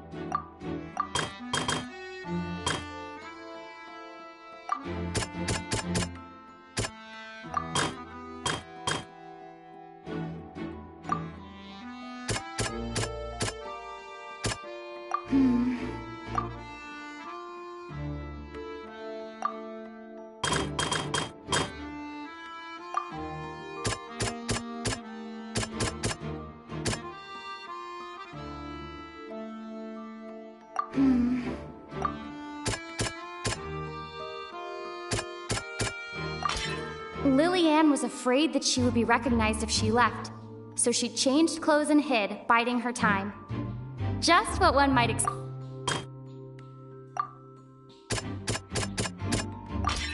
The flower vase was not broken to cover anything up, but was smashed during the struggle between Lillian and Cowl.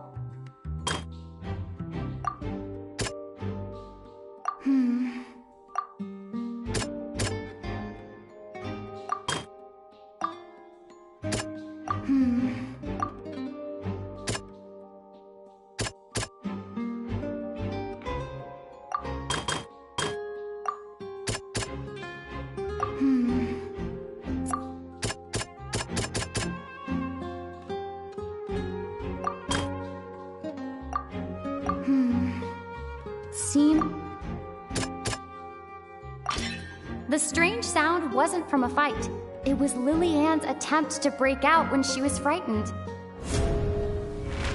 And it's Ace Detective Paimon time!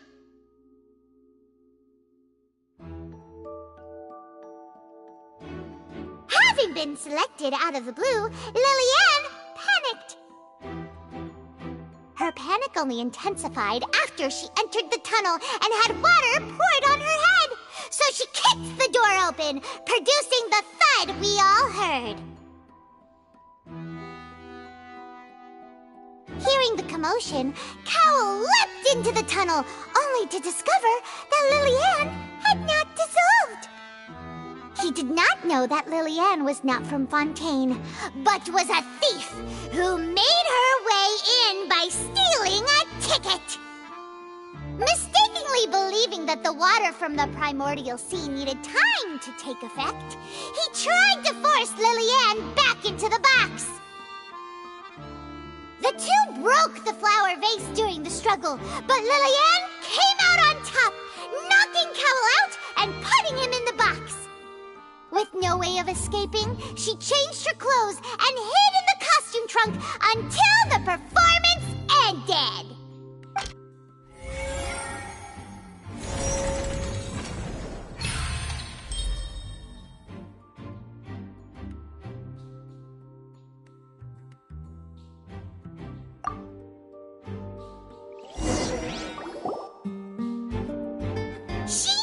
That she would have to go through guard inspection if she tried to leave afterward.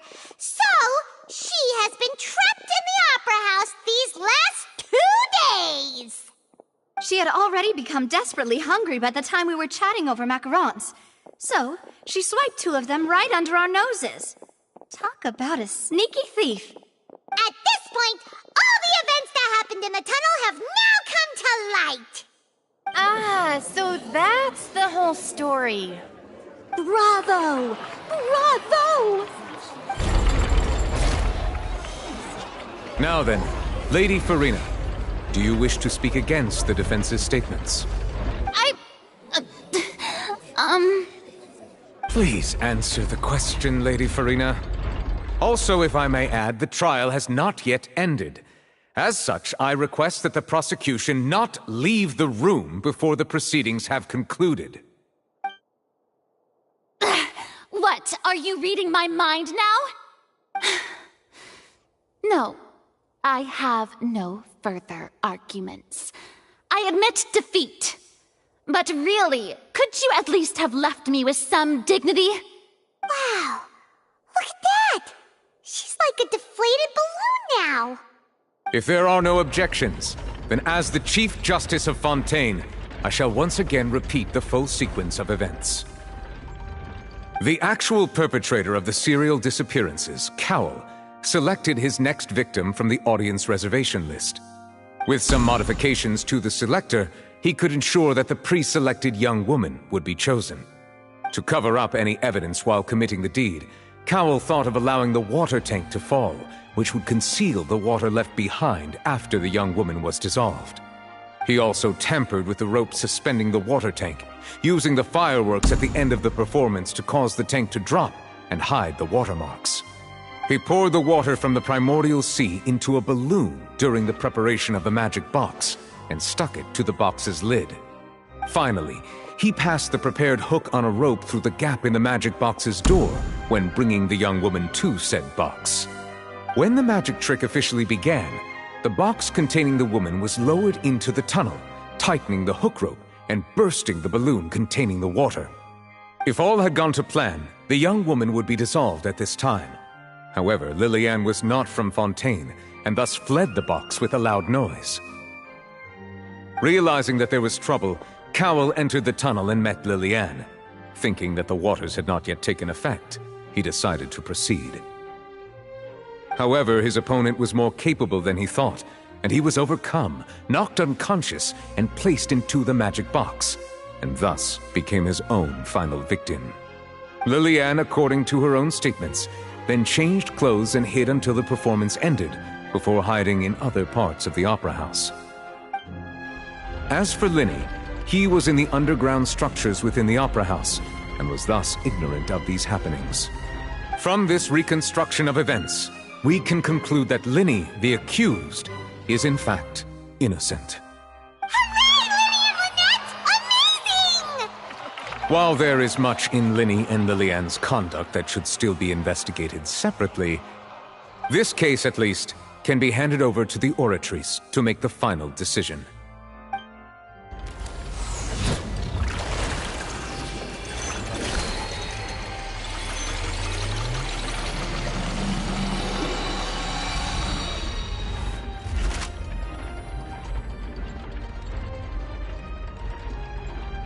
As such, Linny and Lynette are officially declared not guilty.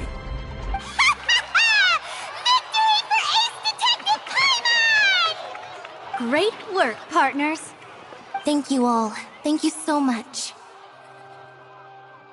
Next, I think we deserve an explanation, Guard Vaughn. How did you find the water from the primordial sea in Linny's baggage?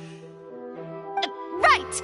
Your discovery caused me to make a serious mistake, you know. Or was that not a discovery, but false evidence that you dared to bring before this court? I suspect that the accomplice mentioned in Cowell's notes was not Linny, but you, yes?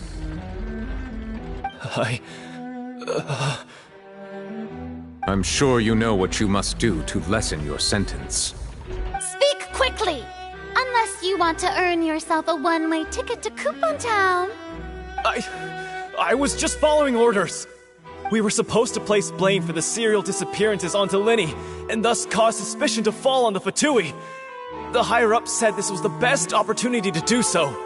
And now that your plan has fallen through, and the secrets of the water have been revealed, you have become a liability to said higher-ups, yes? Therefore, you would be wise to tell everything you know, and seek the protection of the guards. Yes, I'll tell you everything I know. Our boss discovered that the water can cause people to dissolve. It can also be made into a potion, which when extremely diluted, can cause people to experience unforgettable exhilaration. We've been in this business for a while now, and have made decent mora off it. The disappearances were also the boss's idea. I mean, this is the boss we're talking about.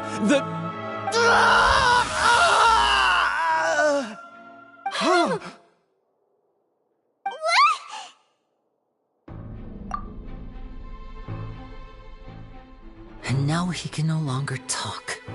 Such ruthlessness. I shouldn't have expected any less of them. An outrageous act. All present, please submit to inspection immediately.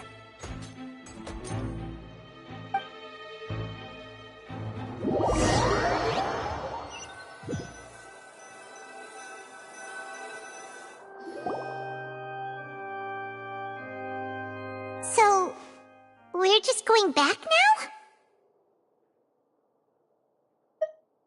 That's true, but... Traveler, Paimon! Please wait. Lenny... I know you may not want to speak to me right now. Maybe you don't even want to look at me. But still, let me thank you again for defending me to the end, even after you learned that I'm a member of the Fatui. I guess. But regardless, I'd like the opportunity to set things straight. I didn't approach you with any ulterior motives or ill intent. I've spoken to you as myself, just plain Linny this entire time. As for why I'm a Fatus, it's because the goals of the House of the Hearth align with those of an orphan like me. That's all. That was how Father, who you might know as the Knave, approached recruiting us back then too. The Knave? The one who controls the House of the Hearth? She's your father? That's right. And since we're here, I was wondering, would you mind hearing a story? It's about my past. Back when our parents first died, Lynette and I were left wandering the streets. To survive, I took to surreptitiously observing an older street performer who did magic. It took me several days to figure out how he pulled off his amazing tricks. I took my sister through several streets until we found a crowded corner, and we began to perform magic tricks there.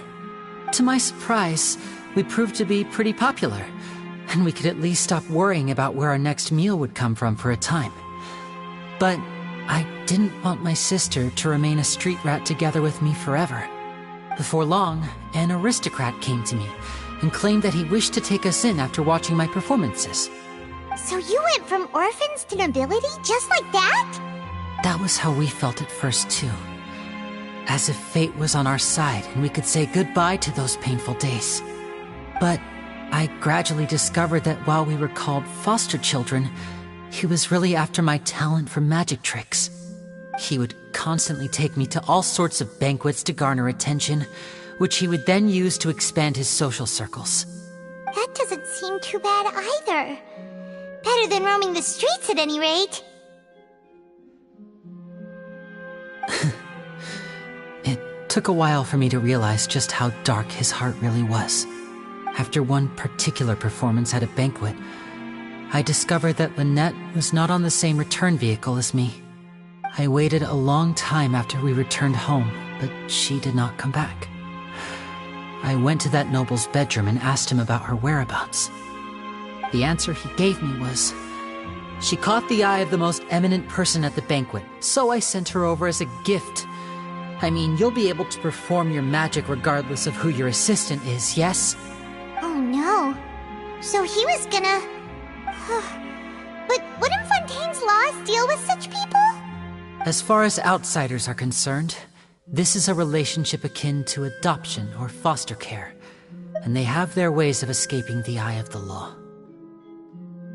I managed to ferret out the location of the mansion of that so-called eminent person and hurried through the night. But by the time I leaped over the walls, avoided the guards, and made my way in, all I saw was the moonlit ground covered in blood, and the knave standing there in the darkness. So, she'd already taken care of that guy. That's right. She had rescued my sister before she could come to any harm, and had even discovered several girls hidden in a basement, all of them orphans. Father, the knave, might have seen something in me, and so she made me an offer. The House of the Hearth welcomes you, for your interests align with ours. Here, none will ever betray you. Indeed, betrayal shall never be permitted here. I was hesitant to trust her. I had just been betrayed by nobles. But she was also quick to destroy the noble who had taken us in at first, giving us back our freedom. Oh, so that's how the two of you joined the House of the Hearth. She has her own plans. She has gained permission from the Tsaritsa to first use the Gnosis' power when she obtains it. She plans to use it to find a way to break the prophecy and save Fontaine.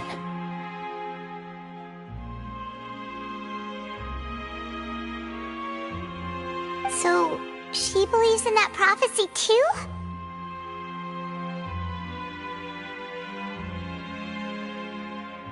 That's right. The whole House of the Hearth is currently working to combat that crisis.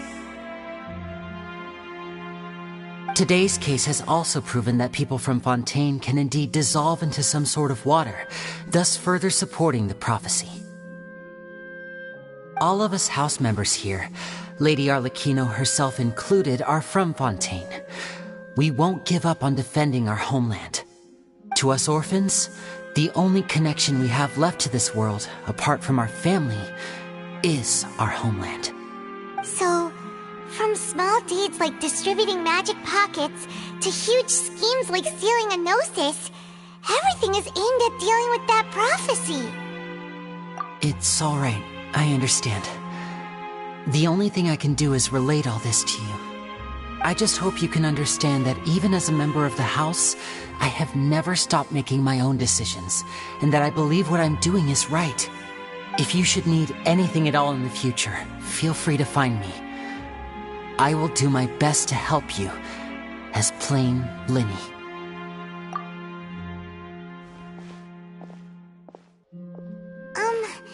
Bye, Linny!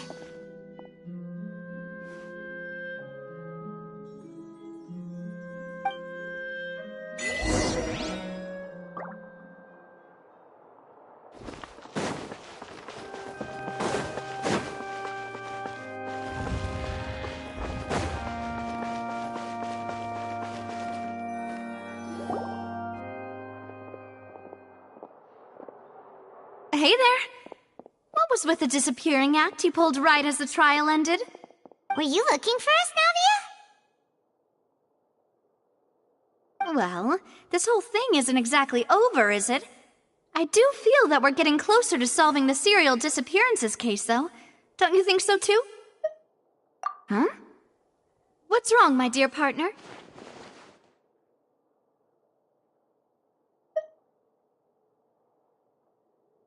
Besides, are you sure we're the ones who can crack a case that's been cold for decades now?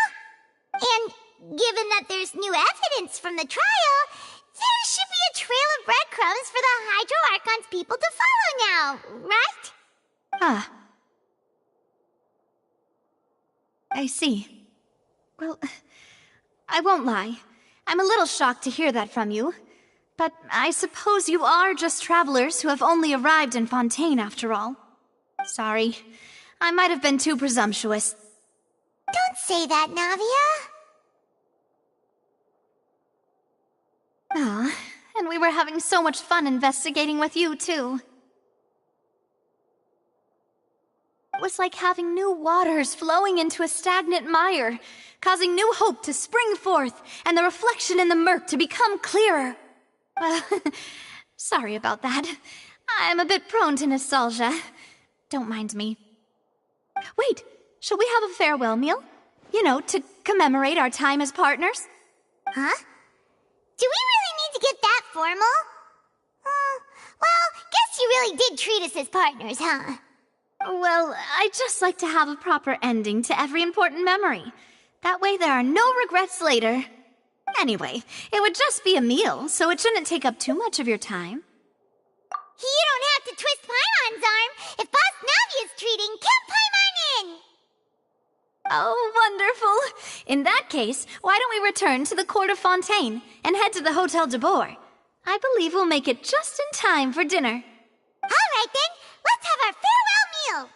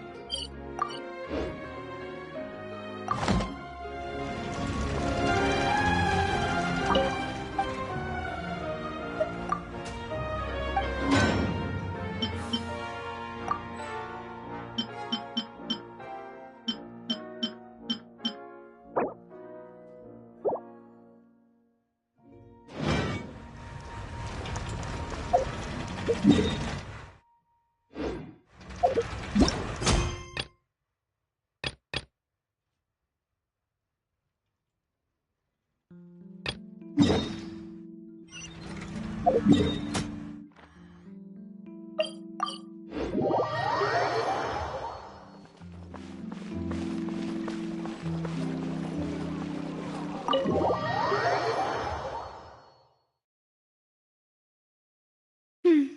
came here several times with my father when I was little, but stopped eating here as often after growing up.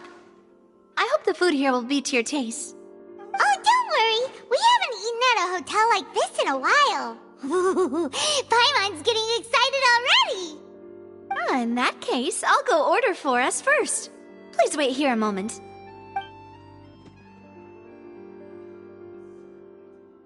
Ooh, everything looks so good.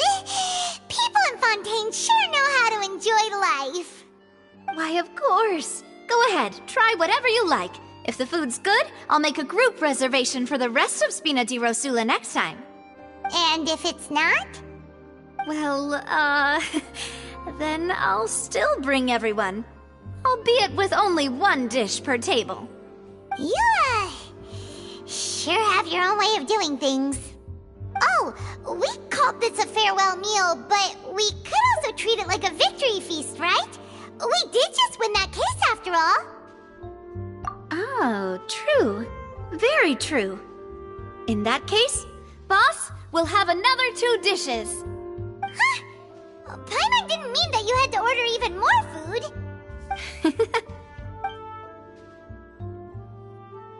Speaking of cases, do you think that the mastermind behind the serial disappearances will get caught soon now that this has all happened?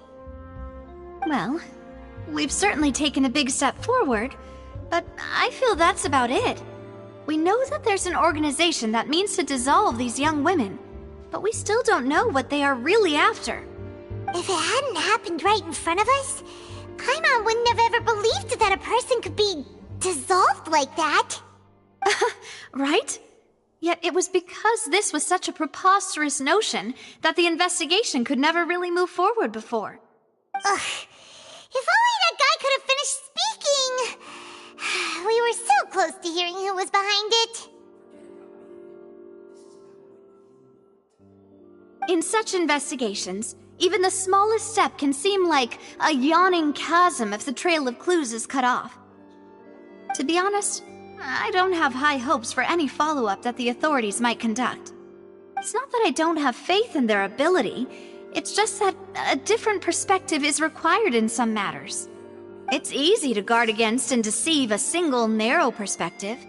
A shift in thinking is required at such times in order to produce a breakthrough. Which is exactly why the Spina di Rosula exist. Those highfalutin folk are not all-knowing. That's why we exist. To seep into the cracks where filth falls through, where their watch fails them. That's the kind of problems we solve. Seems Paimon thought things were simpler than they actually are. It's all right. Well, this was supposed to be a farewell meal, so I doubt you have further interest in this business, right? Let's talk about something else. Like, what are your future plans? That's true. We didn't have a chance to speak to her after the trial ended. It didn't really seem like the right time or place to do it anyway. I see. So, your primary objective, which has been foiled so far, was to have a chat with the Hydro Archon. I've heard that there's a long line of people waiting to meet Lady Farina. I suspect you'll be waiting for quite a while, considering that you missed your chance today. Yeah, we've heard that she's super popular here in Fontaine, and that it'll be tough getting any of her time. Well, would you consider some more, unique ways? Perhaps even methods of, let's say, questionable legality? Guess that's Spina di Rosula's boss for you. Chock full of sketchy ideas. Well, what did you have in mind? Well, one way would be to infiltrate a performance troupe at the Opera House, only to abandon your act at the play's climax and ask to speak to her after the performance. I'm sure Lady Farina would be eager to see the ending, and would agree in order to finish watching the play, don't you think? Could you suggest something a little more practical? This play seems pretty hard to pull off. We'd have to go learn how to act, and acting's really hard. All right, here's another. Find a way to conceal yourselves under her bed. Then wake her up in the dead of night and demand answers. Don't let her go back to sleep until she answers all your questions. I can personally testify that this one works. When I'm sleepy, I'll do anything as long as I can finally get some sleep. That might work, but that's not really the problem. The problem is we don't want to get ourselves arrested. Ah, valid point. I overlooked that part. I was just thinking about leveraging a person's desire for sleep. All right, no more joking around. Perhaps you could... Oh, I don't know. Cut the line when she's on a break. You did defeat her in court, clearing citizens of hers from false accusations. False accusations she had nearly upheld personally. I imagine that she feels quite ashamed about the whole thing. You mean that if we catch her while she's on a break, she might be too embarrassed to refuse? Oh, that does make some sense. Why don't we give it a try after this meal? You know, strike while the iron is hot and all. Huh? Paimon, did you drink my Fanta? Was this your drink?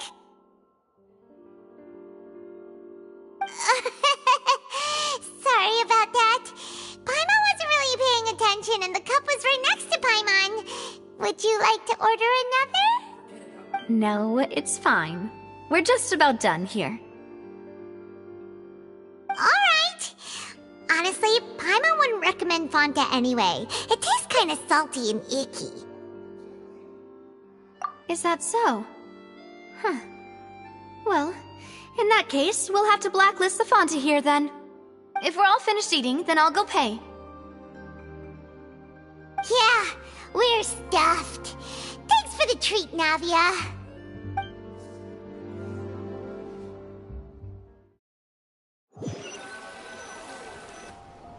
Oh, so full. Paimon can barely float anymore. Nah, that would be so... normal. You know, like you. Okay. As for expenses this month, we're left with... Hey, Navia! What are you doing over there? Oh, nothing. It was just a meal, you know? Nothing the Spina di Rosula can't cover.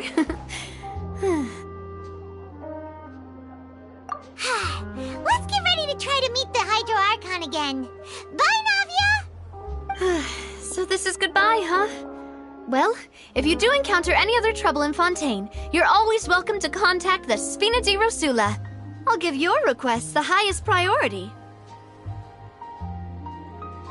In any case, I wish you smooth sailing.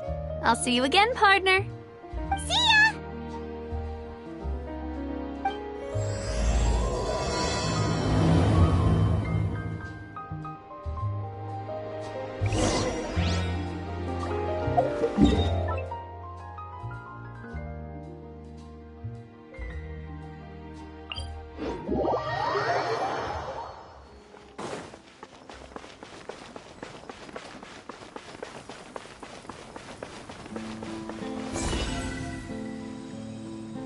Bam!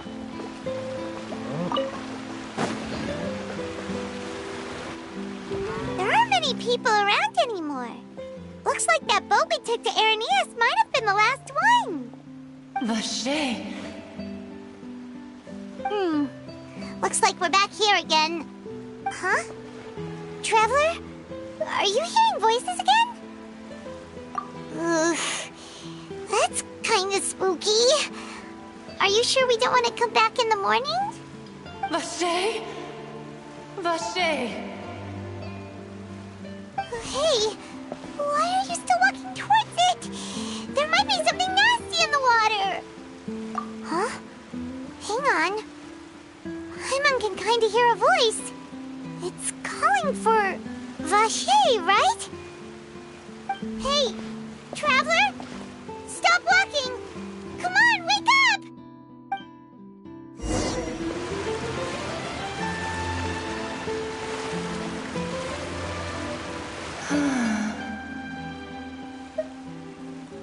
Vache, are you my dear Vache? No, wait. You seem to be someone else. Do you know Vache? Do you know Wait. Who am I? I'm very sorry. I fear I do not know. My memories feel like they have been washed away like a flood. So many fragments dissolved amidst the tide, never to be recovered. How much have I lost? How many things that I once held dear while on land have I since forgotten? Yes, that is what I was once. But now, I am but the consciousness of one who has lost their form. I do not know how I came to be like this either. I only vaguely remember being covered in light blue water, and then all grew dim. I also remember going to many places. I loved adventure, loved exploring places of peril. No matter where I went, Vache would go with me. I knew how dearly he loved me, and I also loved him equally as much. But now, we can no longer go back. The pain of such parting, I never knew how heavy it could be. No, our reunion no longer has any meaning. There is no way for us to create any new memories. The thought of me gives him no succor, so let it lie forgotten beneath the waters. If you meet Vache, tell him not to look for me. Tell him to move on. That is the only thing I still remember. Perhaps that is so, as I was submerged in the waters, losing consciousness. I saw Vache above the surface. His eyes were filled with such sorrow, such longing. If only I could have comforted him, told him that I did not suffer. Indeed, I had felt a great warmth. Is that what you call it? Dissolving? If anything, I consider it a form of release. It was a state of neither fear nor frenzy, with only an endless peace, like the water's still surface. I could also liken it to being a thirsty person who drinks water for the first time, and only then sees how they have lived for so long in a world of endless want and anxiety. I think I hear your companion.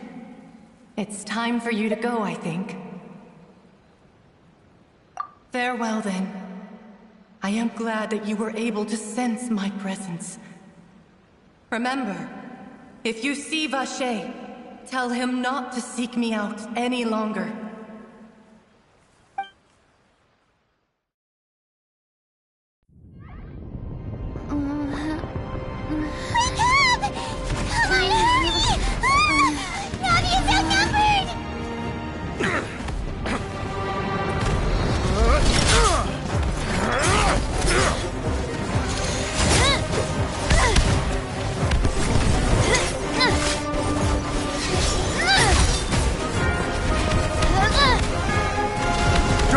Look out!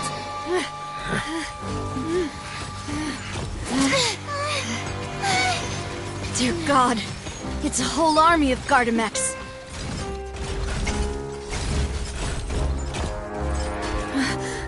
Chlorand?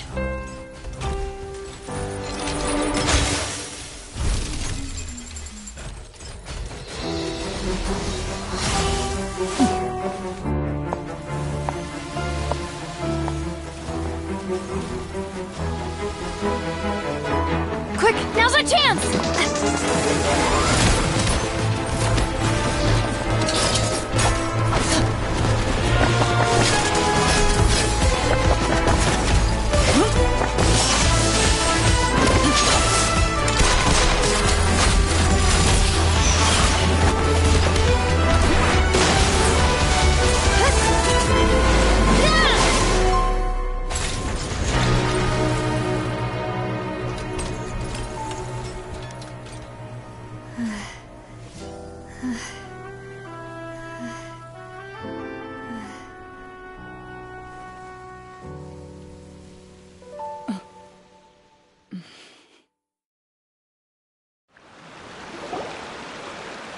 I should thank you for lending us your sword there, Clarand.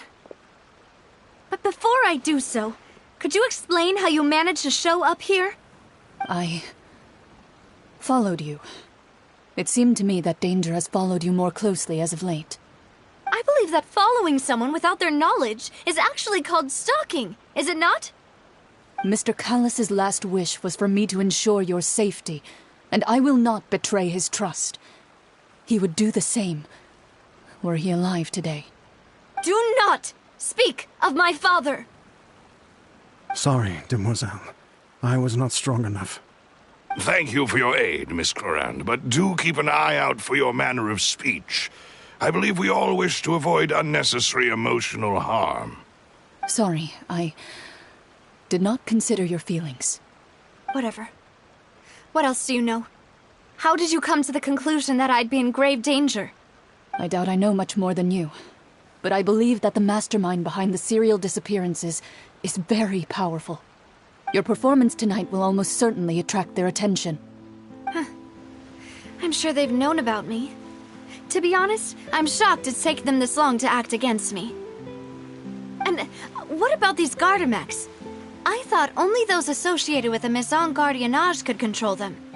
None of these mecha have serial numbers. I was sure to check a moment ago. They are not the ones used by the authorities to enforce the law. I can only conclude that some powerful or wealthy party must have obtained them via illegal means, deploying them as a private force of sorts. What? Your point being that they're out of Spina di Rosula's league, then? Yes. Be careful, and do not act rashly. I will continue investigating no matter what. We will bring the truth to light. That's my father's true last wish. Regardless, thank you for your help today, Clarand. But if you get any ideas, tell me first. I don't much appreciate being followed.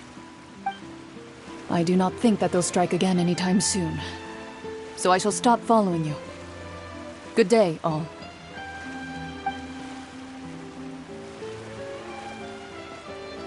Right. I suppose that's the best news we've gotten today. Demoiselle, I believe that Miss Clarand was being sincere with you. If we tried, we could attempt to thaw relations a little. I know, she's... Oh, thank goodness! Paimon thought we were done for! Those Gardamex came out of nowhere while you were unconscious, and Nadia and her gang saved us! Oh, and there was that champion duelist named Clarand who came out to save us too! We got lucky there. Paimon probably couldn't have fought them off otherwise. Oh, come now. Forget all that polite talk. That wasn't really a farewell meal we had back there. Not for me, anyway. In truth, I hope that every meal we have together shall be a victory feast. As such, we're still partners. There's no need to thank me. It will take 50 years for me to match Demoiselle's magnanimity. If it were me, I would have joined the Spina di Rosula on account of her goodwill long ago. All right, you two. That's enough. Actually, Navia, how did you know that we were in danger? You sure did show up in the nick of time. Well, to be honest, you're the one who tipped us off, Paimon. Huh? Really? Paimon contributed somehow? Cool, Paimon's even more amazing than she thought! Yes, all thanks to you grabbing my drink by mistake. How did that help? After we parted ways, I was on the way back to one of our bases when I suddenly thought of what you said. That the Fanta tasted kind of salty and icky. Fanta only comes in sweet flavors, so how could it have tasted salty? The color of the drink, if I recall, had also been a bit off. So the Fanta had been spiked with water from the primordial sea? Yes. So, if you hadn't drunk that cup for me... Spina di Rosula is preparing the grandest of awards for you as we speak for saving the boss. Huh? Really? I sent people to Hotel de Boer to investigate, but whoever did this left no trace at all. That's when I figured out that you might be in danger and hurried here as quickly as I could. But why would they go after us too? All we did was defend Linny in court and help clear his name. Ugh, now we're caught up in this mess too, aren't we? Well, you did foil a plan that they were probably pretty proud of, and almost got their name in the process. Speaking of which, did anything strange happen when you drank the primordial seawater? Well, it can't be coincidence that the traveler fainted just now. She said that she heard that voice calling for Vache again. Oh, and this time Paimon heard it too, but it was real faint. Does this situation have to do with the primordial seawater then? Does that mean the primordial seawater raises someone's sensitivity to hydro when it's used on people who are not from Fontaine? That doesn't sound like too much of a bad thing, to be honest. New intel? While you were out cold? Well, let's hear it, shall we? Oh, that is important. Vache. That name doesn't ring a bell. I suppose he hasn't stepped forward as a witness in court lately. Since he saw that young woman dissolve, he was at least at the crime scene. But he never gave testimony or any information regarding people dissolving in the primordial seawater. Could he have been threatened? Yes, thank you. This is very important information indeed. We will continue to investigate.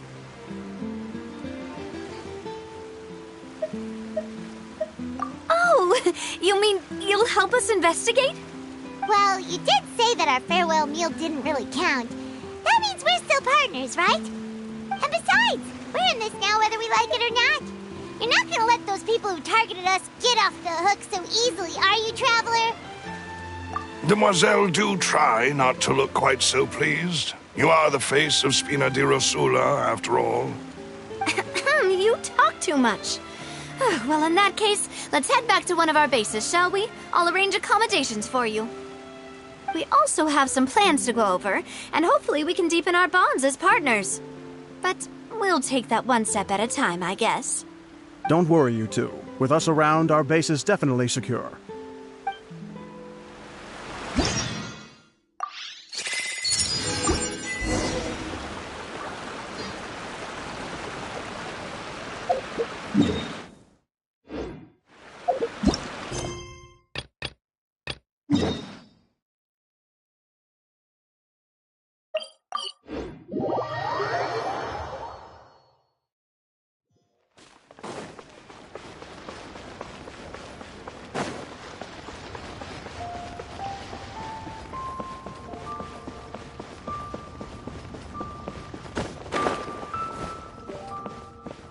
Can't catch me!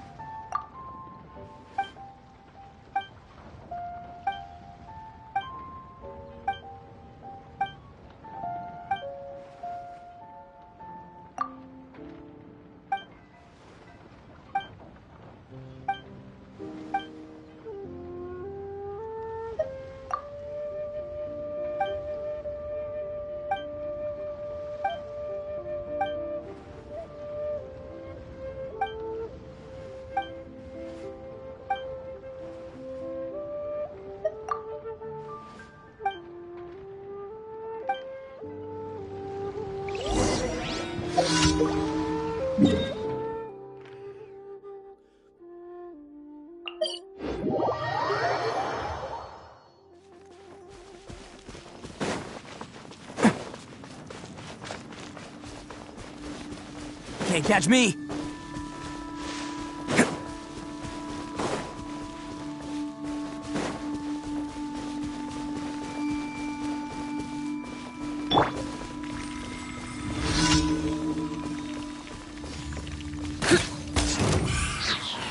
Follow my lead! Solidify! Advance! Everyone on me! Leave it all to me, as a dutiful maid would.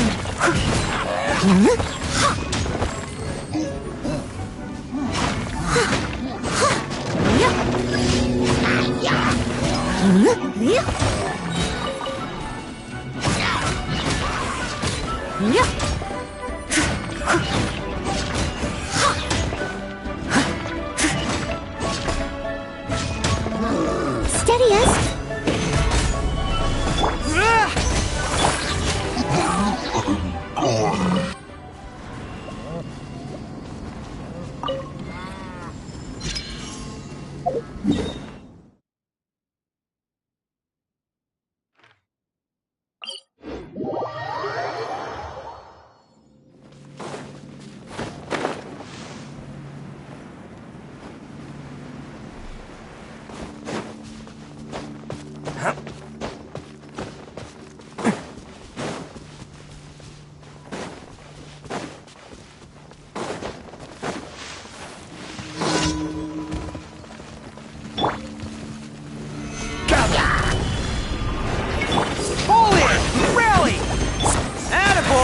It's showtime! Can't catch me!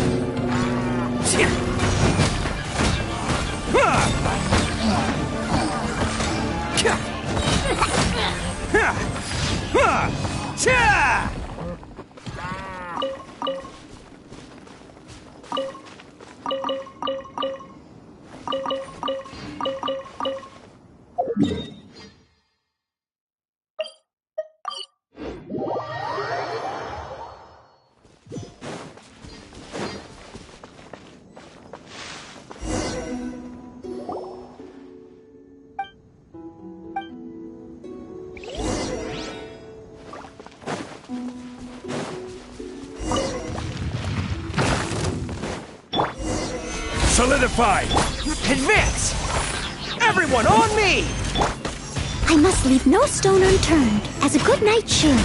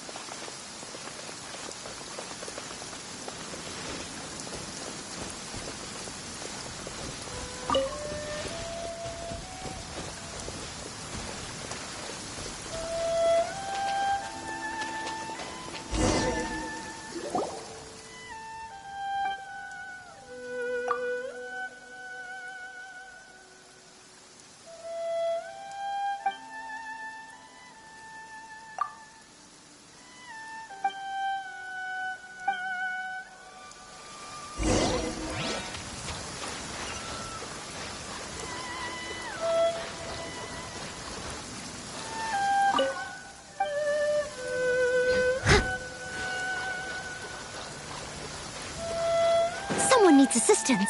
I'll catch up.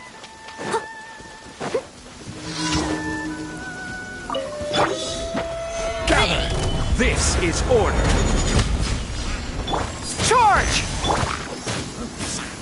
Leave it all to me. Let's roll!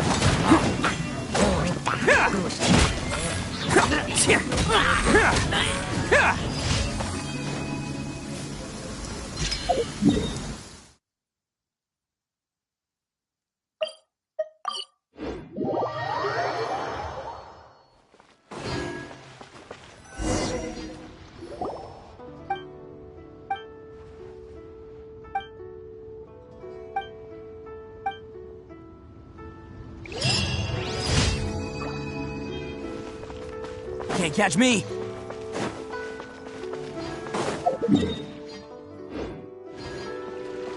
Ad Astra Abyssosk. Thank you for completing